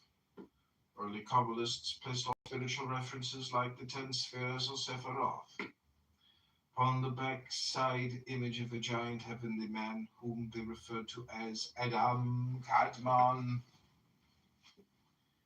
Originally, there were no paths uniting these spheres. This backside image of Adam Kadmon not only referred to God, whose face was thought so powerful that no mortal could behold it and live, but was also the primordial man, or the image behind the germ of all creation. A second or identical image was drawn upon the lesser Adam, or the first human being created in the image of God. The ancient Greeks referred to these two concepts in a more fluid, undefined fashion as the microcosm and macrocosm. The term macrocosm is from the Greek phrase makros kosmos, greater world. This can be read as referring to the Tree of Life as a symbol of our universe. The heavens above are the entirety of God's kingdom. It is the objective universe, and those things outside our body, and in a sense, it is the primordial Adam.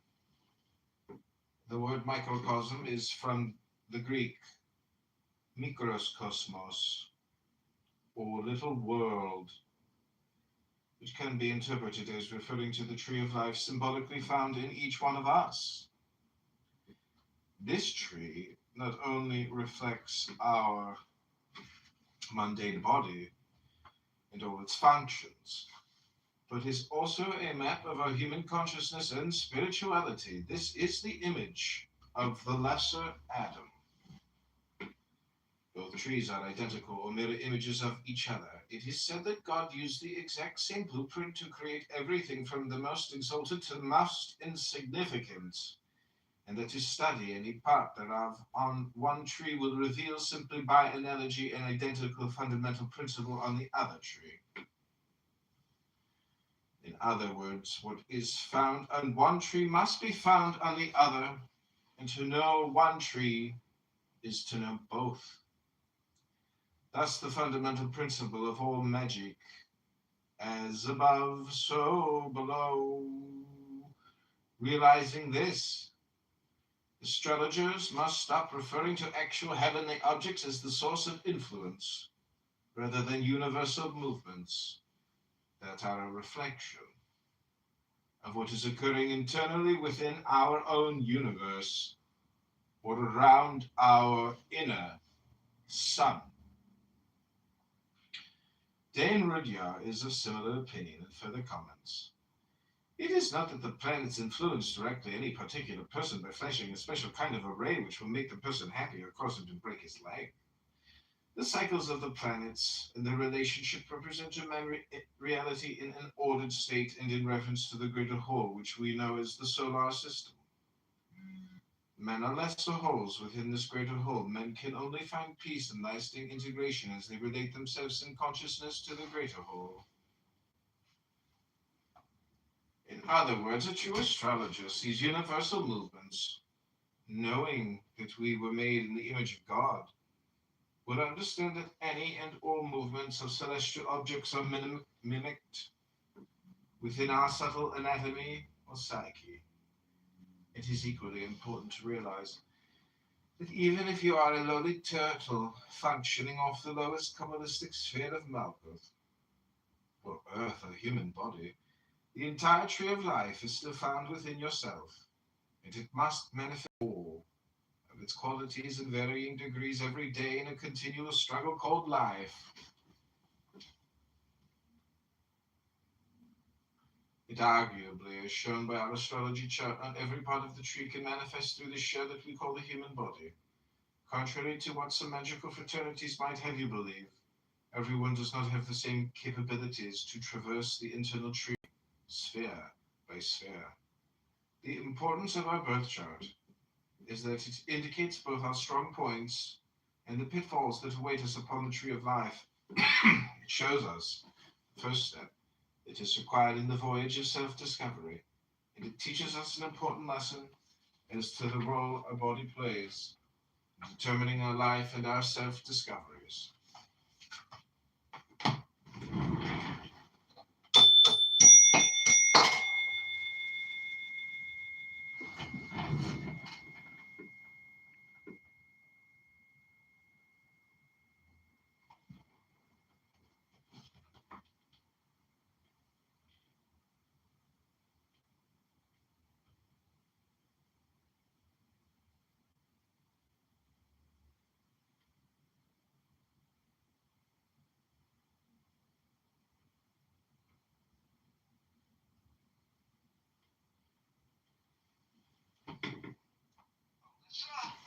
Olga, Met, and Moran, welcome to the room, as well as Anan, our favorite person who always pops into the room. Anan.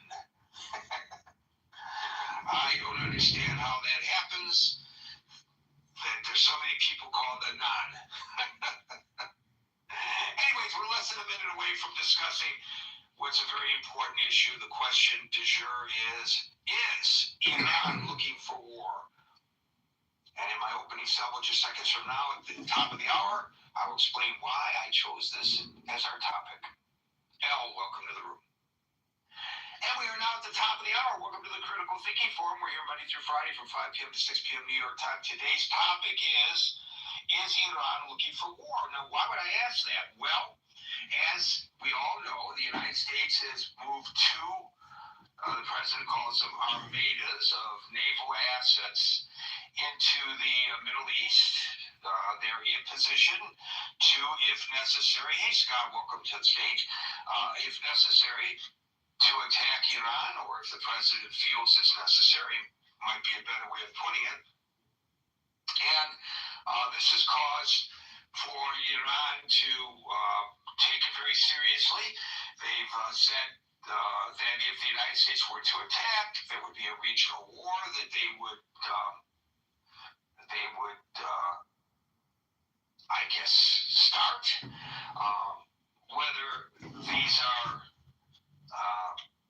comments that are worthy of our attention, or whether it's just blustering by The regime, I have no way of knowing their capabilities. I suspect they would have difficulty expanding beyond the defense of their own borders and, of course, using it as an opportunity or excuse to fire more missiles into Israel, which I presume they would do. And Israel is taking that threat seriously as well, preparing communities for the possibility not only of missiles coming from Iran, but attacks coming from proxies, both from the north and from the south, because Hamas is still alive.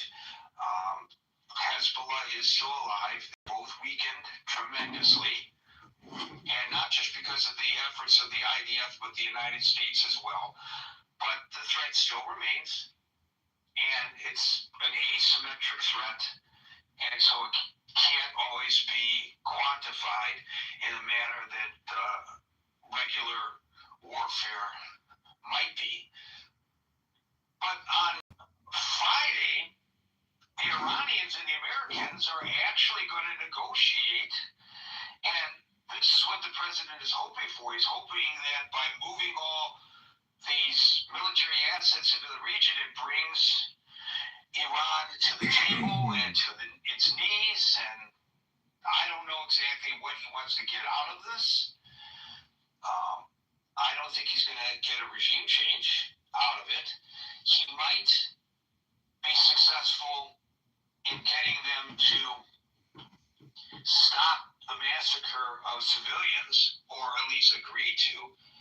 But you would think that if all the above is accurate, what I just articulated, and I believe that it is. Obviously, if I didn't believe it, I wouldn't say it. But I'm pretty sure that what I said is an accurate assessment of where we are today. The last thing that you would expect Iran to do on the precipice of this extraordinary meeting coming up in Turkey. By the way, they tried to get the location changed to, I think they wanted to go to, I forget which one of the Emirates, but they wanted to get, what's that? Oman. That's what I thought. Of Oman. Right. And I think that they felt maybe home field advantage if they did that. I don't know. But what the hell are they doing if, in fact, they're trying to avoid the president carrying out a threat against them? Because they shot a drone at one of our aircraft carriers. And they also went after a U.S. flagged oil tanker. So let me just read the top of one of the stories about the United States shooting down an Iranian drone approaching an aircraft carrier. Others have it now, but this is the first writing of it from Reuters. And the story begins: the U.S. military on Tuesday shot down an Iranian drone that aggressively approached the Abraham Lincoln aircraft carrier in the Arabian Sea, the U.S. military said, in an incident first reported by Reuters. Wasn't that nice that you tell us that you first reported it? The incident came as diplomats sought to arrange nuclear talks between Iran and the United States, and U.S. President Donald Trump warned that U.S. warships heading towards Iran, bad things would probably happen if a deal could not be reached. That's the beginning of that article. I could go on, but I don't think there's any need to. You get the point. The other one, this one comes from Euronews. I don't often get an opportunity to quote Euronews.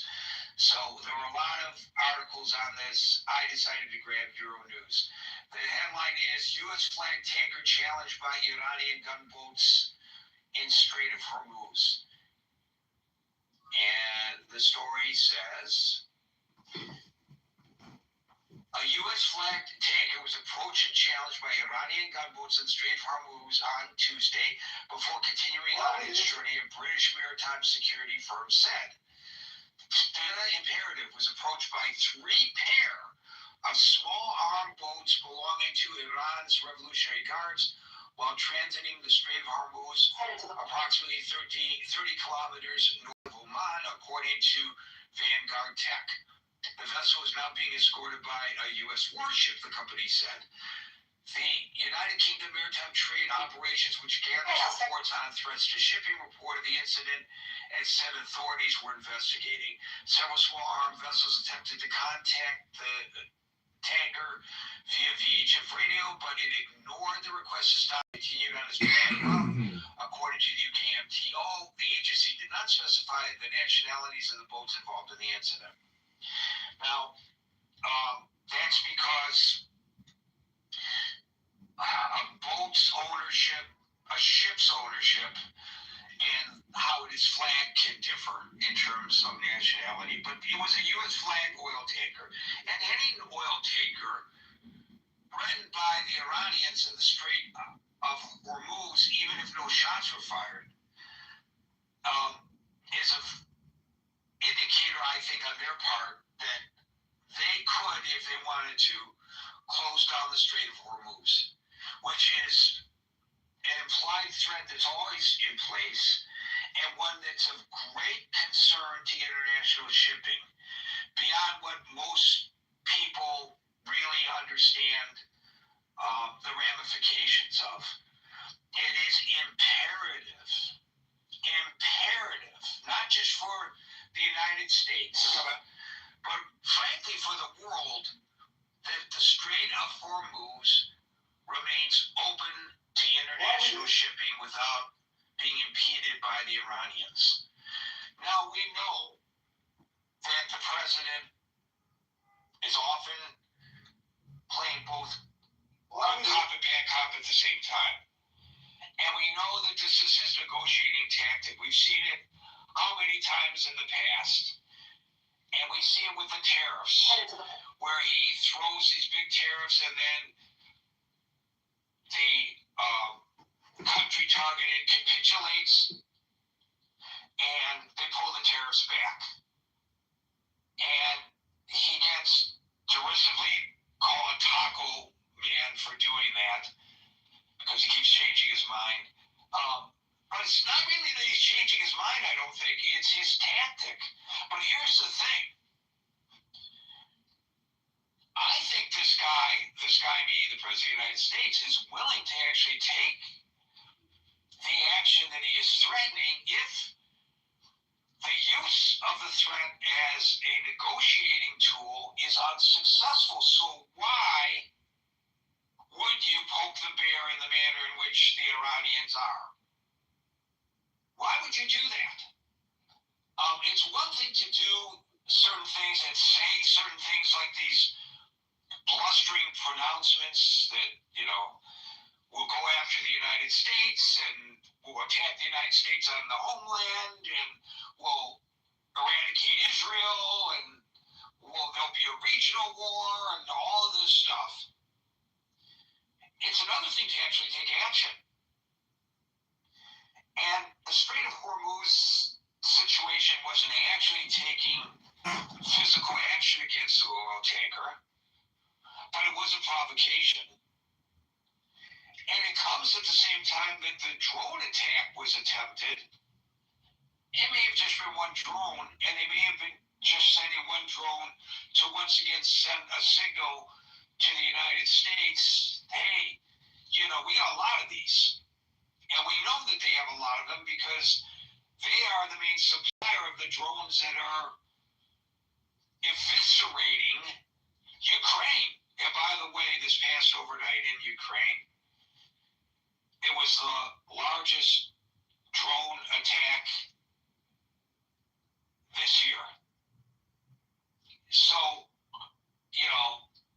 this is Putin using military might for negotiating purposes as well to bring them to their knees at a time when the United States, the same guy who is going to Turkey, Witkoff, to negotiate with the Iranians, well, today and yesterday, or today and tomorrow, I guess it is actually, he's negotiating, trying to find a peace in Ukraine. And so, but anyway, in my mind, it's almost suicidal because imagine had they been actually successful, which they weren't,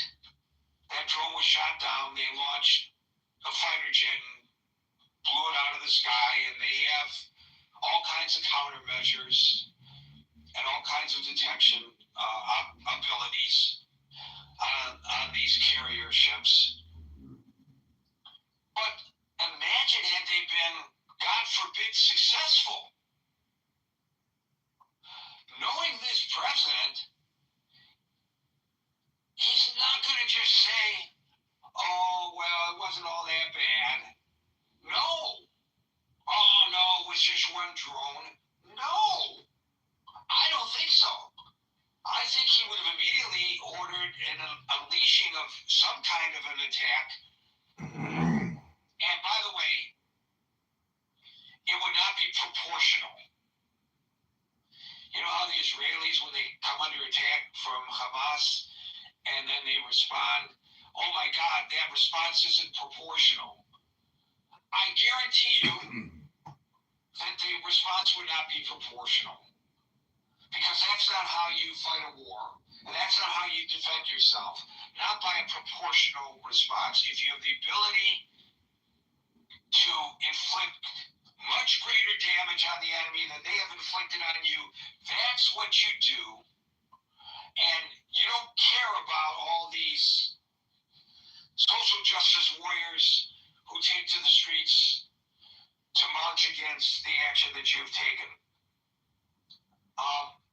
One other thing, we can expand the discussion, and that is, if in fact the United States launches a military attack on Iran, and it's by no means guaranteed, but if it were to happen,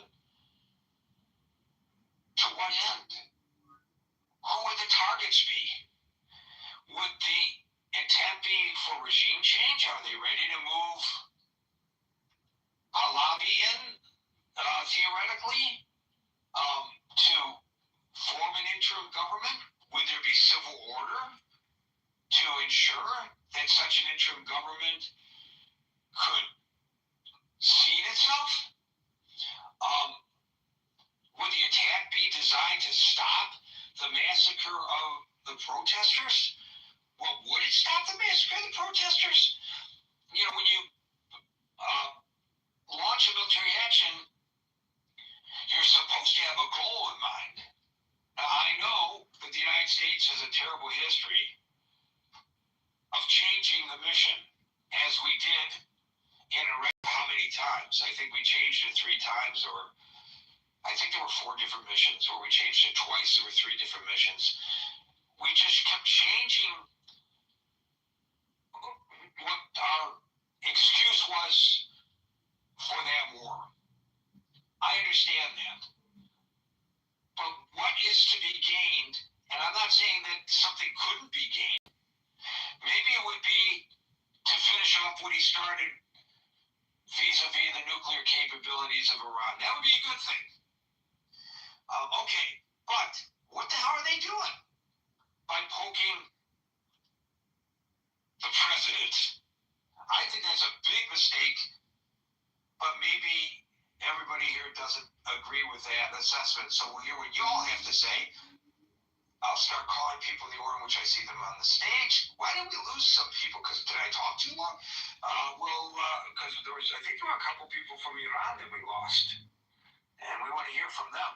So we'll start with Scott, and I think Alan, if he is able, will follow Scott. Hopefully Alan will be able. Go ahead, Scott, followed by... I would be fine with Alan going first, actually, if you want to. Alan, how is your schedule there at work? Do you have time to grab the mic? Yes, Gary. How are you, sir? Hope all is well. Thank you. I'm very well, thank you. So far as Iranian view, individual, nothing changed. Still the killing. And bits of the news comes out, and it's all sad video. And I don't think so. They're going to do anything immediate. This cat and mouse game is this dude, that dude, and then negotiation. This negotiation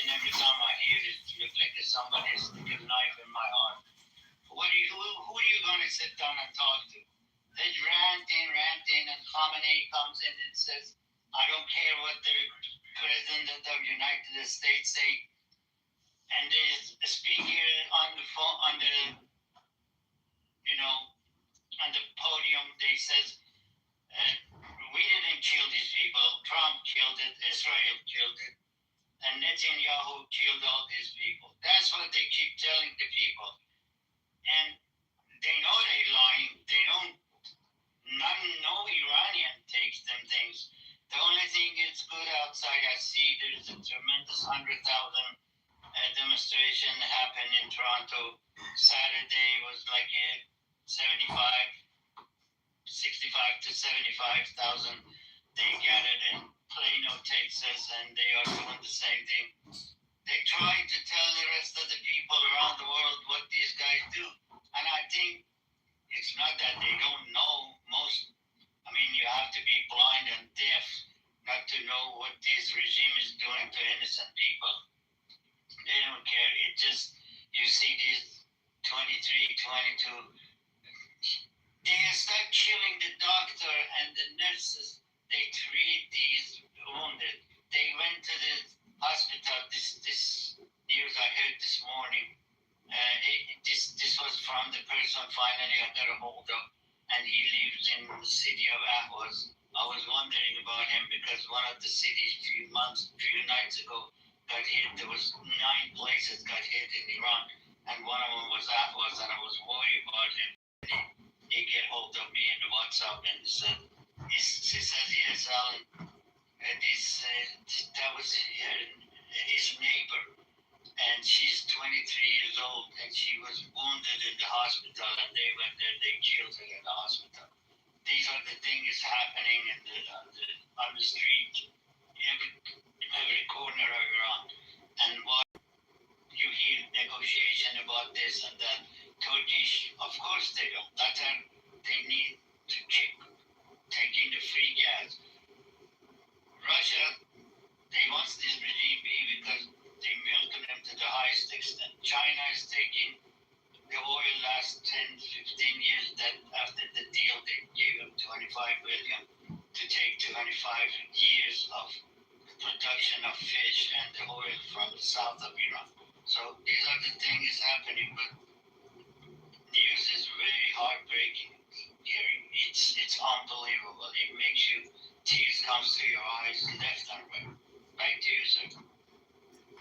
So to answer my specific question, what are they doing by sending a drone after a U.S. aircraft carrier? Are they really willing to take it to the precipice of an actual war, a direct war with the United States? You would think it would be in the regime's best interest to avoid a war with the United States.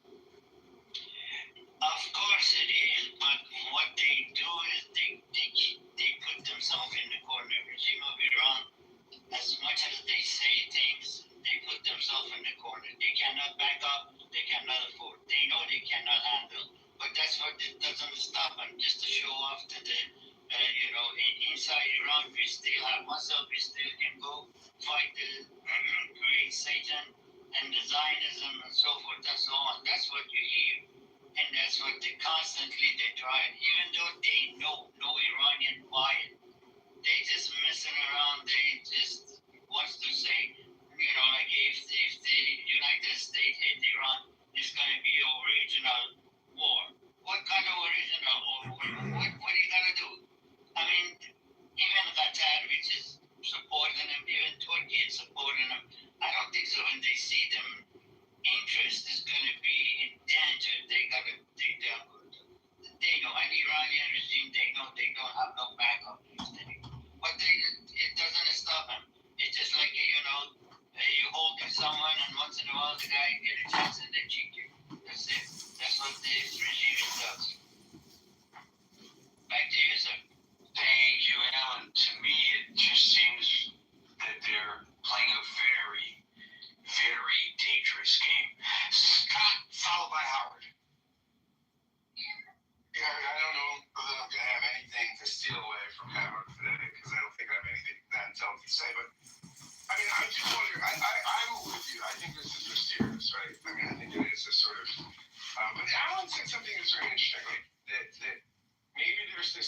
desire to try to convince the people the regime is so strong, to try to convince on a global stage the regime is still strong. And by projecting a little bit of power, this feels it might seem that it will convince the population of that.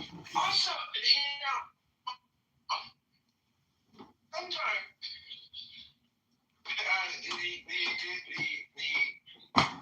people that are under the oppressive regime get more sympathetic to the regime when they're facing an outside attack.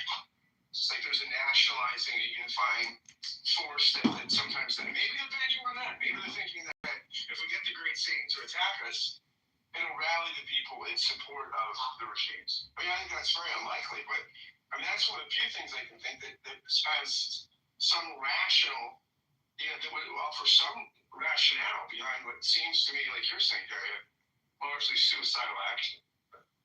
There you go. That's up. Scott, remember, if it was a few years ago, yes, but they lost that. No, it don't matter what they do, they don't get the tiny support of the public. They don't do it. And, yes, this morning the news came in, it was 43 of the top guys, they just run away from Iraq. So this news is all negative and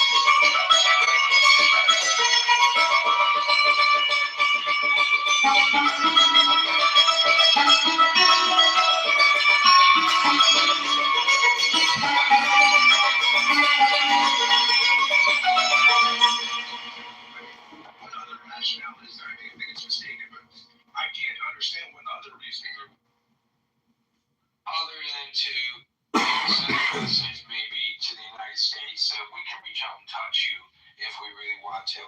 That's the only other thing that I can kind of fathom. So before just to underscore what Alan just said, before the internet was shut down, the people I was in contact with in Iran, almost all of them, it's not a huge number of people, it's very anecdotal, but say that they would welcome an attack from the United States if it meant getting rid of this regime. If it meant getting rid of the regime. Even knowing that there would be collateral damage potentially to the civilian population. That's how desperate they are. And that is a change from Alan and I going back 20 years. These debates that were going on in our previous platform, Pal Talk, there was very strong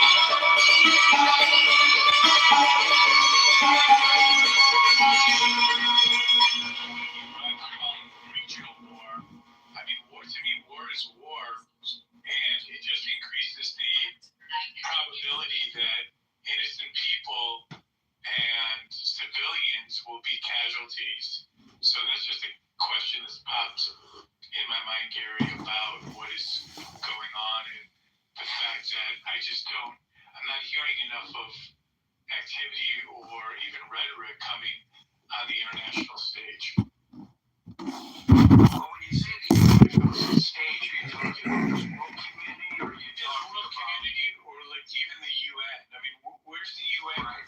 Right. That's a good question. If your question was about public outrage, we already know the answer to that. The social justice warriors of the world are very, very selective in their condemnation of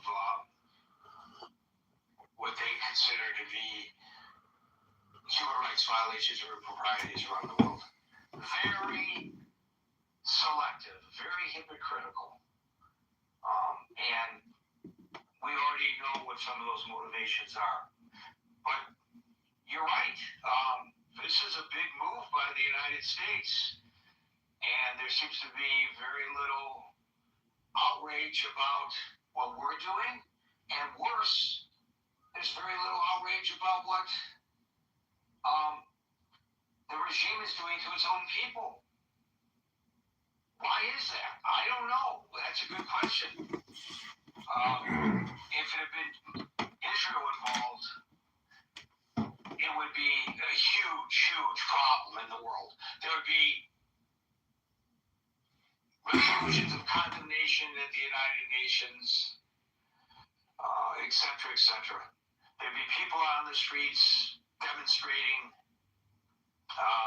If in fact Israel is drawn into a war with Iran, you can almost guarantee that will occur. Bernice, followed by Jerry. Good evening, everyone. This is so sad that we're going into another world war. And I don't mean just about the United States. I mean about everyone, right? Russia, what have you. And I wanted to give an idea, a proposal, what could potentially eliminate wars. I suggest that, number one, we get rid of the current religions, and maybe we start looking at the Hermetic studies, right? It's all about peace and love and science. And then, of course, the other one would be that, we wake up, we admit, or our governments admit, that we're not the only ones in this universe, and we start communicating with our neighbors. And maybe they can teach us a lot. Thank you for the mic, Gary. Well, it's very nice fantasy. But the great religions of the world are seated in our psyche, and it's not the religion, it's the interpretation of the religion. And I know Scott can speak as a theologian about this with a lot greater authority than me, but it's how one interprets the religion. That's why, for example, when we talk about the aggressiveness among some Muslims, including the Islamic regime of Iran, if you use the proper semantics to describe, a lot of people can see a differentiation between Islamists and Muslims, even though they are all Muslims. Most of the Muslim people I know are far from radicalized and have the same interests and desires. Culturally, there are differences. Some of the cultural things that they adhere to are different from what I adhere to. But that doesn't mean that they are basically different from me or you. So I don't know whether condemning religions per se really is an approach that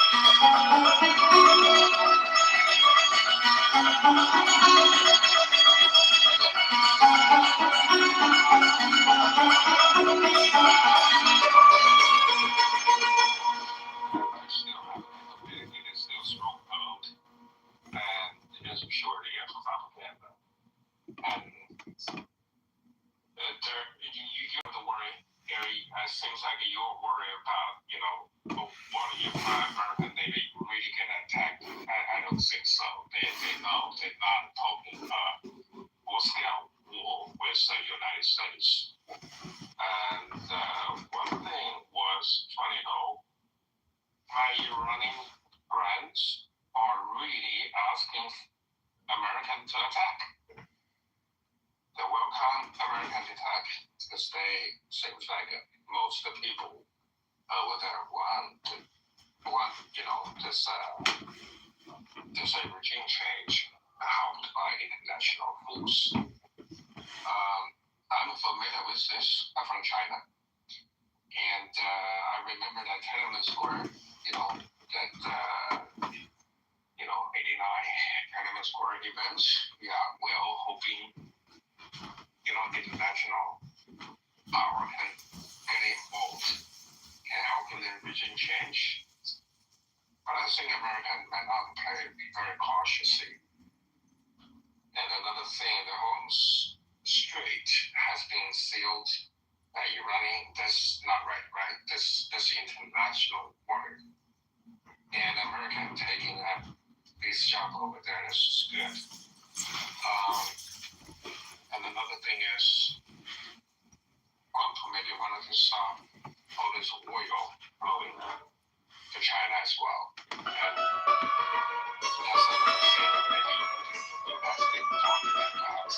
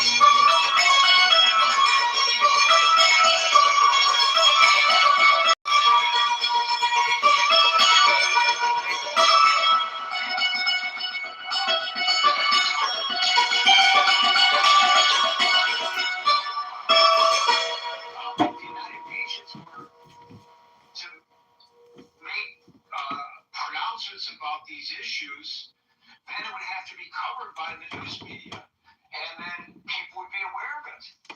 But the coverage of these actual genocides, it's happening in a vacuum. And I could just go on and on about all the other areas of the world where the United Nations has failed. The border war between Thailand and Cambodia. Where's the United Nations been on that? Yeah, they don't even really mention that. They don't have a security council to talk about these things. Nothing at all. Yeah. Nothing at all. And I get the agenda. I don't cover it any longer, but I still get the agendas emailed to me. I haven't seen it on the agenda. So they're not even giving it lip service. And people are dying. People are dying! To his credit, the president has tried to create a ceasefire. He's claimed victory on that.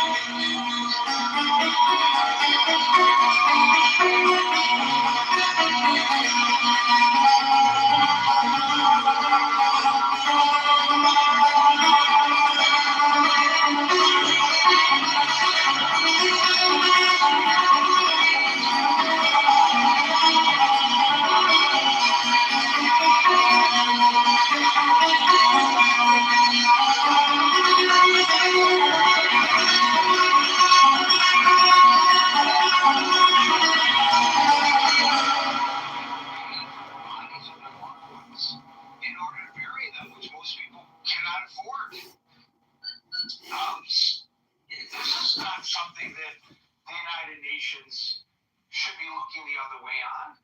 Every single country, especially every single permanent member of the Security Council, should be flexing their muscles on this. Why is it just the United States that's trying to bring an end to this carnage in Iran? Why is it just the United States? And there may have been certain business interests to motivate it. I don't know. I don't really care. Why is it only the United States that intervened in the Cambodian-Thailand border war? Why is nobody interfering in what's going on in Burma and Sudan? I don't know, Jerry, but I would say one thing's for certain: the United Nations is failing in its mission. Yeah, I agree with you. Yes. Yeah, this is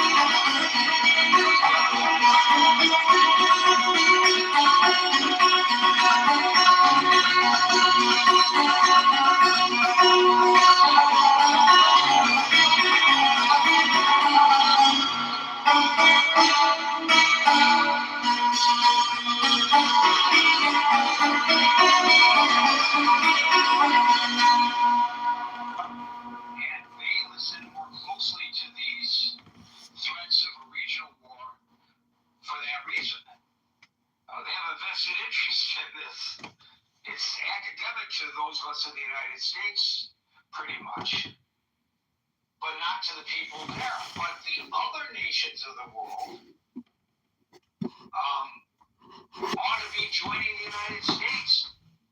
And the leader of all this shouldn't have to be the President of the United States. It should be the United Nations. And I think part of the reason the United Nations won't get involved in it is because the subtext of Israel, oh my God, you can't do anything that might be in support of Israel. Can't do that. So they don't get involved. Iran followed by Dave.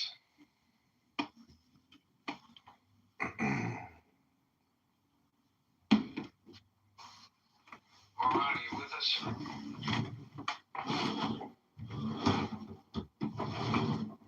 Sometimes he has trouble grabbing his microphone. Would have liked to have heard from another Iranian on this. I think we may have one other on the stage too, so I hope we get to him. Okay, we'll move on to Dave, followed by Brian.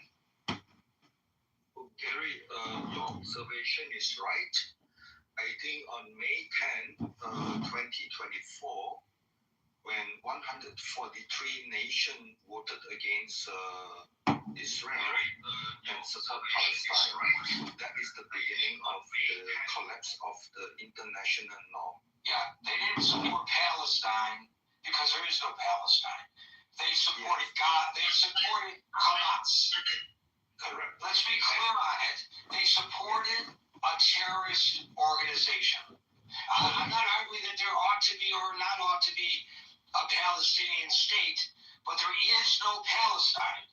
And so I'm not saying the Palestinian people don't exist. I'm not saying that Gaza doesn't exist. I'm not saying the West Bank doesn't exist. I'm saying there is no Palestinian state. In fact, I'm supporting them, I guess, by saying this. There ought to be a Palestinian state, maybe that's my subtext here. But let's be clear on the semantics here, Dave. They supported a terrorist organization. Correct. So May 10, 2024, when there was still very questionable UNRWA involvement with Hamas, and then 143 nations blind, So the international norm for me was already gone by then, 2024. And a few weeks ago, Marco Rubio just said UNRWA would not be involved in future any aid delivery to Gaza. So because of all the evidence. So and I think prior speaking religion, the whole thing we are here today, everything is very dangerous. It's all religion. So any discussion try to avoid involving religion is not seeing the picture. No Jews, no news. It's religion. No, another prior speaker tried to talk about Tiananmen Square. And how many people die at Tiananmen Square? Chinese killing Chinese.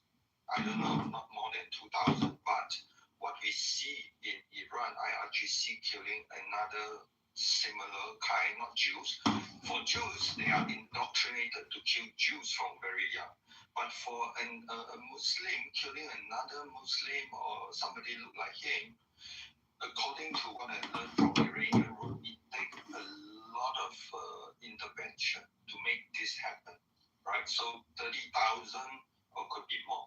But everything is religion. So the question now is, well, United States intervened, right? During the Iran-Israel 12 days war, we have some SMS sent by U.S. ambassador to Israel, to Trump, and let him understand it's you have to think carefully. Everything is on your shoulder.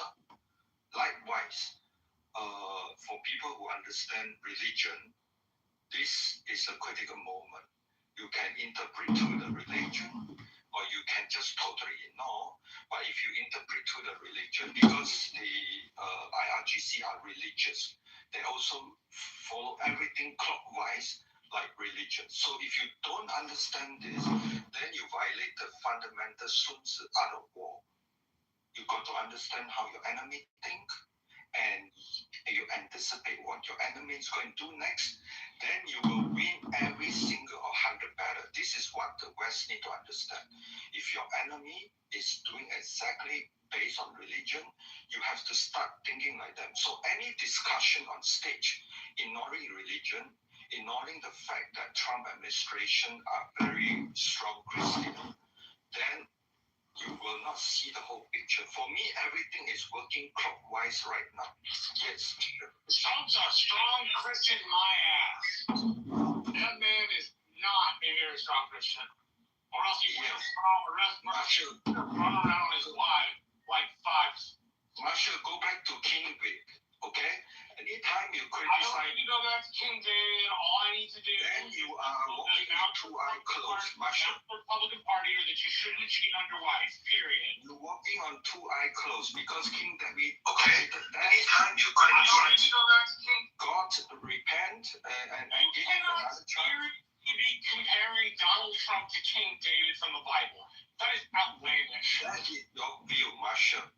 That's why you don't see the whole picture. Trump is not ordained by God, and to say so is Whatever you say, very harmful.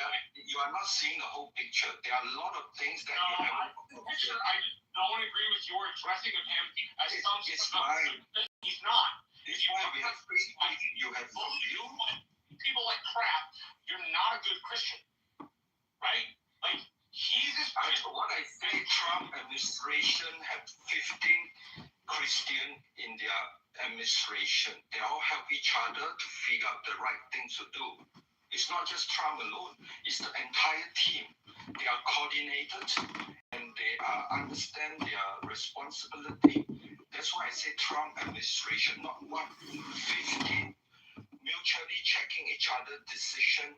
What is the right thing to do, Trump? Yeah, Marshall. That is a big difference. And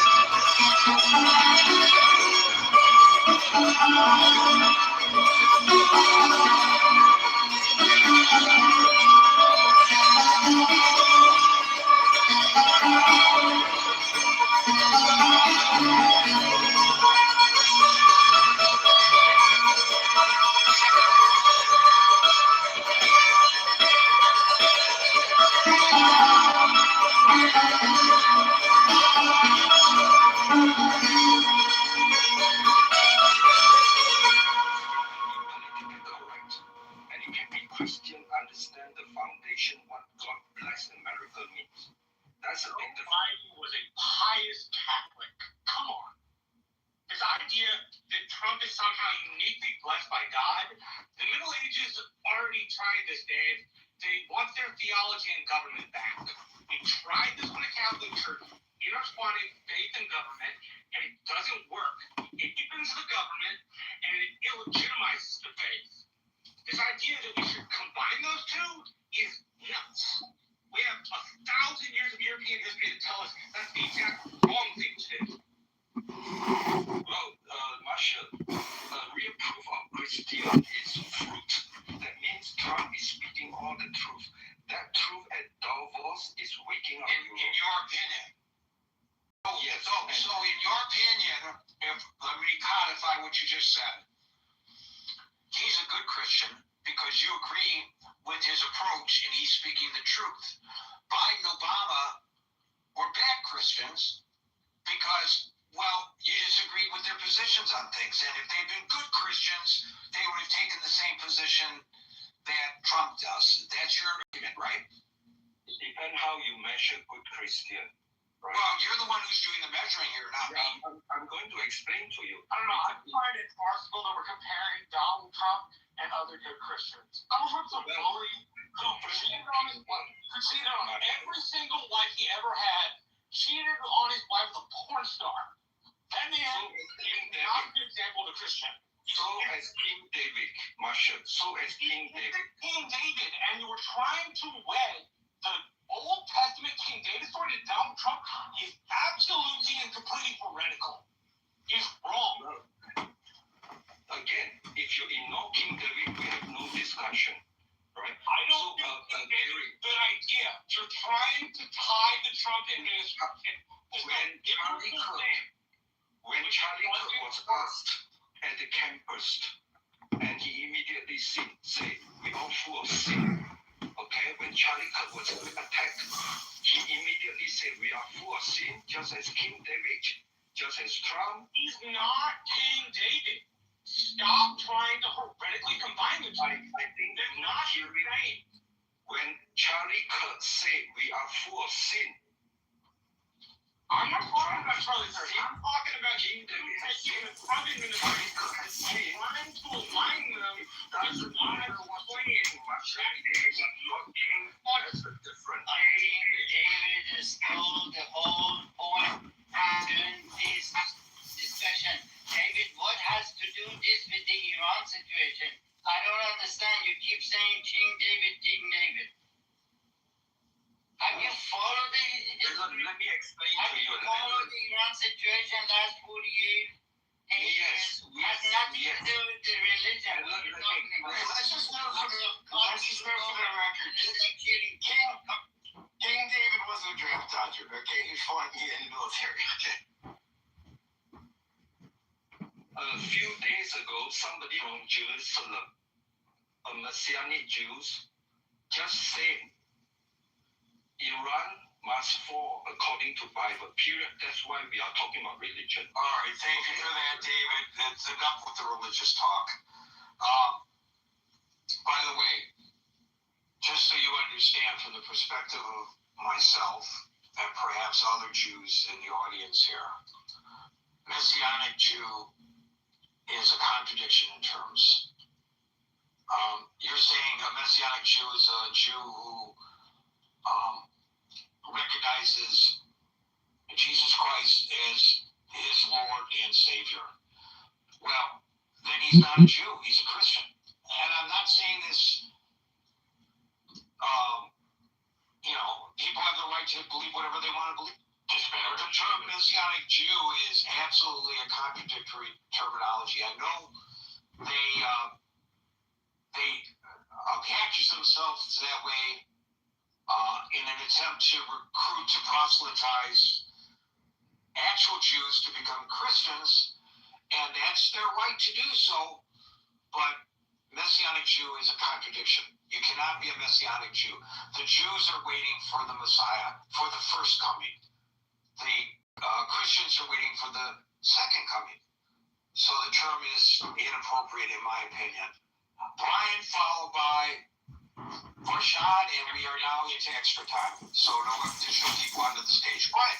Hey, Gary. Yeah, what you said about the Messianic Jews makes sense.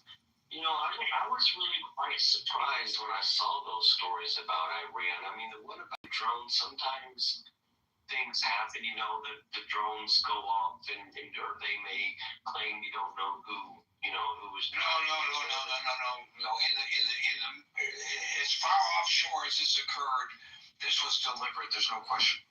Okay, but the one about them trying to take over the oil tanker, that really surprised me. I mean, that was very provocative and leads me to wonder why they would do something like that. If you're a smaller person and you have to defend yourself possibly against a large person, you don't walk up and, you get a little leery when that person walks up and starts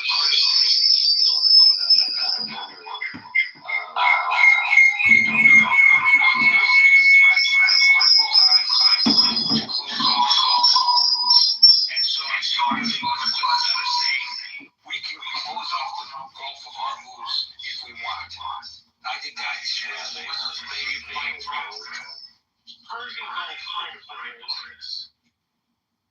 I'm sorry, the Strait of Hormuz. Did I say the Gulf of Hormuz? The Strait, yeah. So I think that answers your question. Not accurately, thanks to Marshall Crick. I would have never known the difference. But yeah, I kind of wonder what they had up their sleeve. If they, if they thought they were trying to show something, they failed miserably.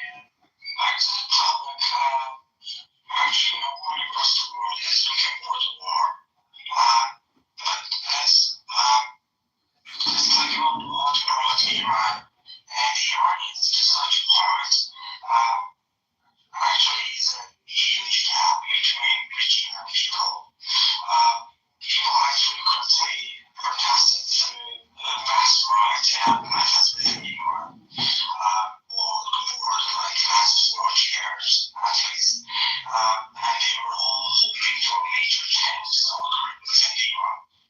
Iran is currently, as you know,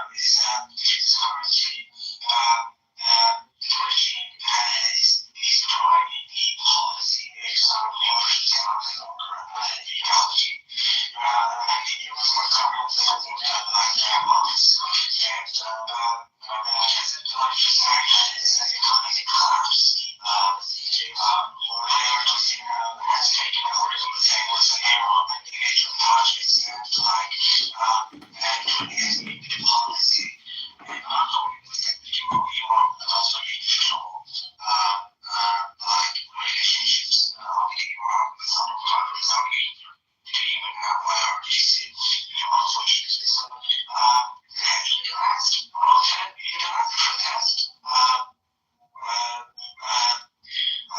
people actually were hoping a major change happening. But to blame that regime into the war happening, they were hoping a major change. So how could it begin? Let's say how enforced by strictly the process on the way that they will happen. Faced with this process, individual keeping the thousands of people in the interchange, in the interchange,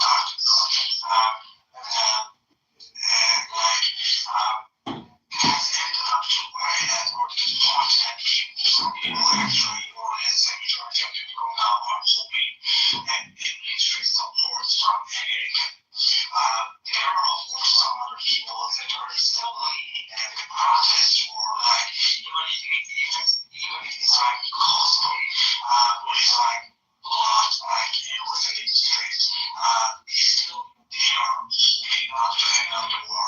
Majority of people now they are disappointed from the process because of the way that the regime is behaving and they acting against it. They believe that what is happening is not a war, it's like an interest or to change it, to get out of this process. Thank you for next. Yes, my voice.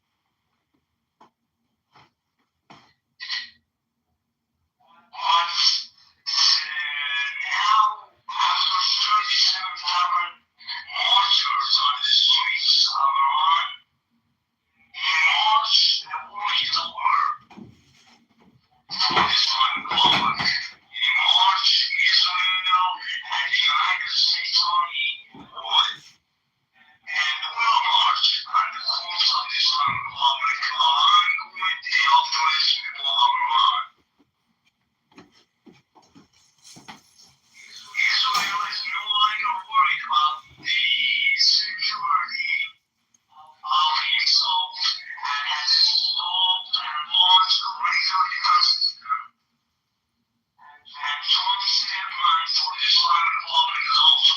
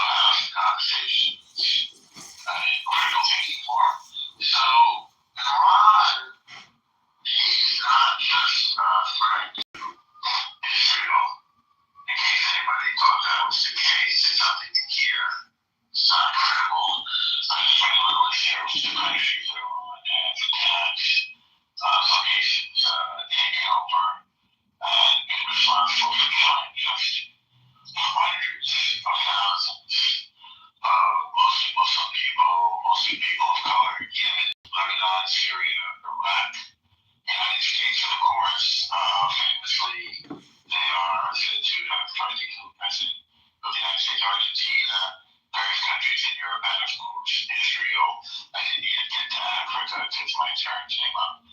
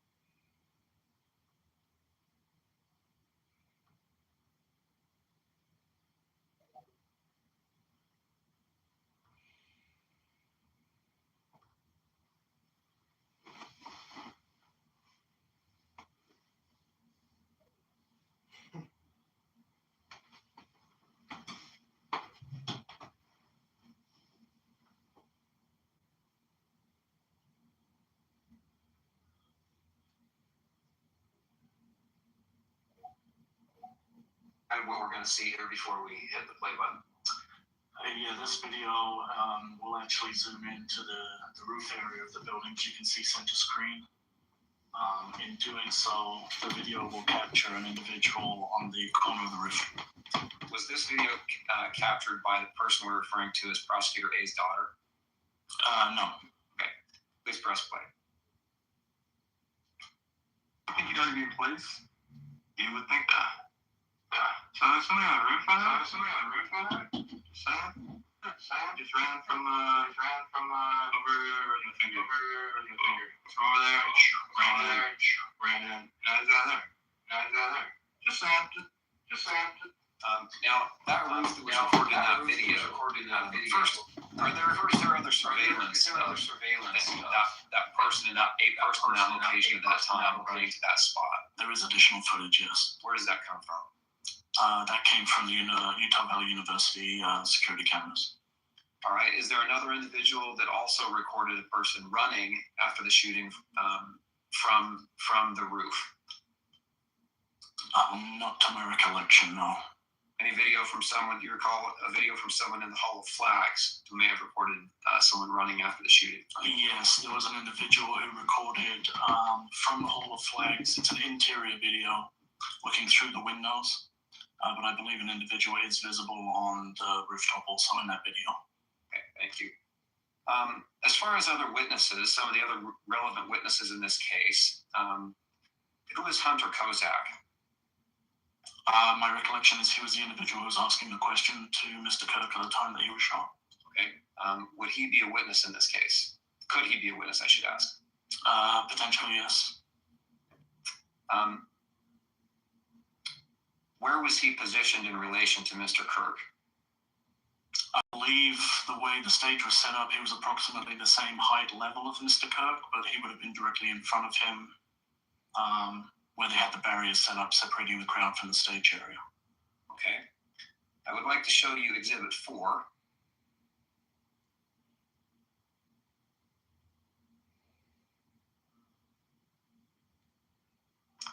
Now, Exhibit 4, this is screen captured from a video. Do you recognize Exhibit 4? I do, yes. You remember the video from which this is taken? Yeah, it was a cell phone video belonging to an attendee of the event. And that attendee was not the prosecutor's child. It was not the prosecutor's child, no. Will you describe what the video shows? If I recall, this is a graphic video that does actually show the time that Mr. Kirk is impacted by a projectile and the subsequent trauma and reaction of the crowd. Okay. Does it show the position of the people to his right and to his left? Mr. Kirk's right and left? Yes. In a limited manner, it does, yes. Does it show the position, the video, we're speaking of the video, does the video show the position of the questioner, Mr. Kozak? I don't recall if it pans all the way to the question asker or not, specifically, but there is potential that it does, yes. I'd move the admission of Plaintiff's Exhibit 4. No objection. It is admitted into evidence. Did you interview mothers with children that were at the event? I believe there were some mothers who had children at the event who provided witness statements to the State Bureau, yes. Okay. I'd like to show you Plaintiff's Exhibit number 5.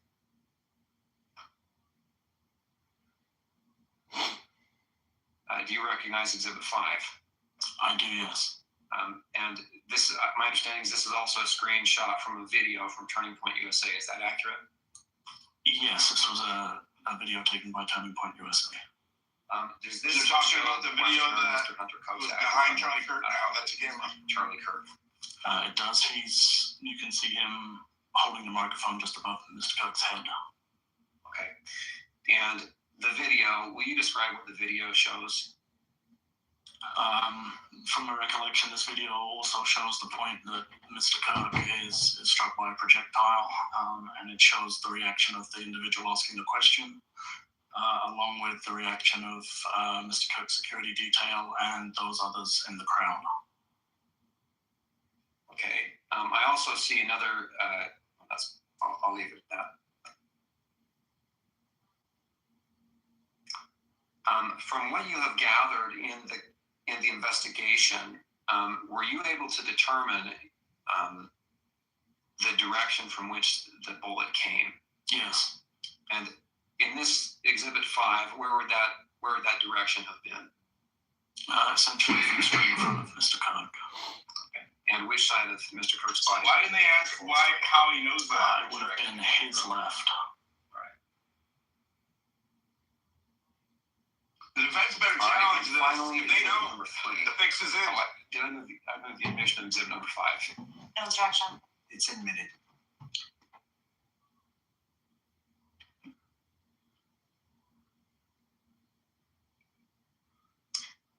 I have Exhibit number 3 up in front of you. Do you recognize that? Yes, that's a university, or Utah Valley University video of the kind of the breezeway area that I previously described. And Exhibit number 3 is a screenshot from that video. Is that right? Yes, that's correct. And will you describe what the video itself actually shows? Yes. If we were to play this video, this shows also the time that Mr. Kirk was impacted by the projectile, and it shows the activity that occurs behind the stage area and the movement of people prior to, during, and then after the incident. On both sides of the breezeway where the barriers are, the crowd actually break through the barrier in an effort to escape the area. Does this video show others that may have been exposed to risk if that bullet would have missed Mr. Kirk?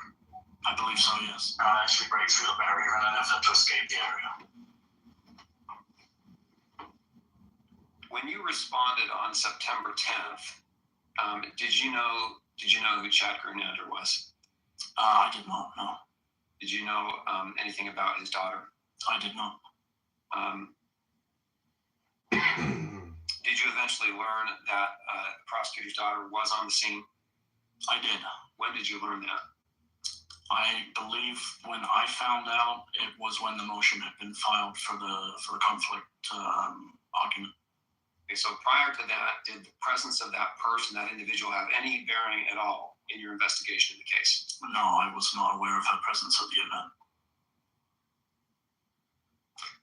You have read that adult child's affidavit in preparation for this